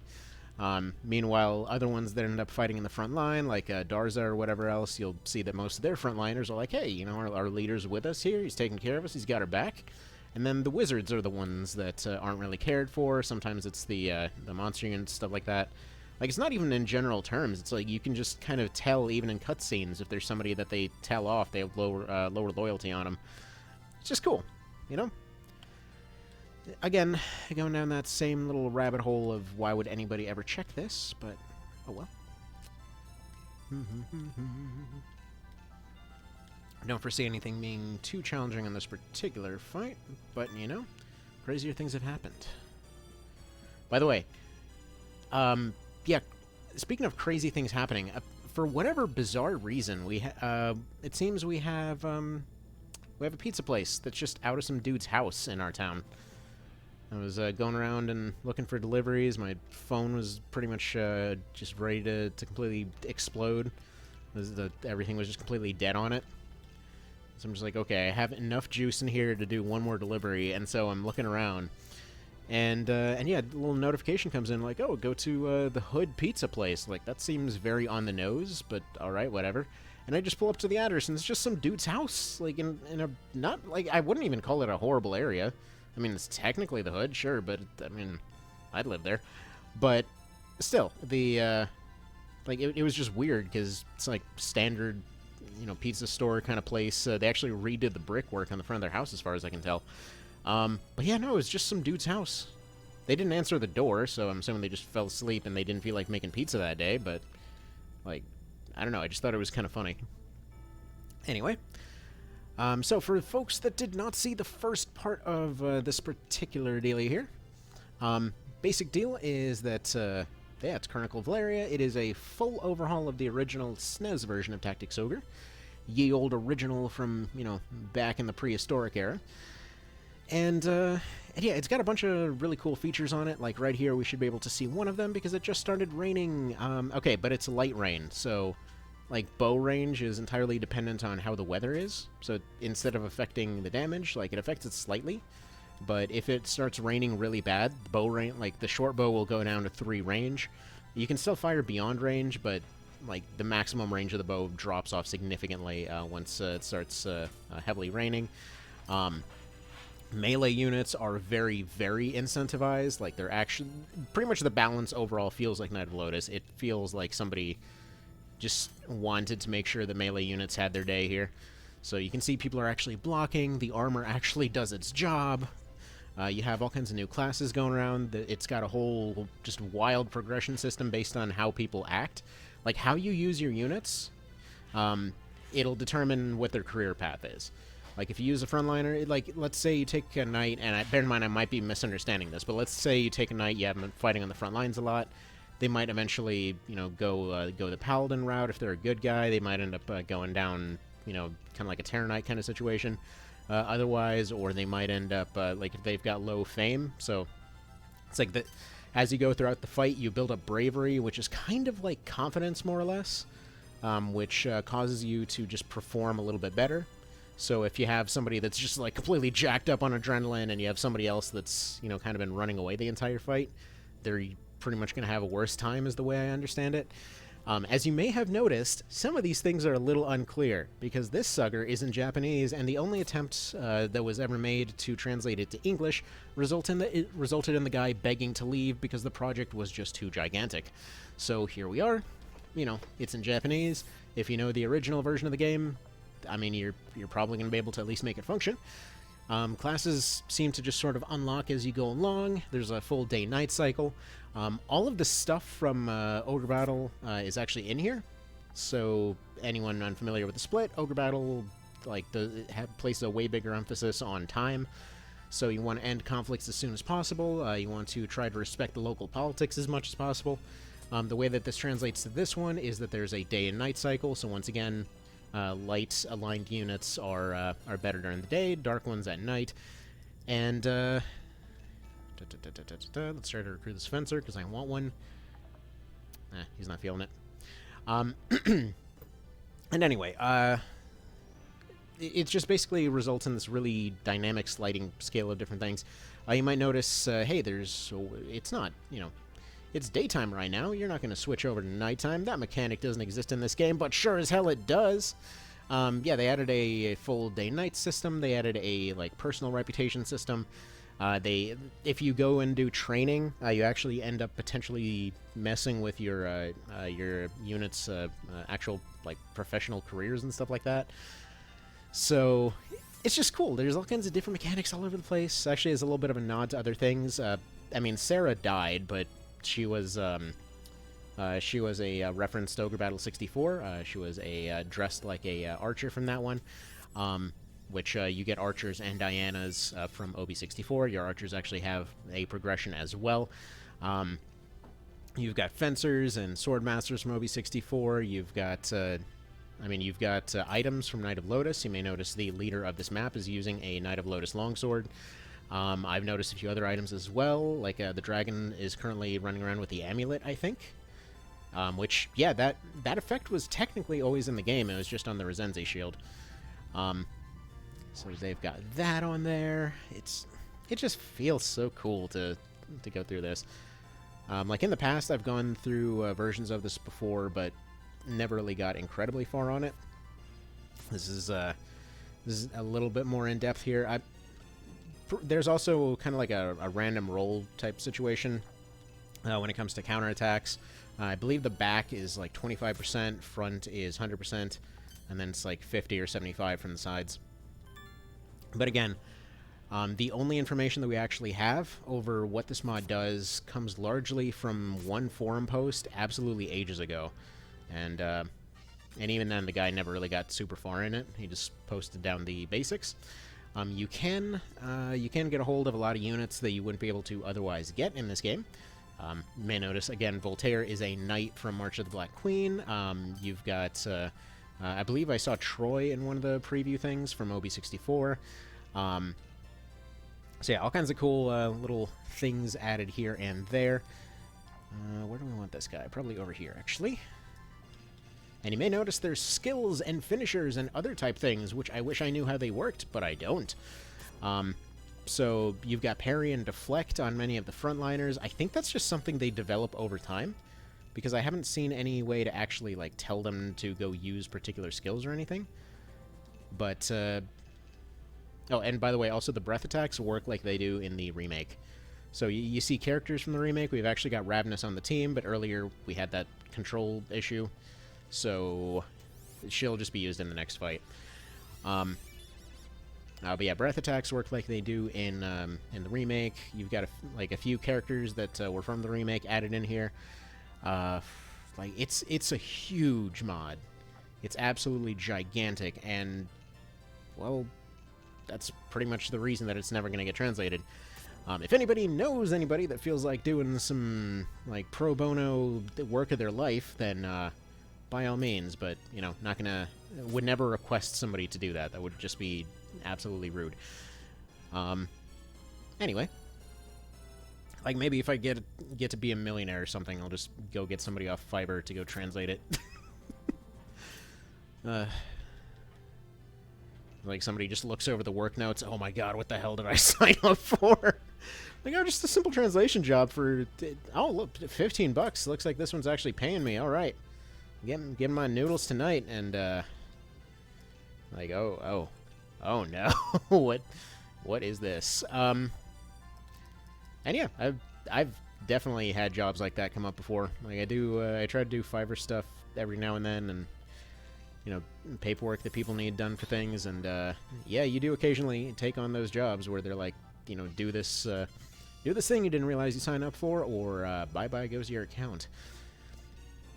And that's kind of the deal with that kind of work there. That's how it's always going to be, unfortunately. Independent contractorship is kind of a bit of a scam, but what can you do? Okay, I want them to have a guaranteed shot because I want them to train up a little bit. You may have noticed that levels don't matter as much. Like, so far we haven't done any training, we haven't done any of that. You do lose reputation and you do lose time when you're going in training. It seems like there is a similar mechanic to March of the Black Queen when it comes to, well, anything training related. Where the more time you kill, the more issues you're going to have. But it's really cool that they even added different animations for things. Like the fencers actually have Pelting Fury. So that's always nice. Alright, we want somebody else to sleep. I would like this archer to take a nap, please.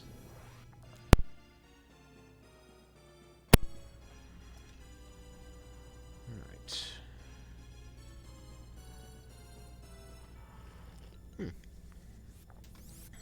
That is some moderately decent coffee. Trying a new diet lately.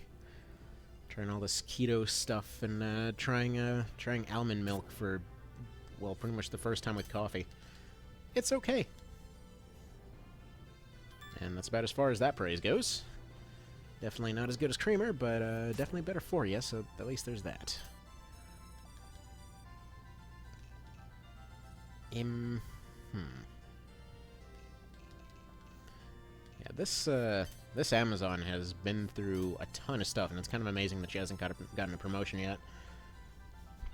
I mean, one of the things I really, really like about this mod is just you end up seeing more promotions. Like, they really nailed a lot of things when it comes to the kind of stuff that felt good here. Like, those moments when you end up unlocking classes, and it's like, oh, look, we can do all this cool new stuff now. This is fantastic. I mean, they start you off with some of the fancy classes, but it just, like, it feels really good to suddenly go through your class list, find new stuff that they can promote into, because there's easily, like, 3-4 times the number of classes that were there in vanilla.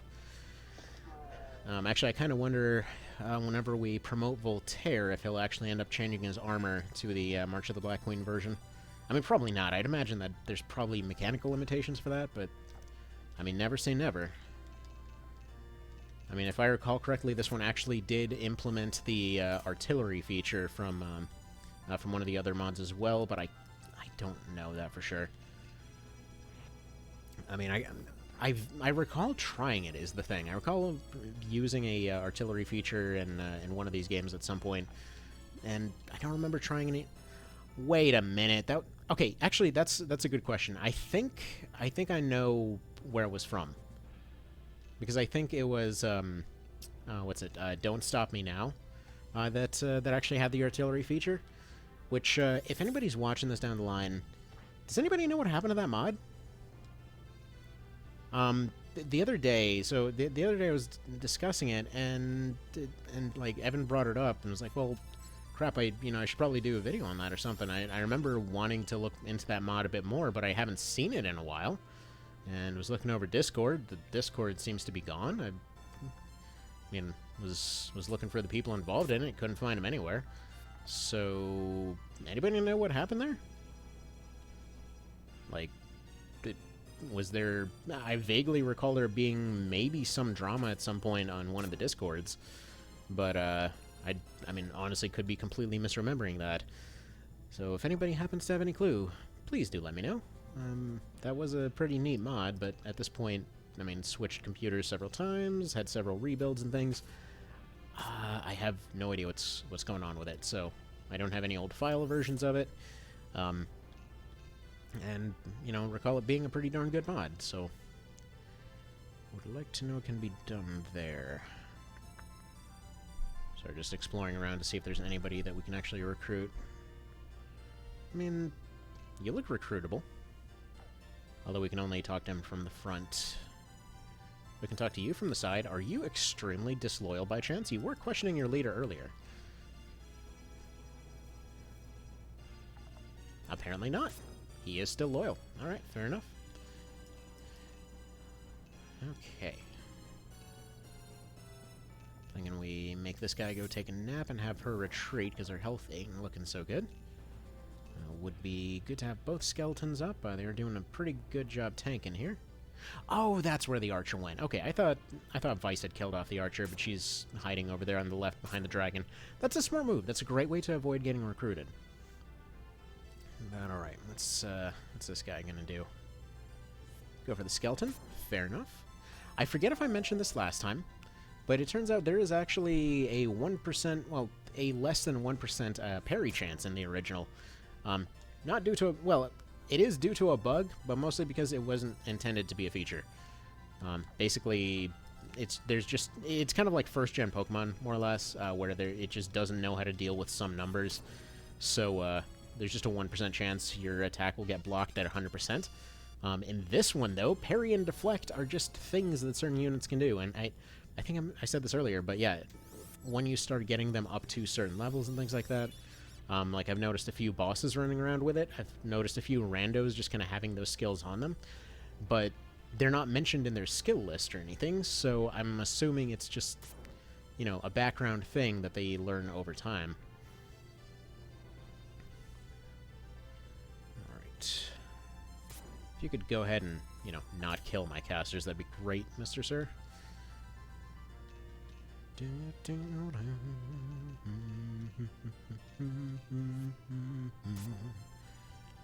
Now, we already have a Berserker. We don't really need another one, so there's not a huge emphasis on being able to recruit people. I feel like, yeah, just go ahead and take him out.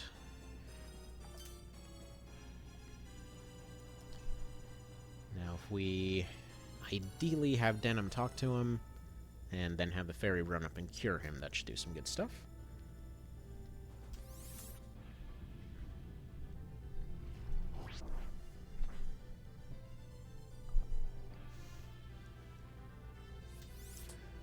Now, truth be told, I'm incredibly surprised that there were so many people this morning, but not that many people this afternoon. I would have expected, you know, weekend afternoon, you'd think there'd be more people around.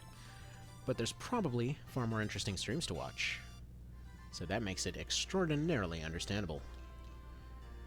Alright. I think you should just go ahead and poisonify this wizard. And actually turned around on poison dragons entirely. I was thinking to go back and redo that tier list. Because there's a lot I'd like to change on it. I mean, they're probably toast anyway. I mean, this one, for sure, just go take him out. At least there's a chance for potentially saving the Fencer. I mean, I do plan to use one at some point. So we'll see as we do. And I'm still sure that agility must be playing some part in these crazy movement scores. Because it certainly doesn't seem to be class-based, as far as I can tell anyway.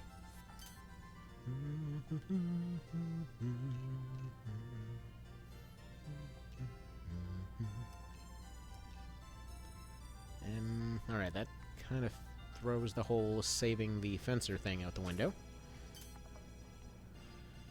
Alright. Who would even be nearby to save him? Yeah.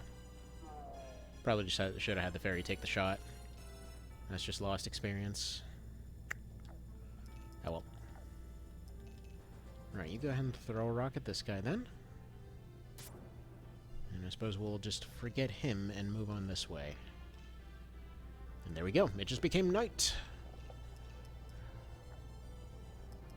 And I feel like these rain effects must be modded in. Because I don't recall them being a thing whatsoever in the original. Like, I even went and looked at the PS1 version. And it didn't seem like this, the rain sounds were a thing.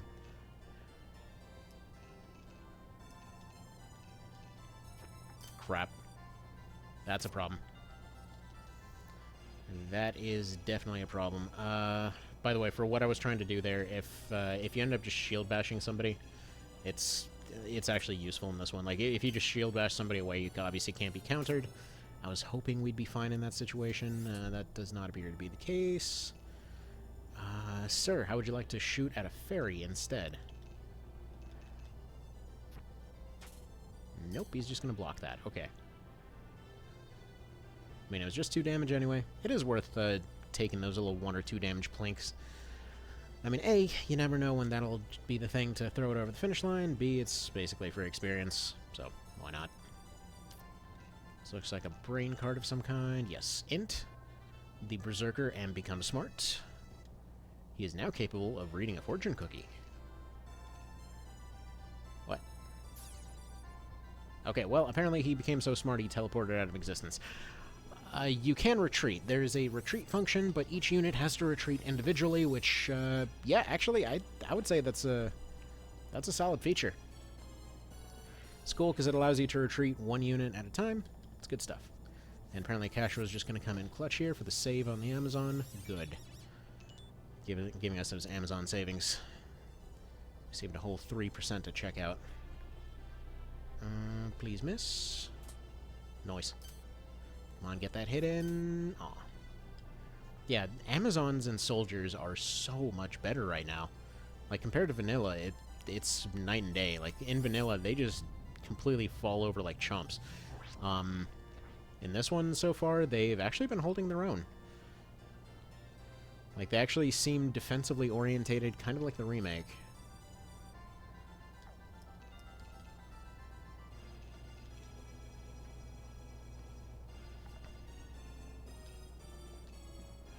Though, actually, speaking of remake stuff, it's been an odd phenomenon lately. Ooh, sweet. Got an S-Stock. Nice. So it's been an odd phenomenon lately because, I mean, been advertising stuff for the One Vision mod for years at this point. Like, it's like 3 or 4 years. Got hundreds of videos on it, you know. Basically doing runs of it, doing update videos, all that kind of thing. It's been a hobby for absolutely ages. I'm a little surprised how often it gets recommended to me. Like, I don't mean that as, like a bad thing. Like, I find it really cool that people are going around and advertising it. It's just like, I'm just a little bit surprised, you know? Like, I don't know.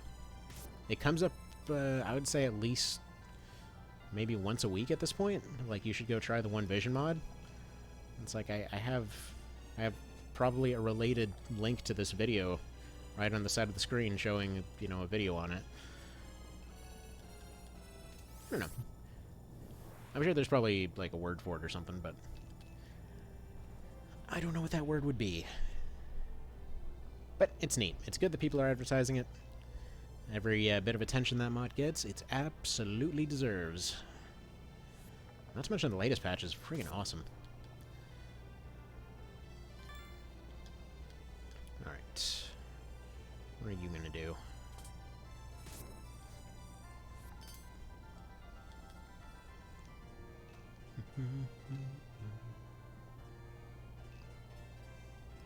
I'm just gonna have her throw rocks at this point. If she ends up having another rough turn, I might just have her evacuate. But at the very least, I'd like to be able to recruit this archer. Though, just to point this out, are you noticing how the movement ranges are dynamically changing as the weather changes? Like, it's gotten night, it's gotten wet, it's gotten rainy. Like, the original swamp movement was already iffy, but we've gotten way more bogged down at this point. Just feels good. And this, again, is one of those things that I loved about Knight of Lotus, and they have it in here perfectly.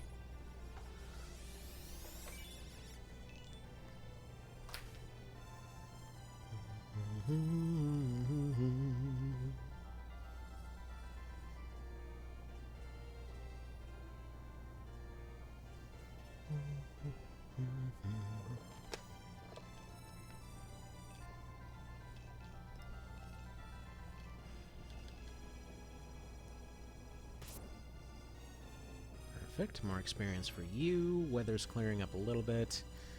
I'm not sure that the weather clearing up will actually help us any. I mean, our archers are, well, basically just the ferry at this point.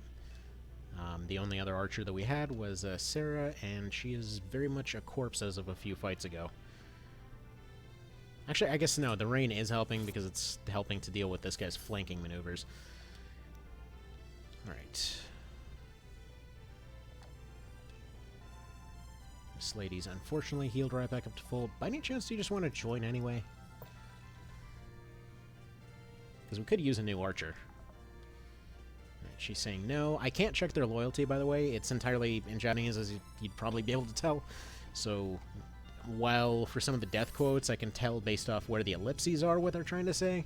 When it comes to the actual loyalty quotes, yeah, I have no idea. Like, some of the letters in this language confuse the hell out of me as to how they possibly put that crap on a keyboard. But, oh well. It is a mysterious language. Actually, I was listening to this thing yesterday over a bunch of folks in Japan talking about the kinds of problems that they're running into. And it seems like they're having a lot of labor issues, it's by the sounds of things. Just because of apparently a lot of sexism in the culture. Alright. Now, unfortunately, I can't do the close-range poison attack here, because it would end up hitting Voltaire, and he's way too far away from the ferry for that to be safe. Why do we always consider poison being so weak in these games? It's not actually weak. It's pretty scary, all things considered. But for some reason, we always collectively just say that it's weak.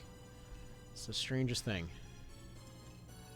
It's like sure, on its own, it's not like it's like, oh, it does like somewhere between 5 and 15 damage per tick. But it's not per turn. I mean, it is doing that several times around.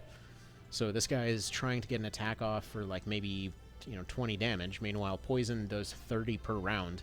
And for some reason, we collectively assume it's weak. There's a lot of mysteries about... Well, I would say about this, but also I feel like many of the things that this series runs into, Armored Core does as well. There's just quite a bit of, like, why exactly do we perceive X, Y, Z to be, this, that, or the other.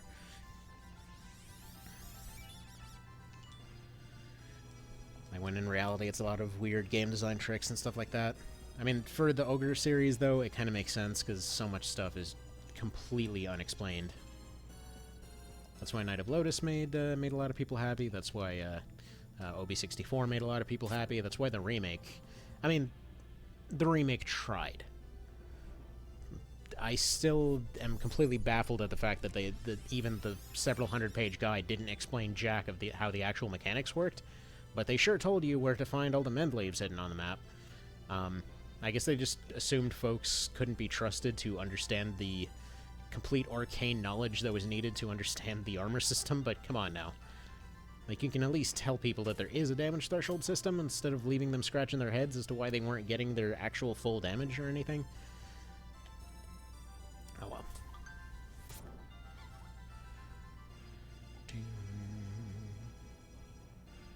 Is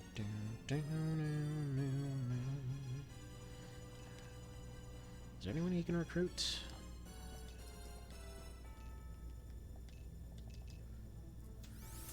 I think the best bet at this point is to have him go talk to the archer, but have him go try to drop a stun on that healer.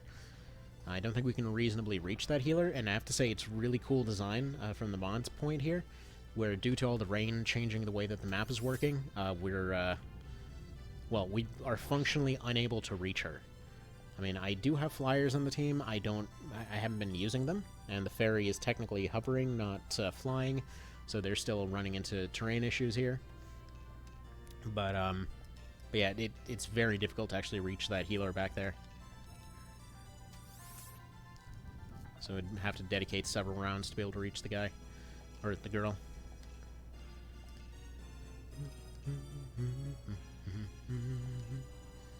Right, you want to poison this Wizard? Wizard go dead?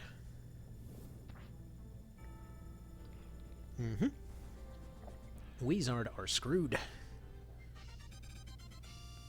But yeah, poison is nefariously good in this. The breath doesn't do very much, but I mean, they will eventually go down. Not many things carry anti-poison.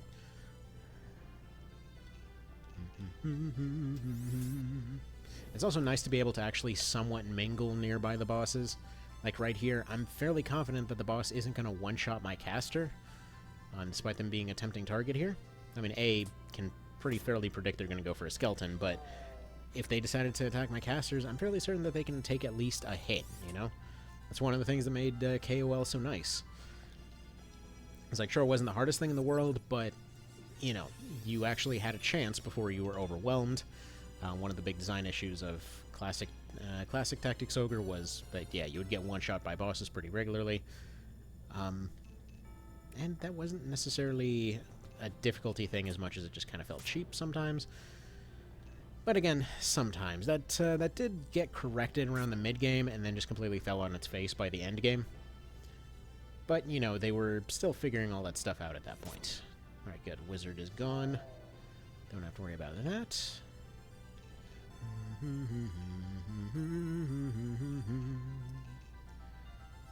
Alright. By any chance, can you just shoot through the rain, hit this one anyway? Almost. She could just barely range that out. You could tell that it was about to drop off.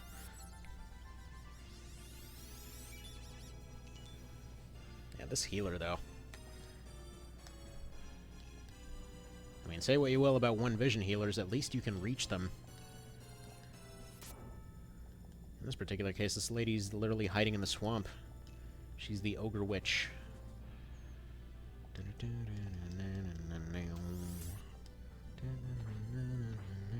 So, I wonder if they fixed the bug from vanilla. I mean, I would call it a bug, but the AI specifically tries to avoid picking up your loot bags and cards. But when it comes to Vice and Kashua, they are on your team. They don't avoid picking those up, and they will consider them empty anyway. A little bit of a nuisance there, especially when it comes to Vice, or if you end up pushing past the front line, Kashua. Though it's far less common with her, and nice. Dude got squished.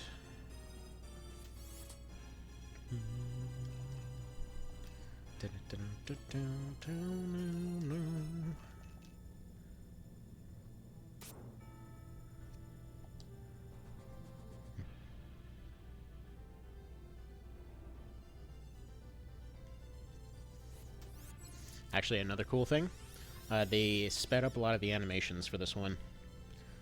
So between, like, if the contest is between SNES and PS1, I will take PS1 every time, just for, like, it just plays better, and it doesn't have save corruption issues. Supposedly, this shouldn't have save corruption issues.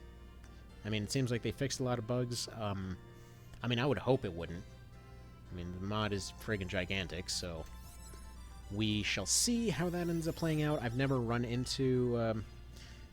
I say I technically didn't run into... Technically, I've had the mod itself corrupt itself once, but it should be noted that was kind of a Vita issue. It wasn't actually the fault of the mod, to my knowledge. There we go. And if anyone's wondering, yeah, you can't do double short bow. That's one of those things you could do in vanilla, where you put double short bow, it causes you to get a ton of extra damage. That is not the case here. We will recruit you. We have the technology. And the technology is a dragon to the back of the head. She might actually just be dead now. Okay, no she isn't. Good.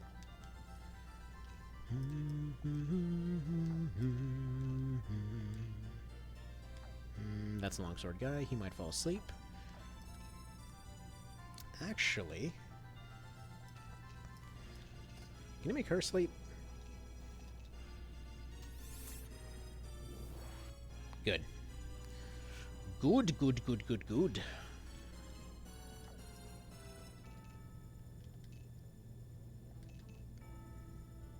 Have you throw a rock, get a little bit of more experience going. Not that they really need it. I like to think she's just really annoyed at this guy for not accepting his debuffs at this point. Unfortunately, there is no dead zone on bows, so oh well. Problem is, you just really can't really enforce that in this game because you can fire beyond range anyway, so presumably the flip side is true too. You probably would be able to fire under range, but I don't know. I mean, I guess with how many nerfs archers saw already, they don't really need a range debuff at this point. In fact, I would say it almost felt like they did half and half with all of this stuff for the remake. So, like, they did give them a range penalty in the rain. It was pretty significant, but they ended up eventually getting enough agility to catch up and just get well beyond that, not to mention they had the guaranteed hit moves anyway. In this particular case, though, Like it feels like yeah, just losing range entirely, like they are. It's a really solid way to balance them out. Because sure, they have a they don't have as much damage as they used to, and you can't stack short bows for bonus damage like they used to. But this works. This is a really good way to do it. Like, it feels natural, it feels immersive. Doesn't feel cheap. They would just be dead from that. Also, okay, see, there we go. There's deflect. I had to go and compare the characters as to how they appeared in the Japanese remake, which, yes, I just have that laying around in front of me. It's fine. This is just a thing that happens. But yeah, no, it looks to be the same character, so it looks to be deflect. You want to join yet? No. I need to talk to her from the back. It's just one of those things. You talk to people from the back to make them join you. And Castro seems to heal about 50% more than she does in vanilla. So that's fun. Which one of these chocolate buckets is this guy? Sleep! Good. Balmy breeze is such a good move. Now, this guy is immune to seemingly every other debuff. Would you like to accept poison, though? I can't really tell you why, but it feels like Earth Dragons seem to have unusually high agility. They seem to be very accurate in whatever version you're playing. I'm sure there's maybe some technical reason for that, but I don't know what it is. Right, still no guaranteed wake up. That's the first time they actually haven't directly woken up from an attack, so it isn't guaranteed. Vice, you suck. I was about to recruit them. Don't dance on their corpse, you dick. Vice is the worst. Oh well, maybe we'll go recruit the healer instead if she's still sleeping.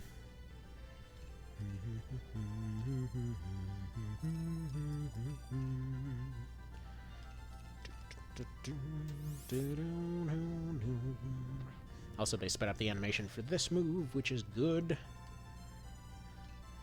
Night Lotus did have a solid way of approaching that, where they would just basically show the entire animation, and they would only do calculations once the entire thing is done, instead of doing, like, attack thing, attack thing, attack thing, attack thing. Alright. Yeah, of course I was going to miss. I know I attack from the front a lot, but sometimes you're better off just sitting in place and attacking from the front.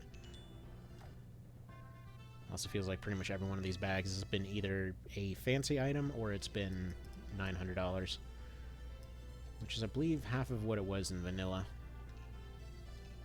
Alright, drop the stun. Flashbang failed.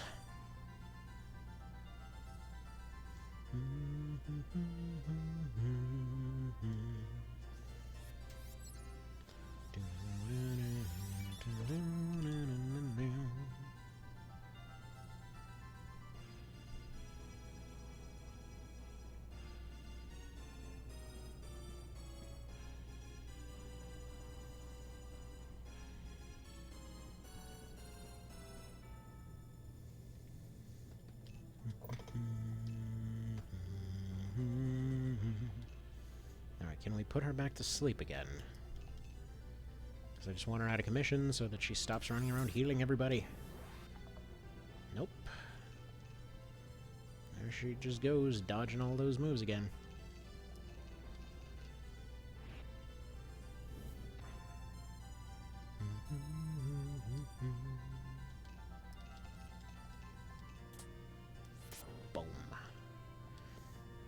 So aside from parry, there's a few other skills that I've noticed characters popping in with. Like, I think they have a Himido type ability. Like, I noticed Canopus using that a couple times, wherein he'll get attacked, and then he'll just attack before the other guy. Yeah, that's not going to kill. Like, permanent paranoia. I see the old-timey graphics, and I just assume we're going to get one-shot by a boss. But yeah, so there seems to be all kinds of skills from both, like the remake as well as FFT and all that kind of stuff. But I don't know what their actual names are. I'm just gonna assume as best I can. Also, can't help but notice that that fire didn't hit the water tiles. Interesting.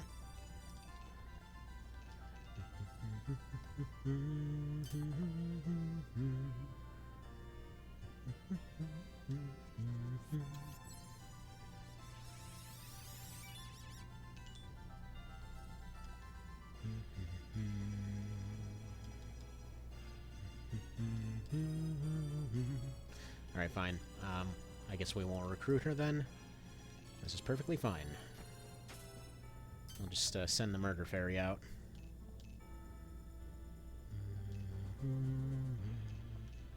Unless you want to go for a long-range talk snipe.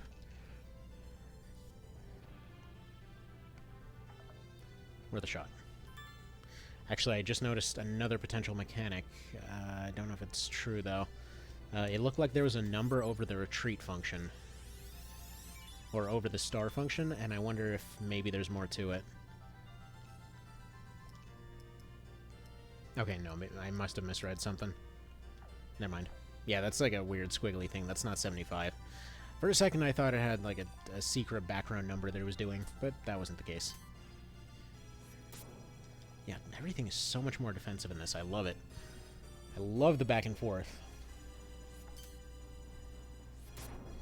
This feels so legit, especially when it causes Vice to get slapped. He just deserves that every time.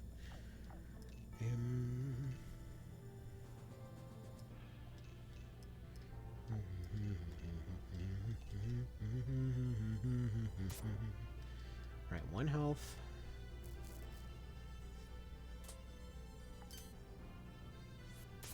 What do we do here?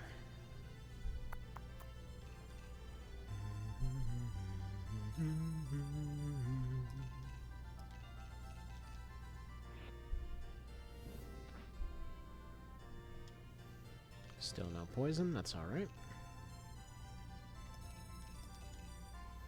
Probably just should have used him to shield bash Denim, but that's fine.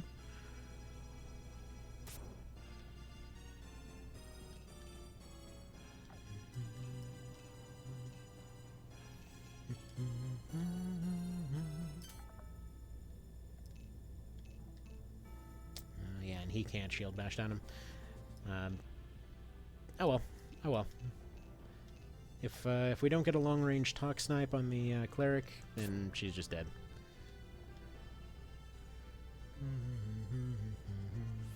Which is looking pretty likely unless she charges ahead right now. Come on, charge ahead and face the ferry or something. Well, she's going to charge somewhat ahead. It's not super close, but... I can't tell that there's any benefit from her actual position here.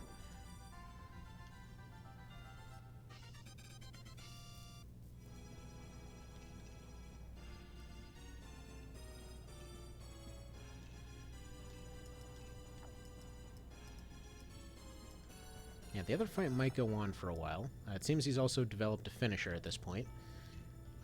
Can we stun you? Good, alright. Now, stun, I believe, prevents being talked to at all. We'll test that out, but it will allow for catching up to her and at least trapping her in a certain area. For the time being, we'll just let everybody else focus on Mr. Dude Guy here. Because he's not going anywhere either. Alright, Voltaire, you hold this side. Actually, why don't you go ahead and shield bash her a little bit closer. Alright, apparently it's not going to work. I still am a little bit on the fence as to whether shield bash is 50% or if it's a strength check.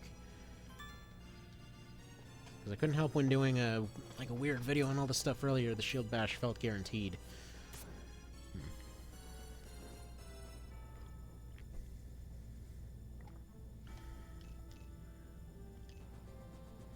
Alright, second test. Does sleep override stun? Because most of this stuff can stack. Like, I know you can be sleeped, or asleep, charmed, poisoned, and petrified at the same time.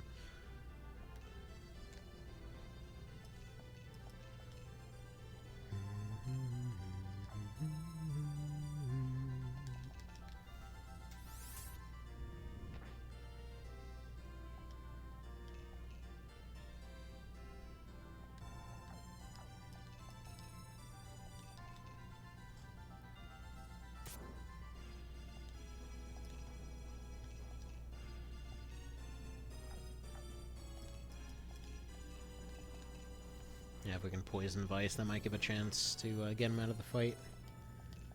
But he's a tough nut to crack, unfortunately. Though what we can do is heal this guy up. If we can't get rid of Vice, we might as well make him useful.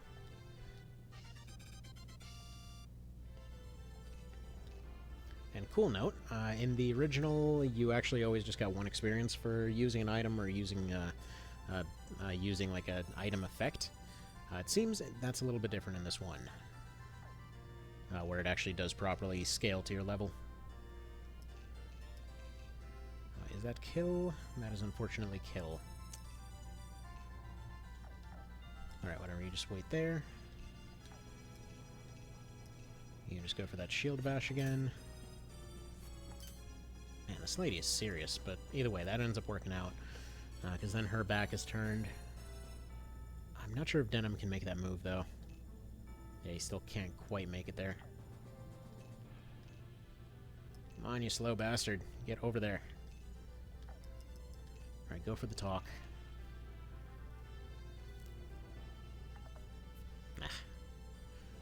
I know the odds are low.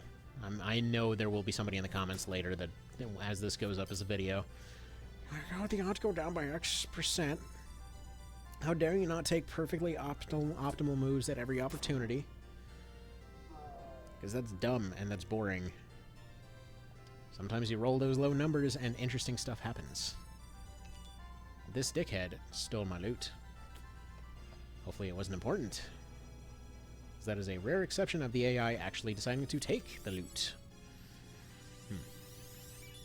Although, if I'm going to use Denim as a... well, as what I'm using him as here, I think it's probably high time to get him out of being a Warlock. Because that's not going to fly right now. His movement is absolutely awful. That was about expected. Shield bash, please. This lady does not believe in moving. That is one very, very sturdy lady. Actually, I wonder if it's level dependent, actually, because 6, 6, 5. Okay, it wasn't that big of a deal.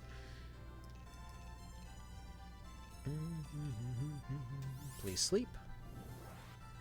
Good. And yeah, I'm not sure why I'm going for her as much. I mean, it would have been more useful to have Donalto, all things considered. Because he would have been able to use Exorcism, which we currently don't have any access to.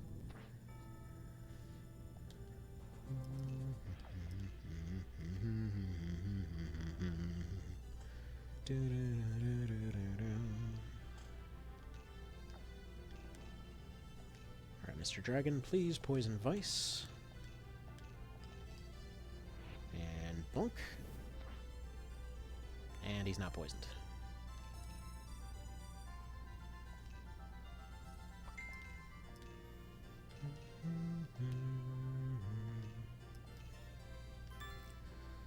And Mr. Potato takes the long walk to get over there. It just occurred to me that he's probably, like, at this point, I don't think he's actually a Warlock.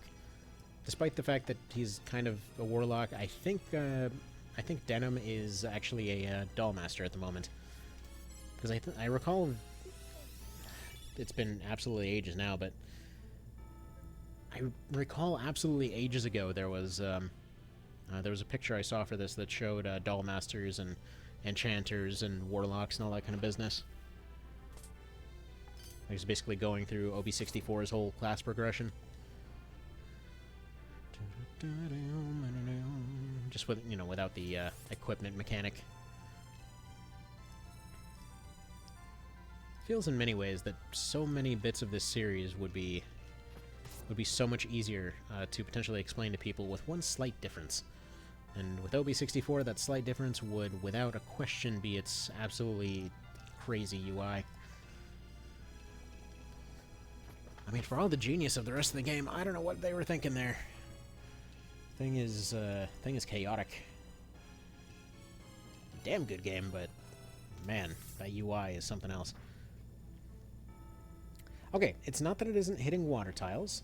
It's just not bothering with any tile it can't affect. That's cool. Alright, Voltaire is free of his service at this point. He can go back to the rest of the fight. Denim can probably talk to them now. This probably won't work because they're asleep. I mean, you never know. I've had some incredibly unproductive conversations with my wife while she's asleep.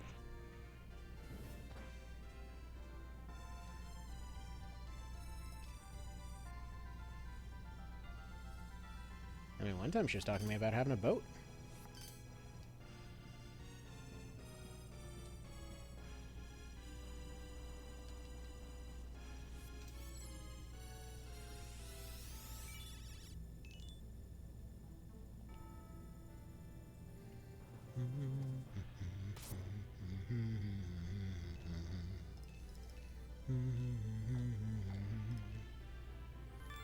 Alright, Denim, please get your turn before she does. We gotta go do something with Vice here.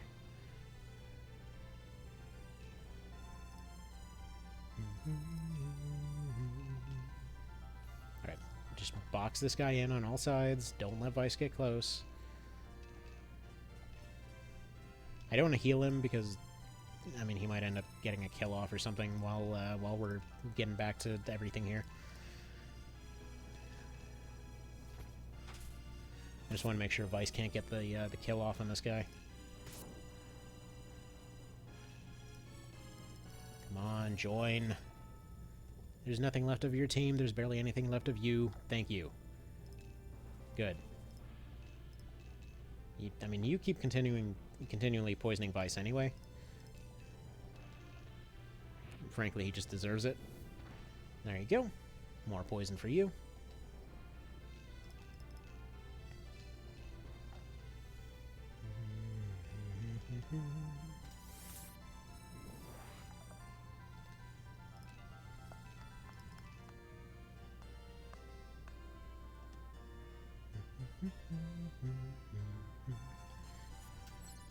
Although, yay, the team finally has a healer.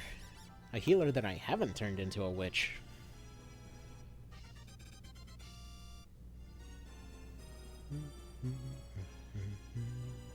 I want to say one of the other mechanics I read about this game involved, like, if units fought at night more, they became more chaotic or something. Not sure if that's accurate, though.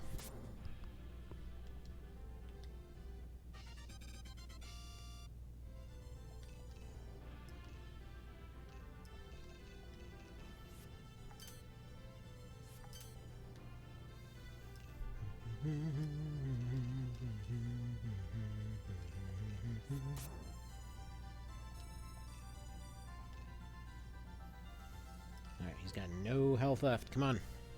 Let's wrap this up.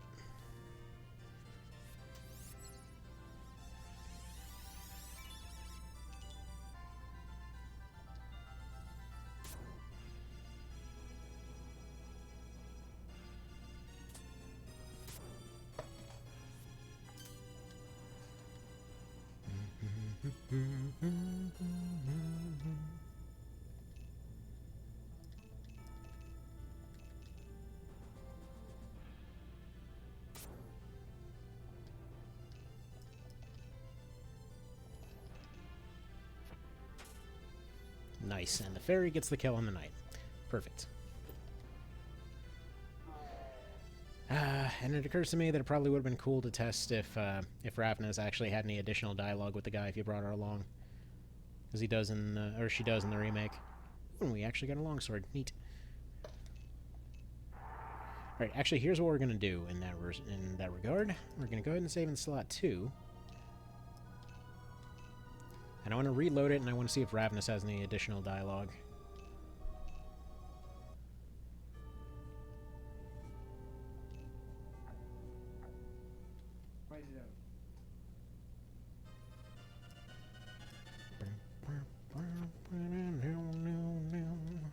Right, don't push that button. It is the wrong button.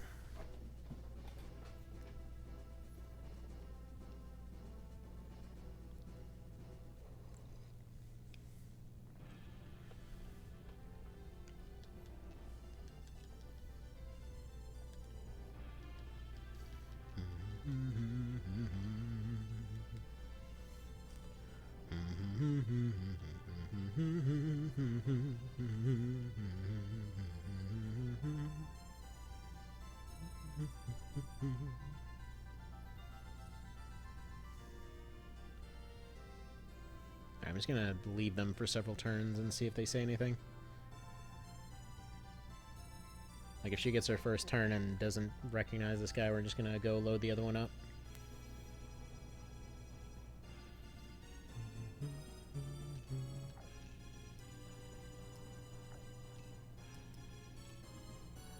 Yeah, okay. Maybe she doesn't.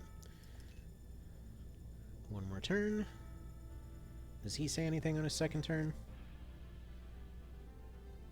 Because the backstory is that these two are supposed to be old friends from back in the day. But yeah, I don't think they added that for this. Probably would have required extra scripting.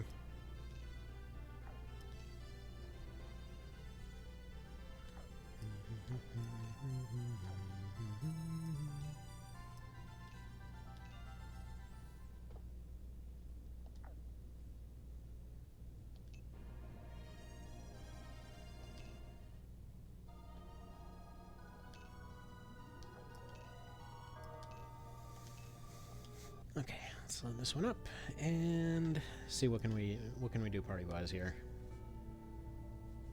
So I want him. I definitely want him to be a different class at this point.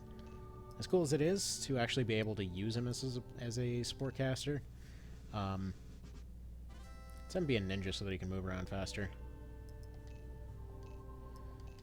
And just because this particular oh, you know what? Yeah, let's do that. I wonder how it's gonna react to that. Oh, that should be fun. What about claws? These do anything different for you? No.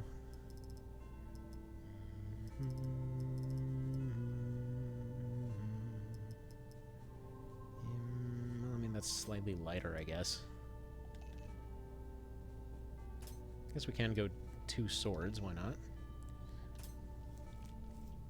There we go.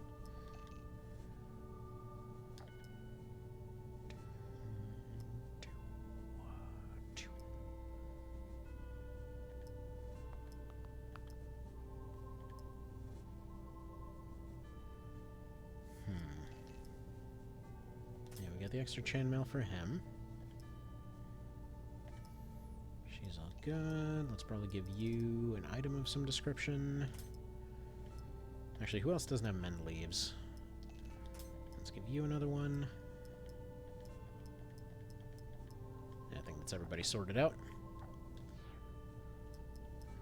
And are there any new classes for people? So, no. I mean, I'm just going to have them go down the swordsman route here, see how this plays out. Skeleton gets nothing. This guy can become a fencer. Alright. Fair. I don't know if that's actually an upgrade to what he's doing. I mean, I feel like he's doing a pretty good job in his current class, so we'll maybe just leave him where he is. You can be a fencer, although you're also kind of doing an okay job. You can be an archer, though. Please be a Valkyrie instead. Okay. Do we have any extra spears? If not, that's fine. She can just sword and board it for now. No, we do have an extra spear. Get some extra boots on you. There we go. Anything spell-wise? Fire burn's only one she can use, and I believe that one's Incubus. We don't really want to head back to town, but honestly, she's fine as just a spear fighter for now. Just kind of whatever there. Alright, you're fine where you are. You're fine where you are. She gets direct upgrades over time. You're okay there.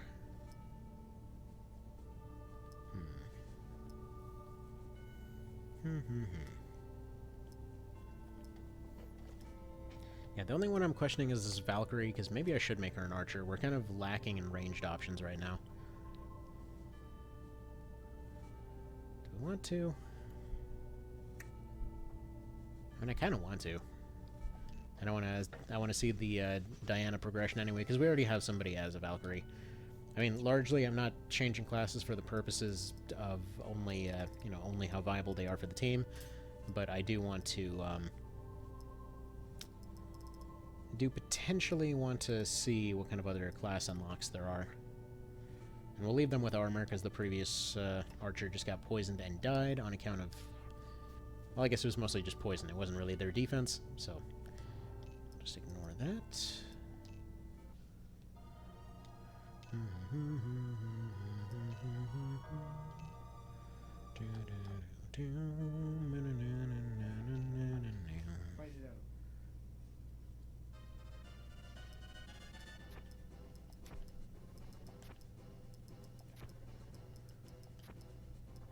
An archer there. We don't have the everybody's an archer meta this time around.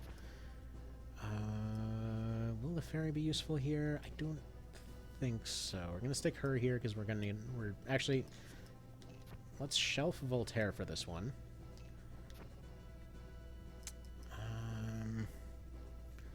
Offense caster should be handy. He might have a hard time getting around.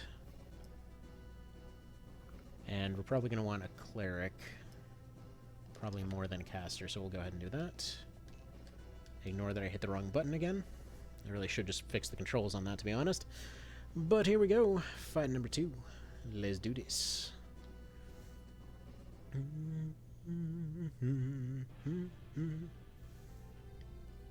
Alright, what's different on Mr. Gamp's team here? They look shinier. I could be wrong on that. But they do look a bit shinier. And then there come the lizards, and we're all good. Alright,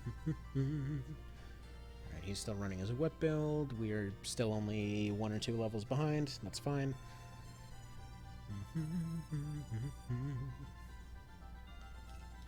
We're still kind of at the point where we have a pretty massive level advantage, so it's not too much of a concern.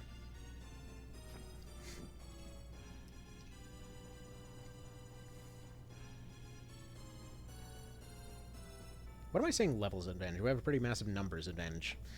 Sorry, I'm weirdly asleep for having just slept a bit, but what can you do, right? Yeah, sleeping in the afternoon is a very panicky prospect. Because basically was tired after work because there was suddenly this weird moment where they announced on the news, like, oh yeah, there's just going to be this massive heat wave in the afternoon for no particular reason.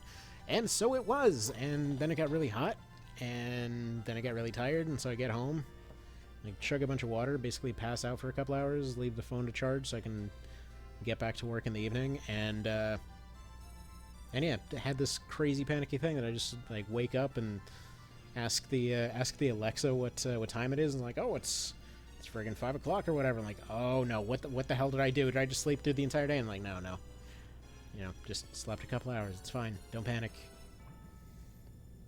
Always a fun moment when that happens.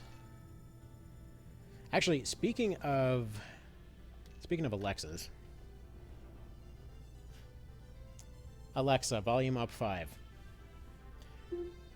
Okay, is anyone actually here to hear this at the moment? Because, like, I was doing something out of curiosity, and it made me sad. I was actually planning to just go make a video of it, but I suppose it's as good a situation as any. But, as soon as anybody comments anything, I will show what I'm talking about. Okay, that does not have a plus. That is concerning. Okay,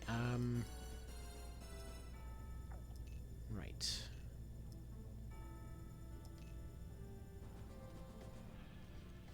In fact, every part of this fight might be concerning. There's a good chance. I'm actually not sure that the ninja can even use double swords. I know they could use double staffs. I actually did not check with double swords before. And this guy's one-shotting our meat shields. All right. Fantastic. But yeah, let me know if you can hear this. So, Alexa, play Tactics Ogre soundtrack. Sorry, the Cyclist Tactics What? original soundtrack by What? Michael is not available for Alexa, streaming. off. Okay. It apparently doesn't want to listen right now. If you tell an Alexa to play the Tactics Ogre soundtrack, it'll tell you that you have to pay for a subscription to hear the Final Fantasy Tactics soundtrack. It knows. It knows, and it makes you sad. That's that's the thing. Ah, man. But yeah, I was mostly curious because I like to listen to the Morrowind soundtrack before, like, whenever taking a nap. It works really well for that. And unfortunately, yeah, you can't get your TO soundtrack because it's too busy playing FFT. It's like it's always there. It's always there, coming back. Did you mean the more popular one? No, I meant the better one, but okay. Fine. Be that way.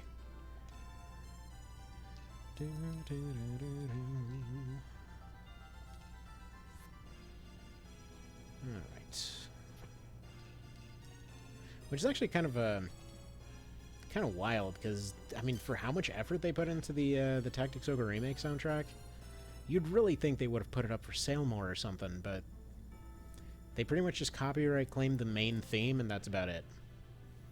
I mean, even if you play the rest of the music of the entire series, it's literally only the main theme they care about, and I don't know why. It probably was just some random orchestra somewhere that had played it that actually copyright claimed it. So I believe most of the rest of it is probably synthesized to some degree, just very well.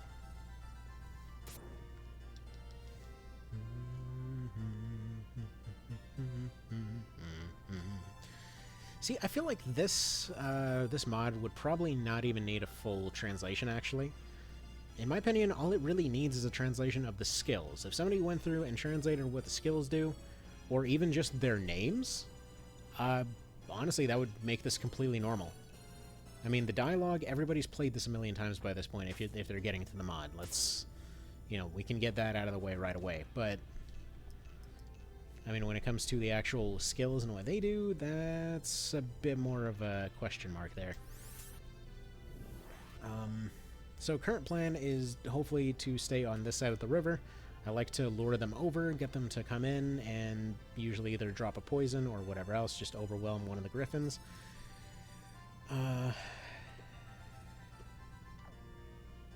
Okay, we are going to want to go around the side here.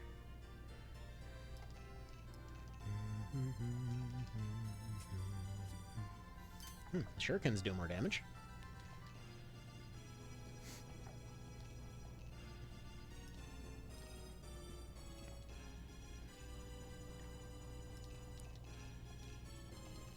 And poke. Good. Okay, that had a slightly fancier animation. It makes me wonder if maybe they have more than one type of weapon preference in this one. Because a few times it did seem like they had extra bits to their animation. And it would be really cool if they actually had like a weapon rank system and you got different ranks based on different moves based on different ranks and stuff like that. And given how detailed the rest of the mod is, I mean, I wouldn't put it past them. My expectations are well beyond met for this one at this point, so I kind of keep getting higher expectations every time I play it. Because it does seem like they've pretty much thought of dang near everything. Alright, that's fine. They're just going to continue hurting themselves.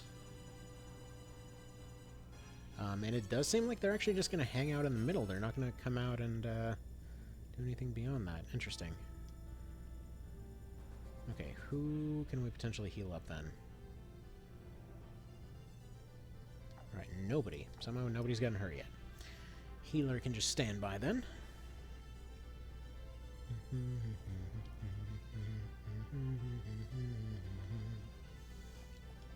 Please miss. Rude. Okay. That could be a problem.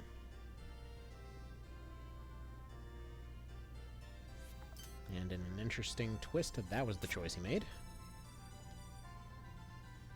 Yeah, I think Denim might just be going in there to go wreck their back line at this point. Although I guess we're just going for it then if Vice is running in and taking off half their health with a single swing.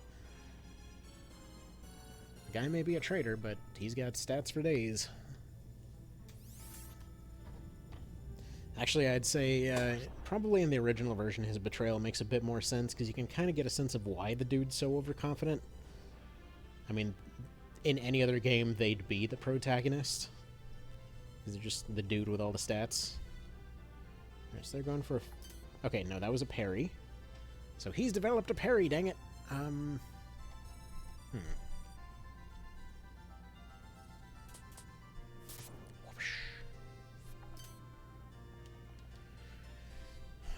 Alright, so if they're just gonna hang out here, we gotta get that dragon in there somehow. And that's looking a bit infeasible. This dude's chonky.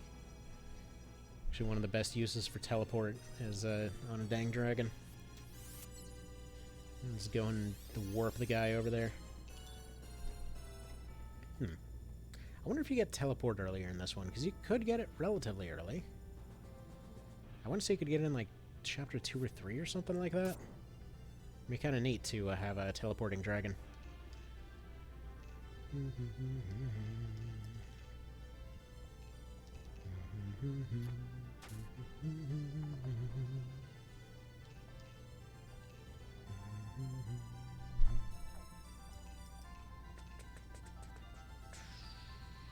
Or whatever, try to make it sleep.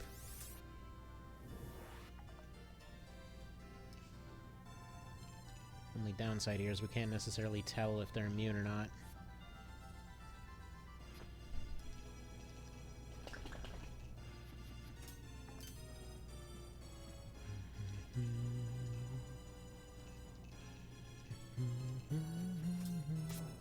Okay, maybe I'm wrong on that skill thing. It just looks a little nicer in this one.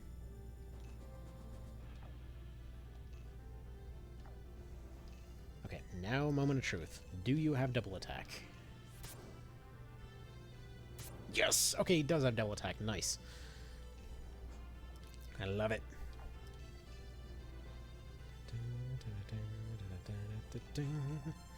I guess we'll heal Vice. Not that he needs it, but it could be useful.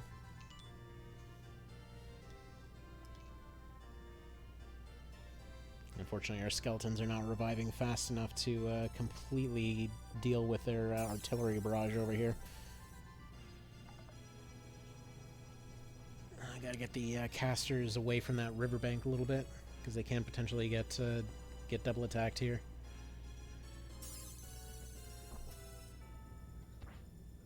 Yeah, that's pretty brutal. Especially because they seem to take... I think they take like 5% health damage instead of 10% on this one.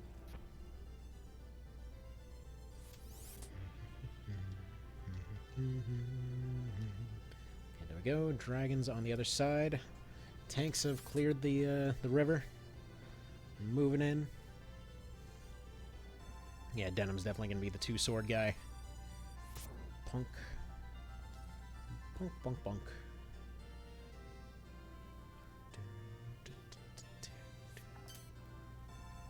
Once again, we have a leader that can't seem to figure out how 80% works. Why would you?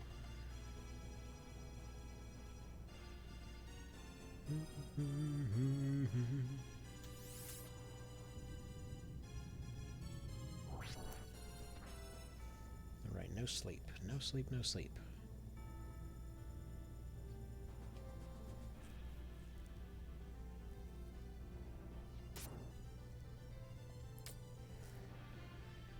Okay.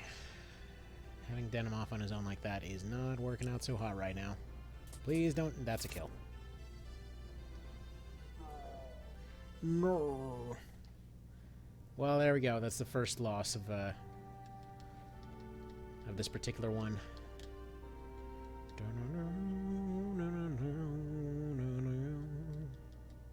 Rippin' dead.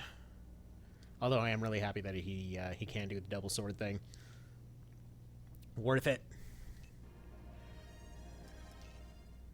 Chronicle Valeria. This is such a cool mod. I wish it was in English, but it honestly doesn't even need to be. Yeah, that build is staying. That is just too cool. His defense sucks so bad, but it's fine. Skeletors are fine. I almost want to... it wasn't the class that was an issue for him. Really, the only thing needed was to not have Denim out as far. I didn't expect him to get completely swarmed by 3 people at once. It seemed like he would have been fine on his own. Alright, Skeletor's there. Archer can go here. One caster here, one caster here. Something like this. Actually, Fairy might be pretty useful here. We're going to need the healer, so we'll do that.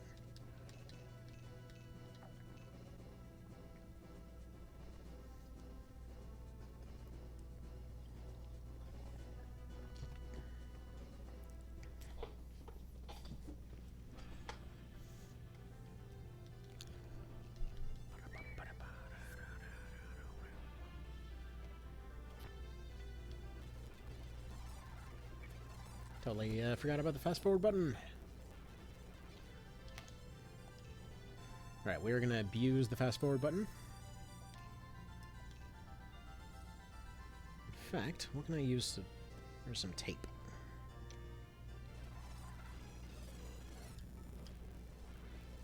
Okay, that's not going to work. That was a good idea till it wasn't.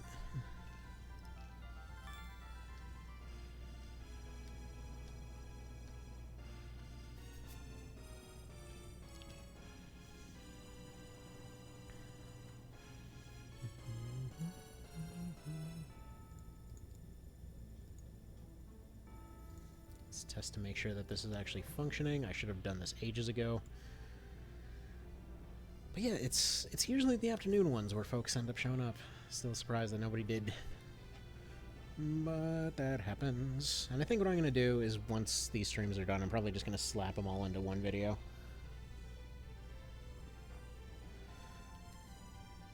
That way we don't have a bunch of different parts laying around. It's just, here we go, this is Chronicle Valeria. It's pretty neato, you should try it. In fact, I'm not even sure where you pick up the mod at this point, because I'm fairly certain all of the original links don't work anymore. So that kind of brings up another thing that I should probably go put it up somewhere.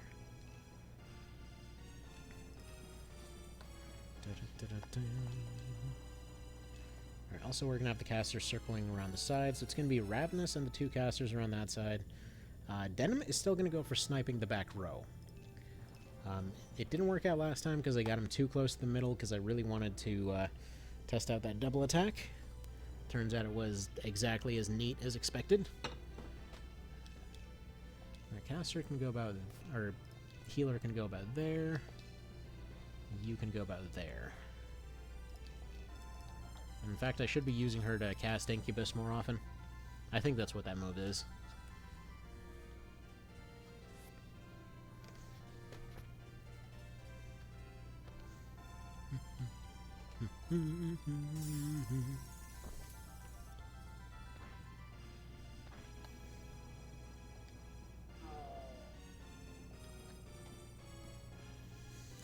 Yeah, for all intents and purposes, you can kind of see those 2 skeletons right there is just like the shields from FTL.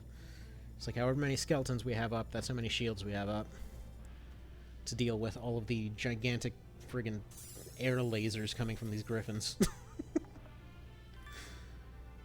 Ugh. Yeah, go figure the griffins were the real space pirates confirmed.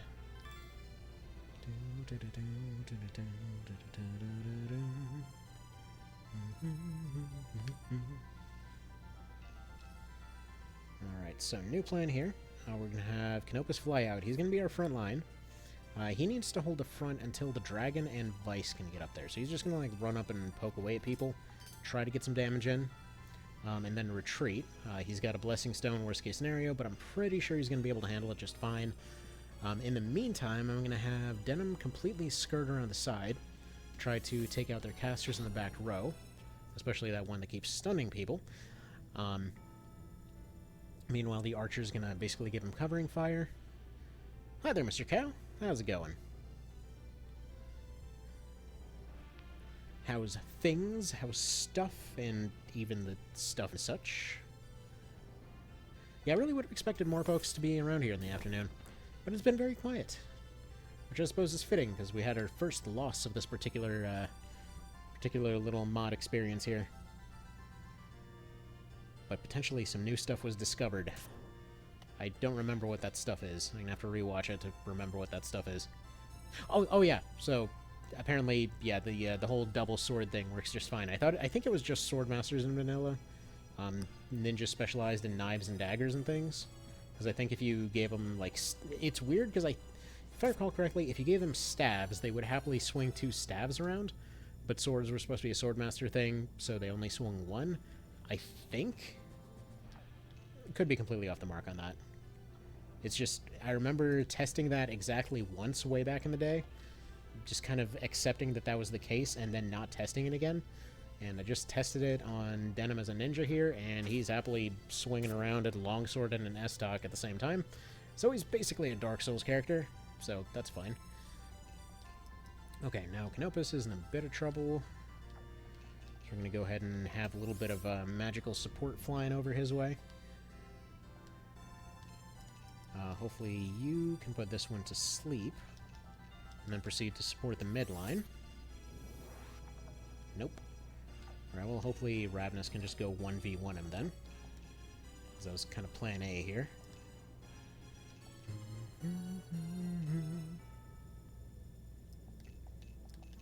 And this guy is just going to be throwing around shurikens up until the point that he can get in and get close. It's good to see the shurikens actually do damage in the mod.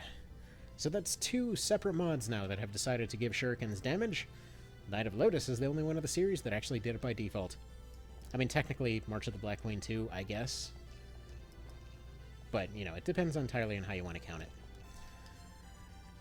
I just mean of the Tactics Ogre games, shurikens really only did reasonable damage in Knight of Lotus. Like, it was pretty much consistently locked at about 15-20-something damage. It wasn't amazing, but it worked for its purpose, which is just you don't have MP and you want a missile move, and there's a chance that it might crit and knock somebody off something. And yeah. One Vision gave them poison. And, I mean, I guess you could make some argument for the original vanilla version of Let Us Cling Together here, where technically if you were really over-leveled against the AI, then sure, it would do damage, but it was basically the same as a throwing rock. Man, again with these artillery barrages. Oh, hi there, Regin. How's it going? Thank you for the raid type situation over there. Sorry for presumably missing your stream there. It's like one of those, like today was one of those very rare occasions where streaming was actually possible. But hello there, every folks. Welcome to this type of thing. I'm assuming, like, was it gratuitous space battles or was it the Fey one this time? What did I miss? I'm gonna have to go and rewatch it. I swear I've got like 6 of your videos on my my watch later list at this point. And then the other day, I just got overly obsessed with watching almost everything in the Internet Historian catalog, and then just watched like was cleaning the house and listening to something on the Caustic Concordia. Anyway, never seen this game. It's a pretty darn fantastic game. So basically, this is technically a mod of a really okay. Have you heard of Final Fantasy Tactics before? Oh, it was Last Raven? Nice. So how are you, by the way, are you, what camp are you sitting in on that one at this point? Is it starting to grate, or are you starting to like it more? Because that's kind of the thing, like, there's folks like TBM and all that who can just endlessly go through Last Raven, and there's other folks that it's just like, you like the ideas at first, and then it just like grates and grates and grates. Seen FF Tactics? So basically, before FF Tactics existed, it was this. So it was basically Tactics Ogre, and then they poached the guy that was the director for this one, who went over to Square, and they just put him in the game design dungeon, and Final Fantasy Tactics got pooped out. And basically, this one, is like, I like to describe it as depressing choose-your-own-adventure chess. All your characters can die at any point. If you lose them, they're just dead now. The story adjusts based on who lives and dies. It's very New Vegas-esque in that regard. There's a lot of different choices, whether they're obvious or not, all throughout the game, and anything from like reputation to how you interacted with certain people will change different stuff throughout the game. But there's kind of 3 main routes, and the quote-unquote chaos route in this one is what FFT is.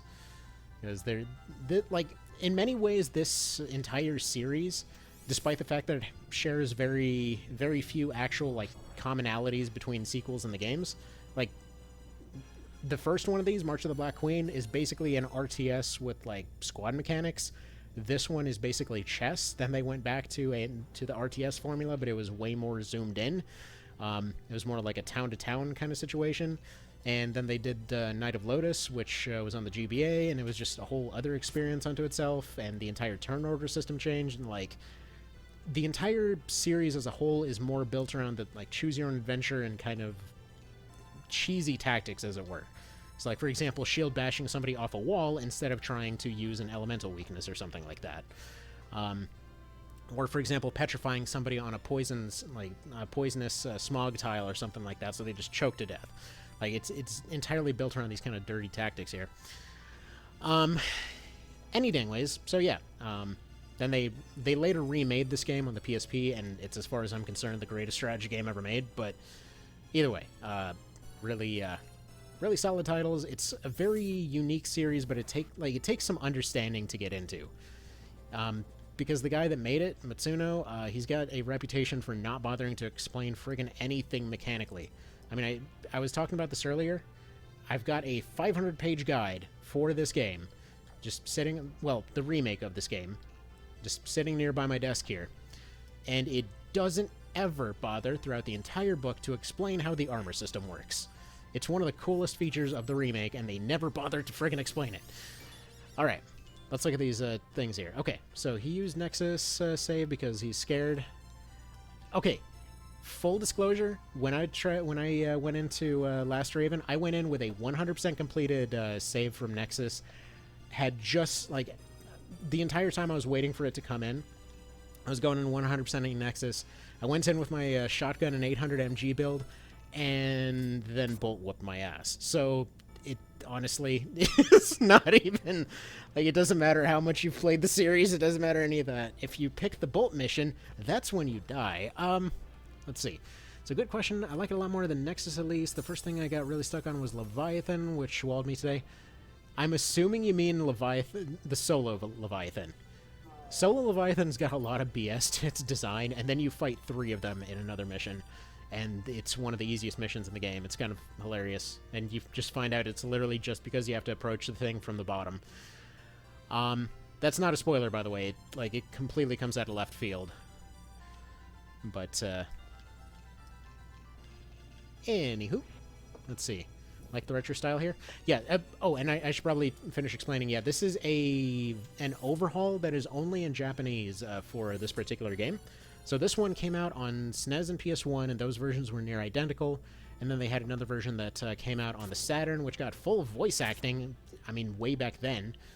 And yeah, that version nobody played because nobody bought a frickin' Saturn. And it's funny because for ports of this series on the Saturn, both of them got voice acting. They got a bunch of different stuff, like March of the Black Queen, which is the one before this. They even redid pretty much the entire frickin' game. From, like, artwork to animations to everything to how the overworld worked. Strangely enough, the PS1 version is the only one that added waypoints. But anyway, like, all the quality of life stuff was on the PS1 version. The SNES version got considered to be the fastest, even though it's honestly slower than the other two. Thank you, speedrunners, you make no sense. And then the Saturn version had a bunch of cool changes, but, like, good luck getting that thing running on anything. I have literally not found a single emulator that'll actually run that game. Apparently it's just down to hardware limitations. Like, it just will not work on some devices for some reason. Let's see. So the PSP version of Tactics Ogre has an amazing mod and features in general? Yes. One Vision is an absolute god-tier mod. This is its equivalent for the Japanese side of the community. It's called Chronicle Valeria. It basically takes all of the Ogre Battle stuff from the series. It takes all of the stuff from the remake. It adds, like, a full day-night cycle. It adds individual reputations for each of your units. It actually has, like, this kind of adrenaline mechanic kind of situation where the more you have people function in ways that would logically make sense, the more they will just kind of function better. So, like, if you have somebody basically kiting around the map the entire time, as I understand it correctly, they'll actually have a harder time performing later on in the fight.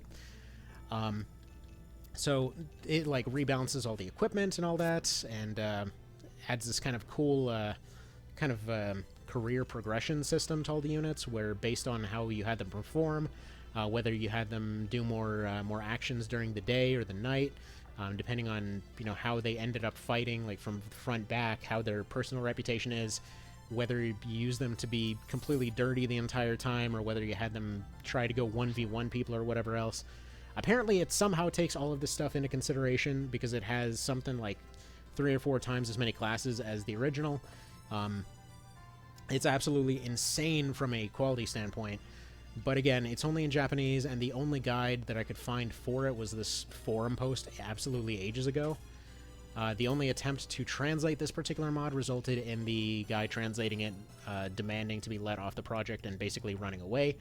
So yeah, they said that it would basically take years to get done, and they would like to actually do something with their life instead. So that's that's certainly one way to look at your mod. 100% Nexus is hardcore. Honestly, the hardest part of 100% Nexus, I mean, the bonus missions were pretty fun. A lot of Side 2 was pretty fun. That one annoying bit with where you have to go deal with all the little skate bots around the oil rig that wants to explode. You have to take a very specific route throughout the entire map. It's kind of annoying how specific that is. It's actually one of the things that I hated about Last Raven, because in so many cases the actual solution to the problem doesn't give you any room for creativity. Like, for example, the ones where you have to snipe missions in the canyon, or you have the one where you got the robots climbing up the power plant and stuff like that. It basically boils down to, hey, did you bring a sniper rifle? No? Well, enjoy your game over screen then. You did not bring the one item we needed you to bring, and we're not going to tell you that you're sniping stuff in the pitch black darkness here. Anyway. So, let's see. We're correct. It's the single Leviathan mission. Have not found a good way to attack it. Approaching without getting vaporized. Also beaten Bolt and Sorcerer. Both fun and satisfying fights. ZC's true. Yeah, that first Bolt fight with the whole, like, go investigate mission there, a.k.a. the Last Raven Noob Trap. The very first mission that I had, for, like, it just kind of all comes down to whether or not he uses the LX or not. And the dude just, like, whips out the LX right away, blows my head off, blows my 800 MG off. Because it was a heavy quad, heavy core, light arms. So it's like light head, light arms, got very lucky, blew 2 limbs off with 2 subsequent shots, and got completely demolished. So that was an interesting introduction to the part breaking mechanic. Interestingly enough, for anyone unaware, I don't know if you're doing the PSP remake or not for Last Raven. But yeah, all the hitboxes are pretty funky. Recommended Hydra. That would do it. Hydra does solve a lot of problems. It do big damage for big hurts. Yeah, if you got Pro Cow giving advice, you're fine.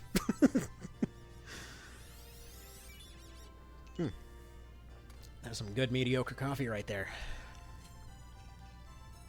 Right, so Operation Get This Dang Dragon all the way across the map to catch one of the fastest units in the game is surprisingly somehow a success. Watch him miss.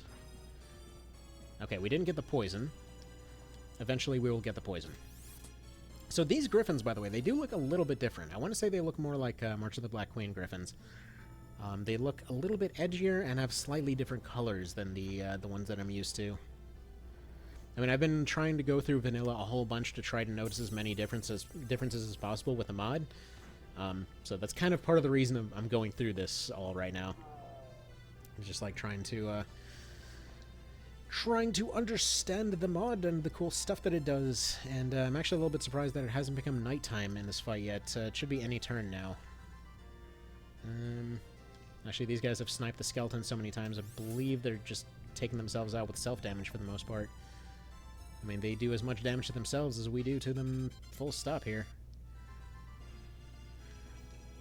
But yeah, for that Leviathan thing, like, Hydra will do the job pretty good. I know personally...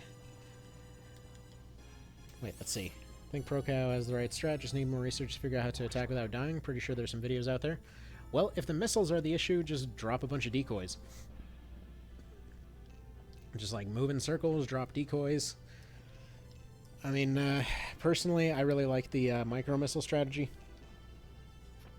Personally, my favorite build for that one is a very Last Raven kind of build, wherein it's... Hang on, sorry, let me just go pop this guy real quick.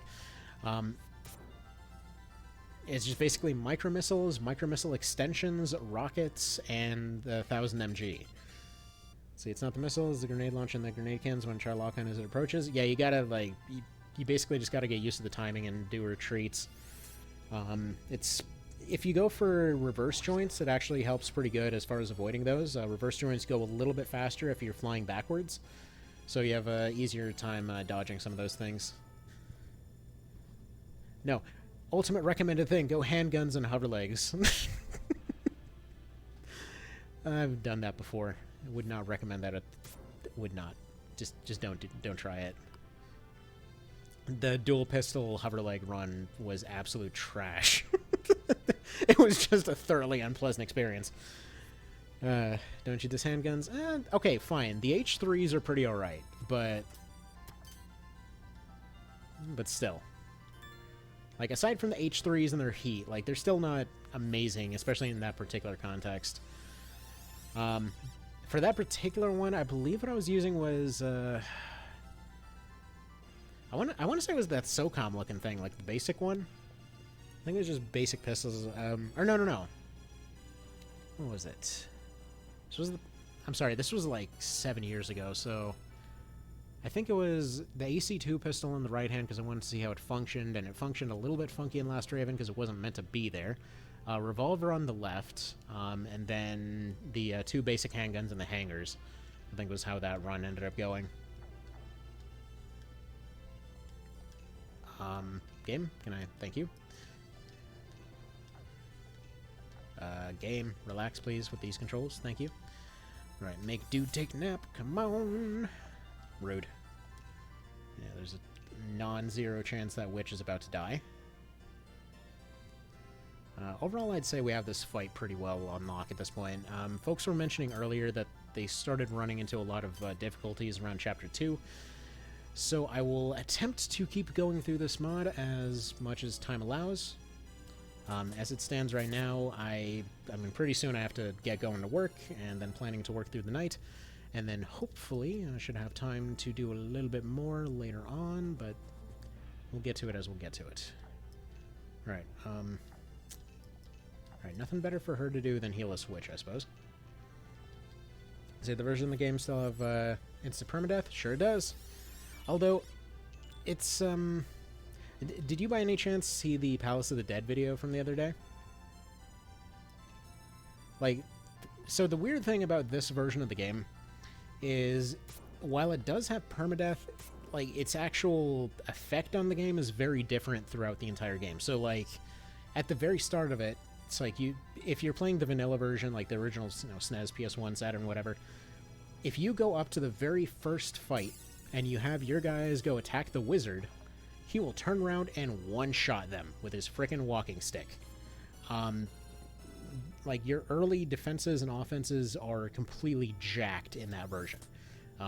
So, level 1 characters, absolute trash. Like, you basically have to use... Well, you don't have to. I hate using that for this series, because pretty much the entire premise of the series is that it's supposed to be an inversion of a lot of RPG tropes. So, like, for example, there's the joke of March of the Black Queen that I see come up in what feels like every other review of, oh, you have to grind to get through this. And they entirely miss the point of the game. Because even reviewers back in the day realized, oh crap, the point of the game is that yes, it's more difficult without grinding, but that's the only way you're getting the good endings. The entire point is that it punches you for grinding. So, in this particular one, yeah, like, you can use throwing rocks and things like that, and it'll, hang on, sorry, my controller is being weird again. Alright, well, there we go. It has... Okay, Steam is attempting to hijack my controller. One quick second here. Steam, why do you do this? It'll stop for just a moment. Right, YX. Start select, LR, and now, hopefully, it will work. It decided not to. Alright, here, let's go ahead and save state and restart this real quick.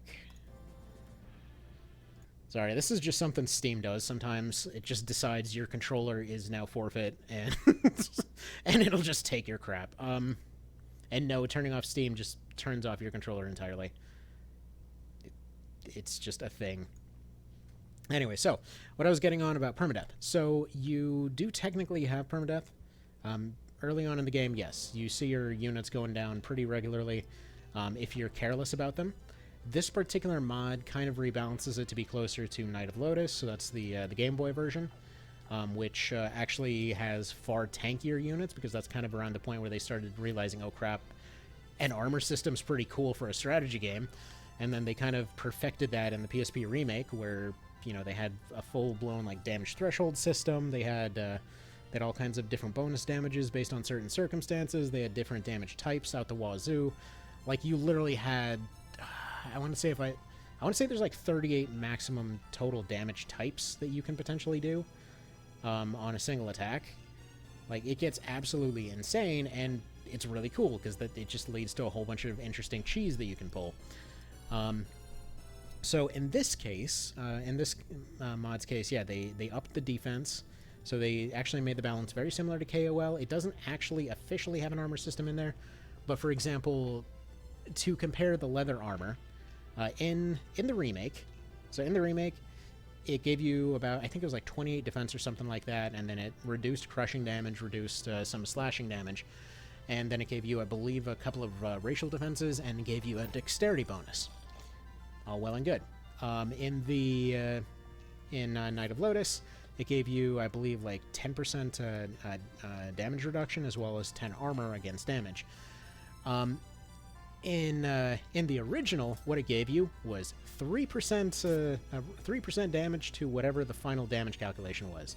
So you can imagine how much defense 3% off of the 20 damage you're taking is gonna do. So there's that. See, what I remember with the original Tactics Ogre was that I stuck with short swords on my knights for the longest time. Why did you do that? Yeah, so the original is very heavily skewed against melee characters.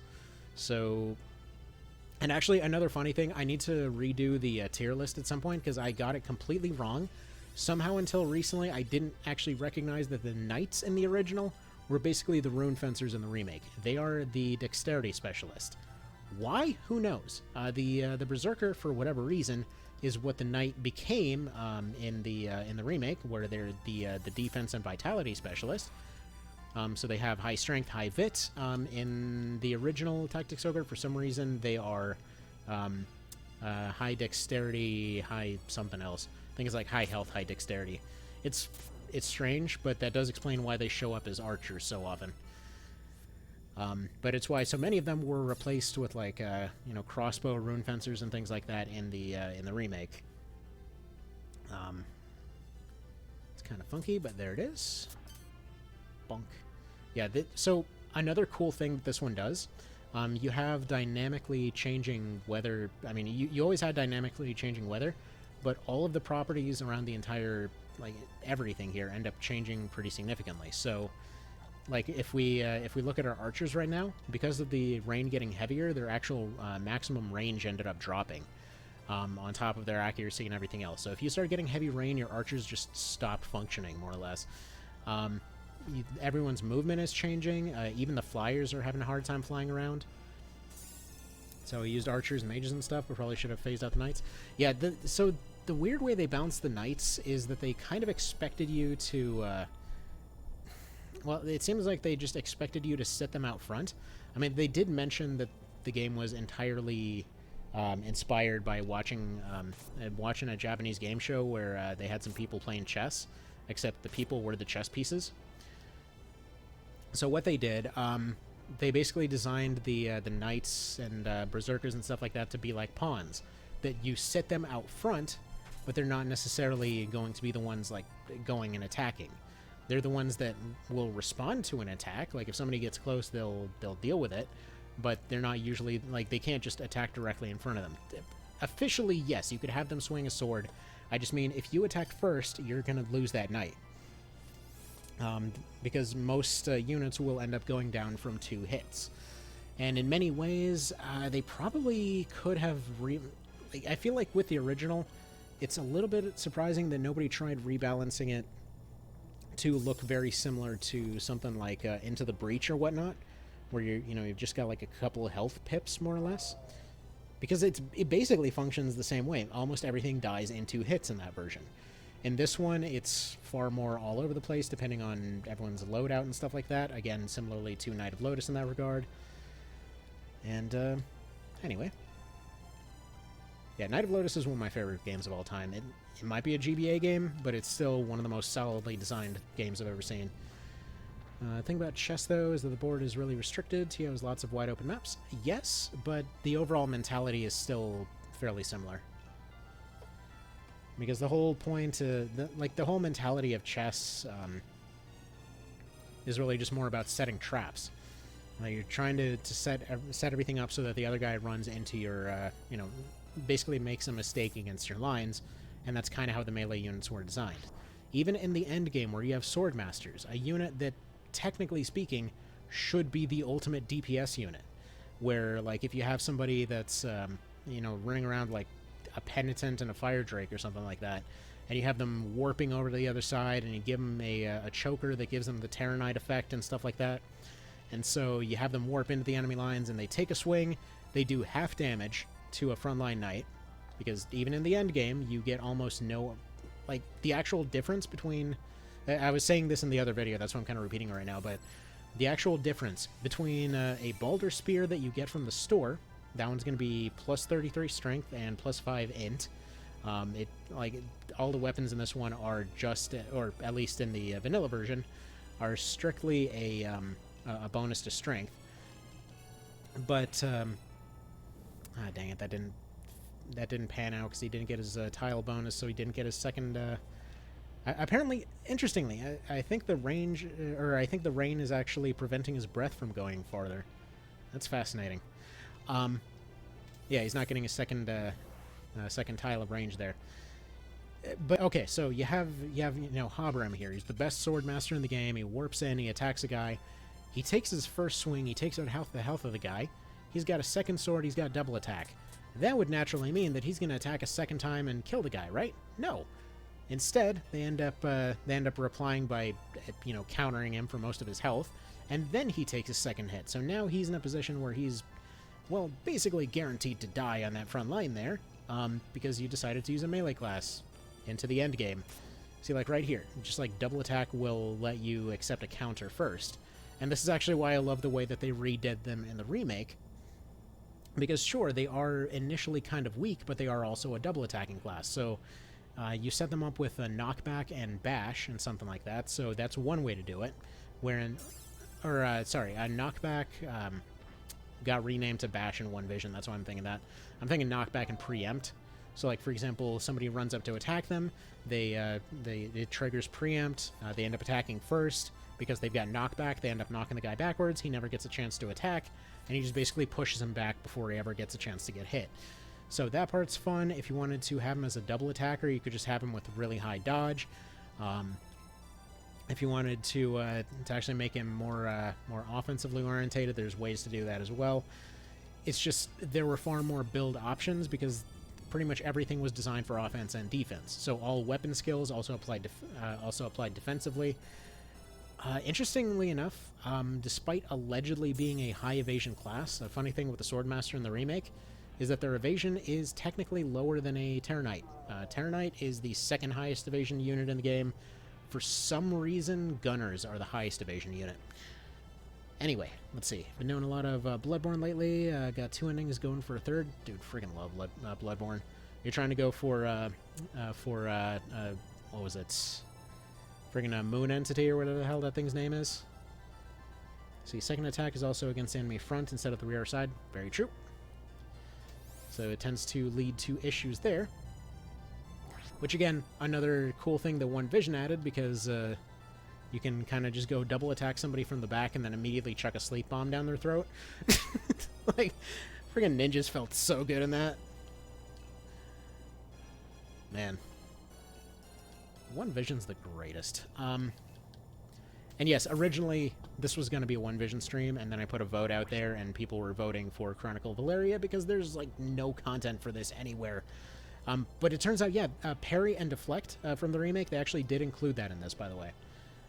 This was a question that came up earlier, and yes, I can confirm that while the original version didn't have parry, I don't know if you saw that part, Regdrin.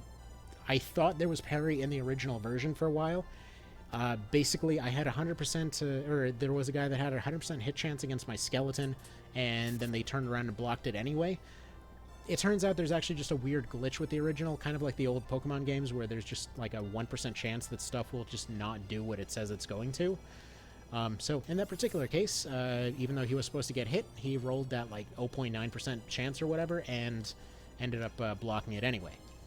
This one, though, it seems like the more you have them continue on down a particular career path, the better they get at doing whatever it is that they're supposed to be doing. I, again, have no information on how exactly this works, because Japanese, but I've noticed that, for example, Vice has learned how to parry, and it just gives you a little pop-up, and I had to actually go and, funnily enough, earlier this morning, I had the Japanese version for the PSP remake sitting in front of me, and at least the symbol looks the same for deflect and parry, so I'm assuming it's the same.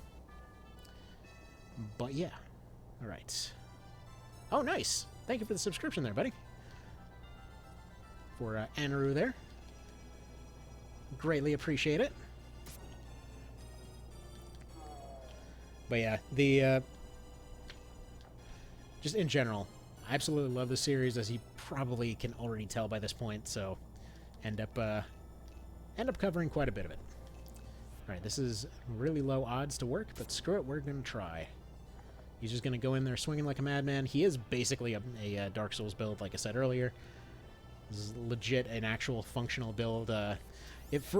For anyone that's ever tried Dark Souls 2, going for all the rings at once, you probably recognize this build right here, because you probably ran around with a friggin' like rapier and a short sword at some point. I mean, granted, this is a long sword in S-Stock, but whatever. Same friggin' difference. Actually, any fans of Knight of Lotus might notice that he is actually using a Knight of Lotus weapon. Oh, controller, not again. Come on now. Alright, Steam, where's your pop-up? See, absolutely love watching playthroughs on YouTube. Glad to finally find you live. Yeah, it's rare, but it happens. So greatly appreciate it. And yeah, it's well, hang on, what is this now? Okay, stuff has gone absolutely strange. For some reason, my controller's not responding. Also, my mouse has stopped responding. What is going on here? Is there any chipping or chopping in the stream quality here? Like, is my computer having a stroke? Because I don't know what's going on right now. Keyboard? What? Computer? Explain? Like, it's weird, because it seems to be responding. The stream looks fine. What is going on right now? Yeah, keyboard commands aren't responding. What the hell? Houston, we have a problem. Here, let's see if it's batteries. Conveniently, I have these sitting right in front of me for no apparent reason. Let's see if it's batteries on this dang thing.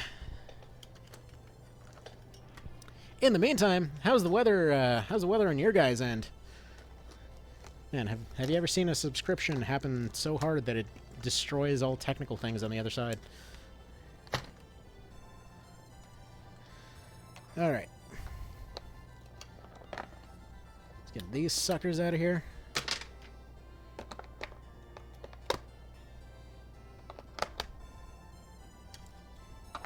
All right.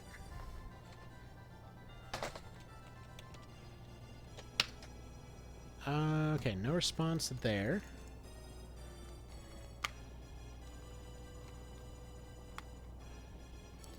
No response from the mouse either.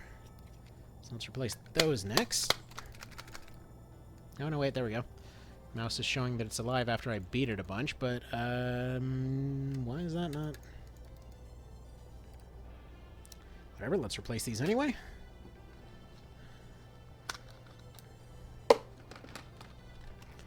Let's see. Don't know. Haven't left the room all year, basically. Understandable. Understandable. Yeah, I was mentioning earlier. I was out doing deliveries earlier.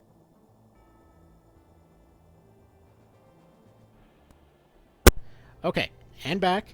Appreciate your guys' patience. So, interesting thing. Absolutely no commands on my computer are responding whatsoever. So, I think the moment has finally come here that we're going to be transferring over to the new Frankenstein over here. So, hopefully this will actually end up saving the stream properly once... Actually, I should probably log into it from another computer here to make sure that it actually does properly switch over to the other stream. Or, properly switch over to the other thing, whatever. You basically have to manually end it in order to have it save the video and all.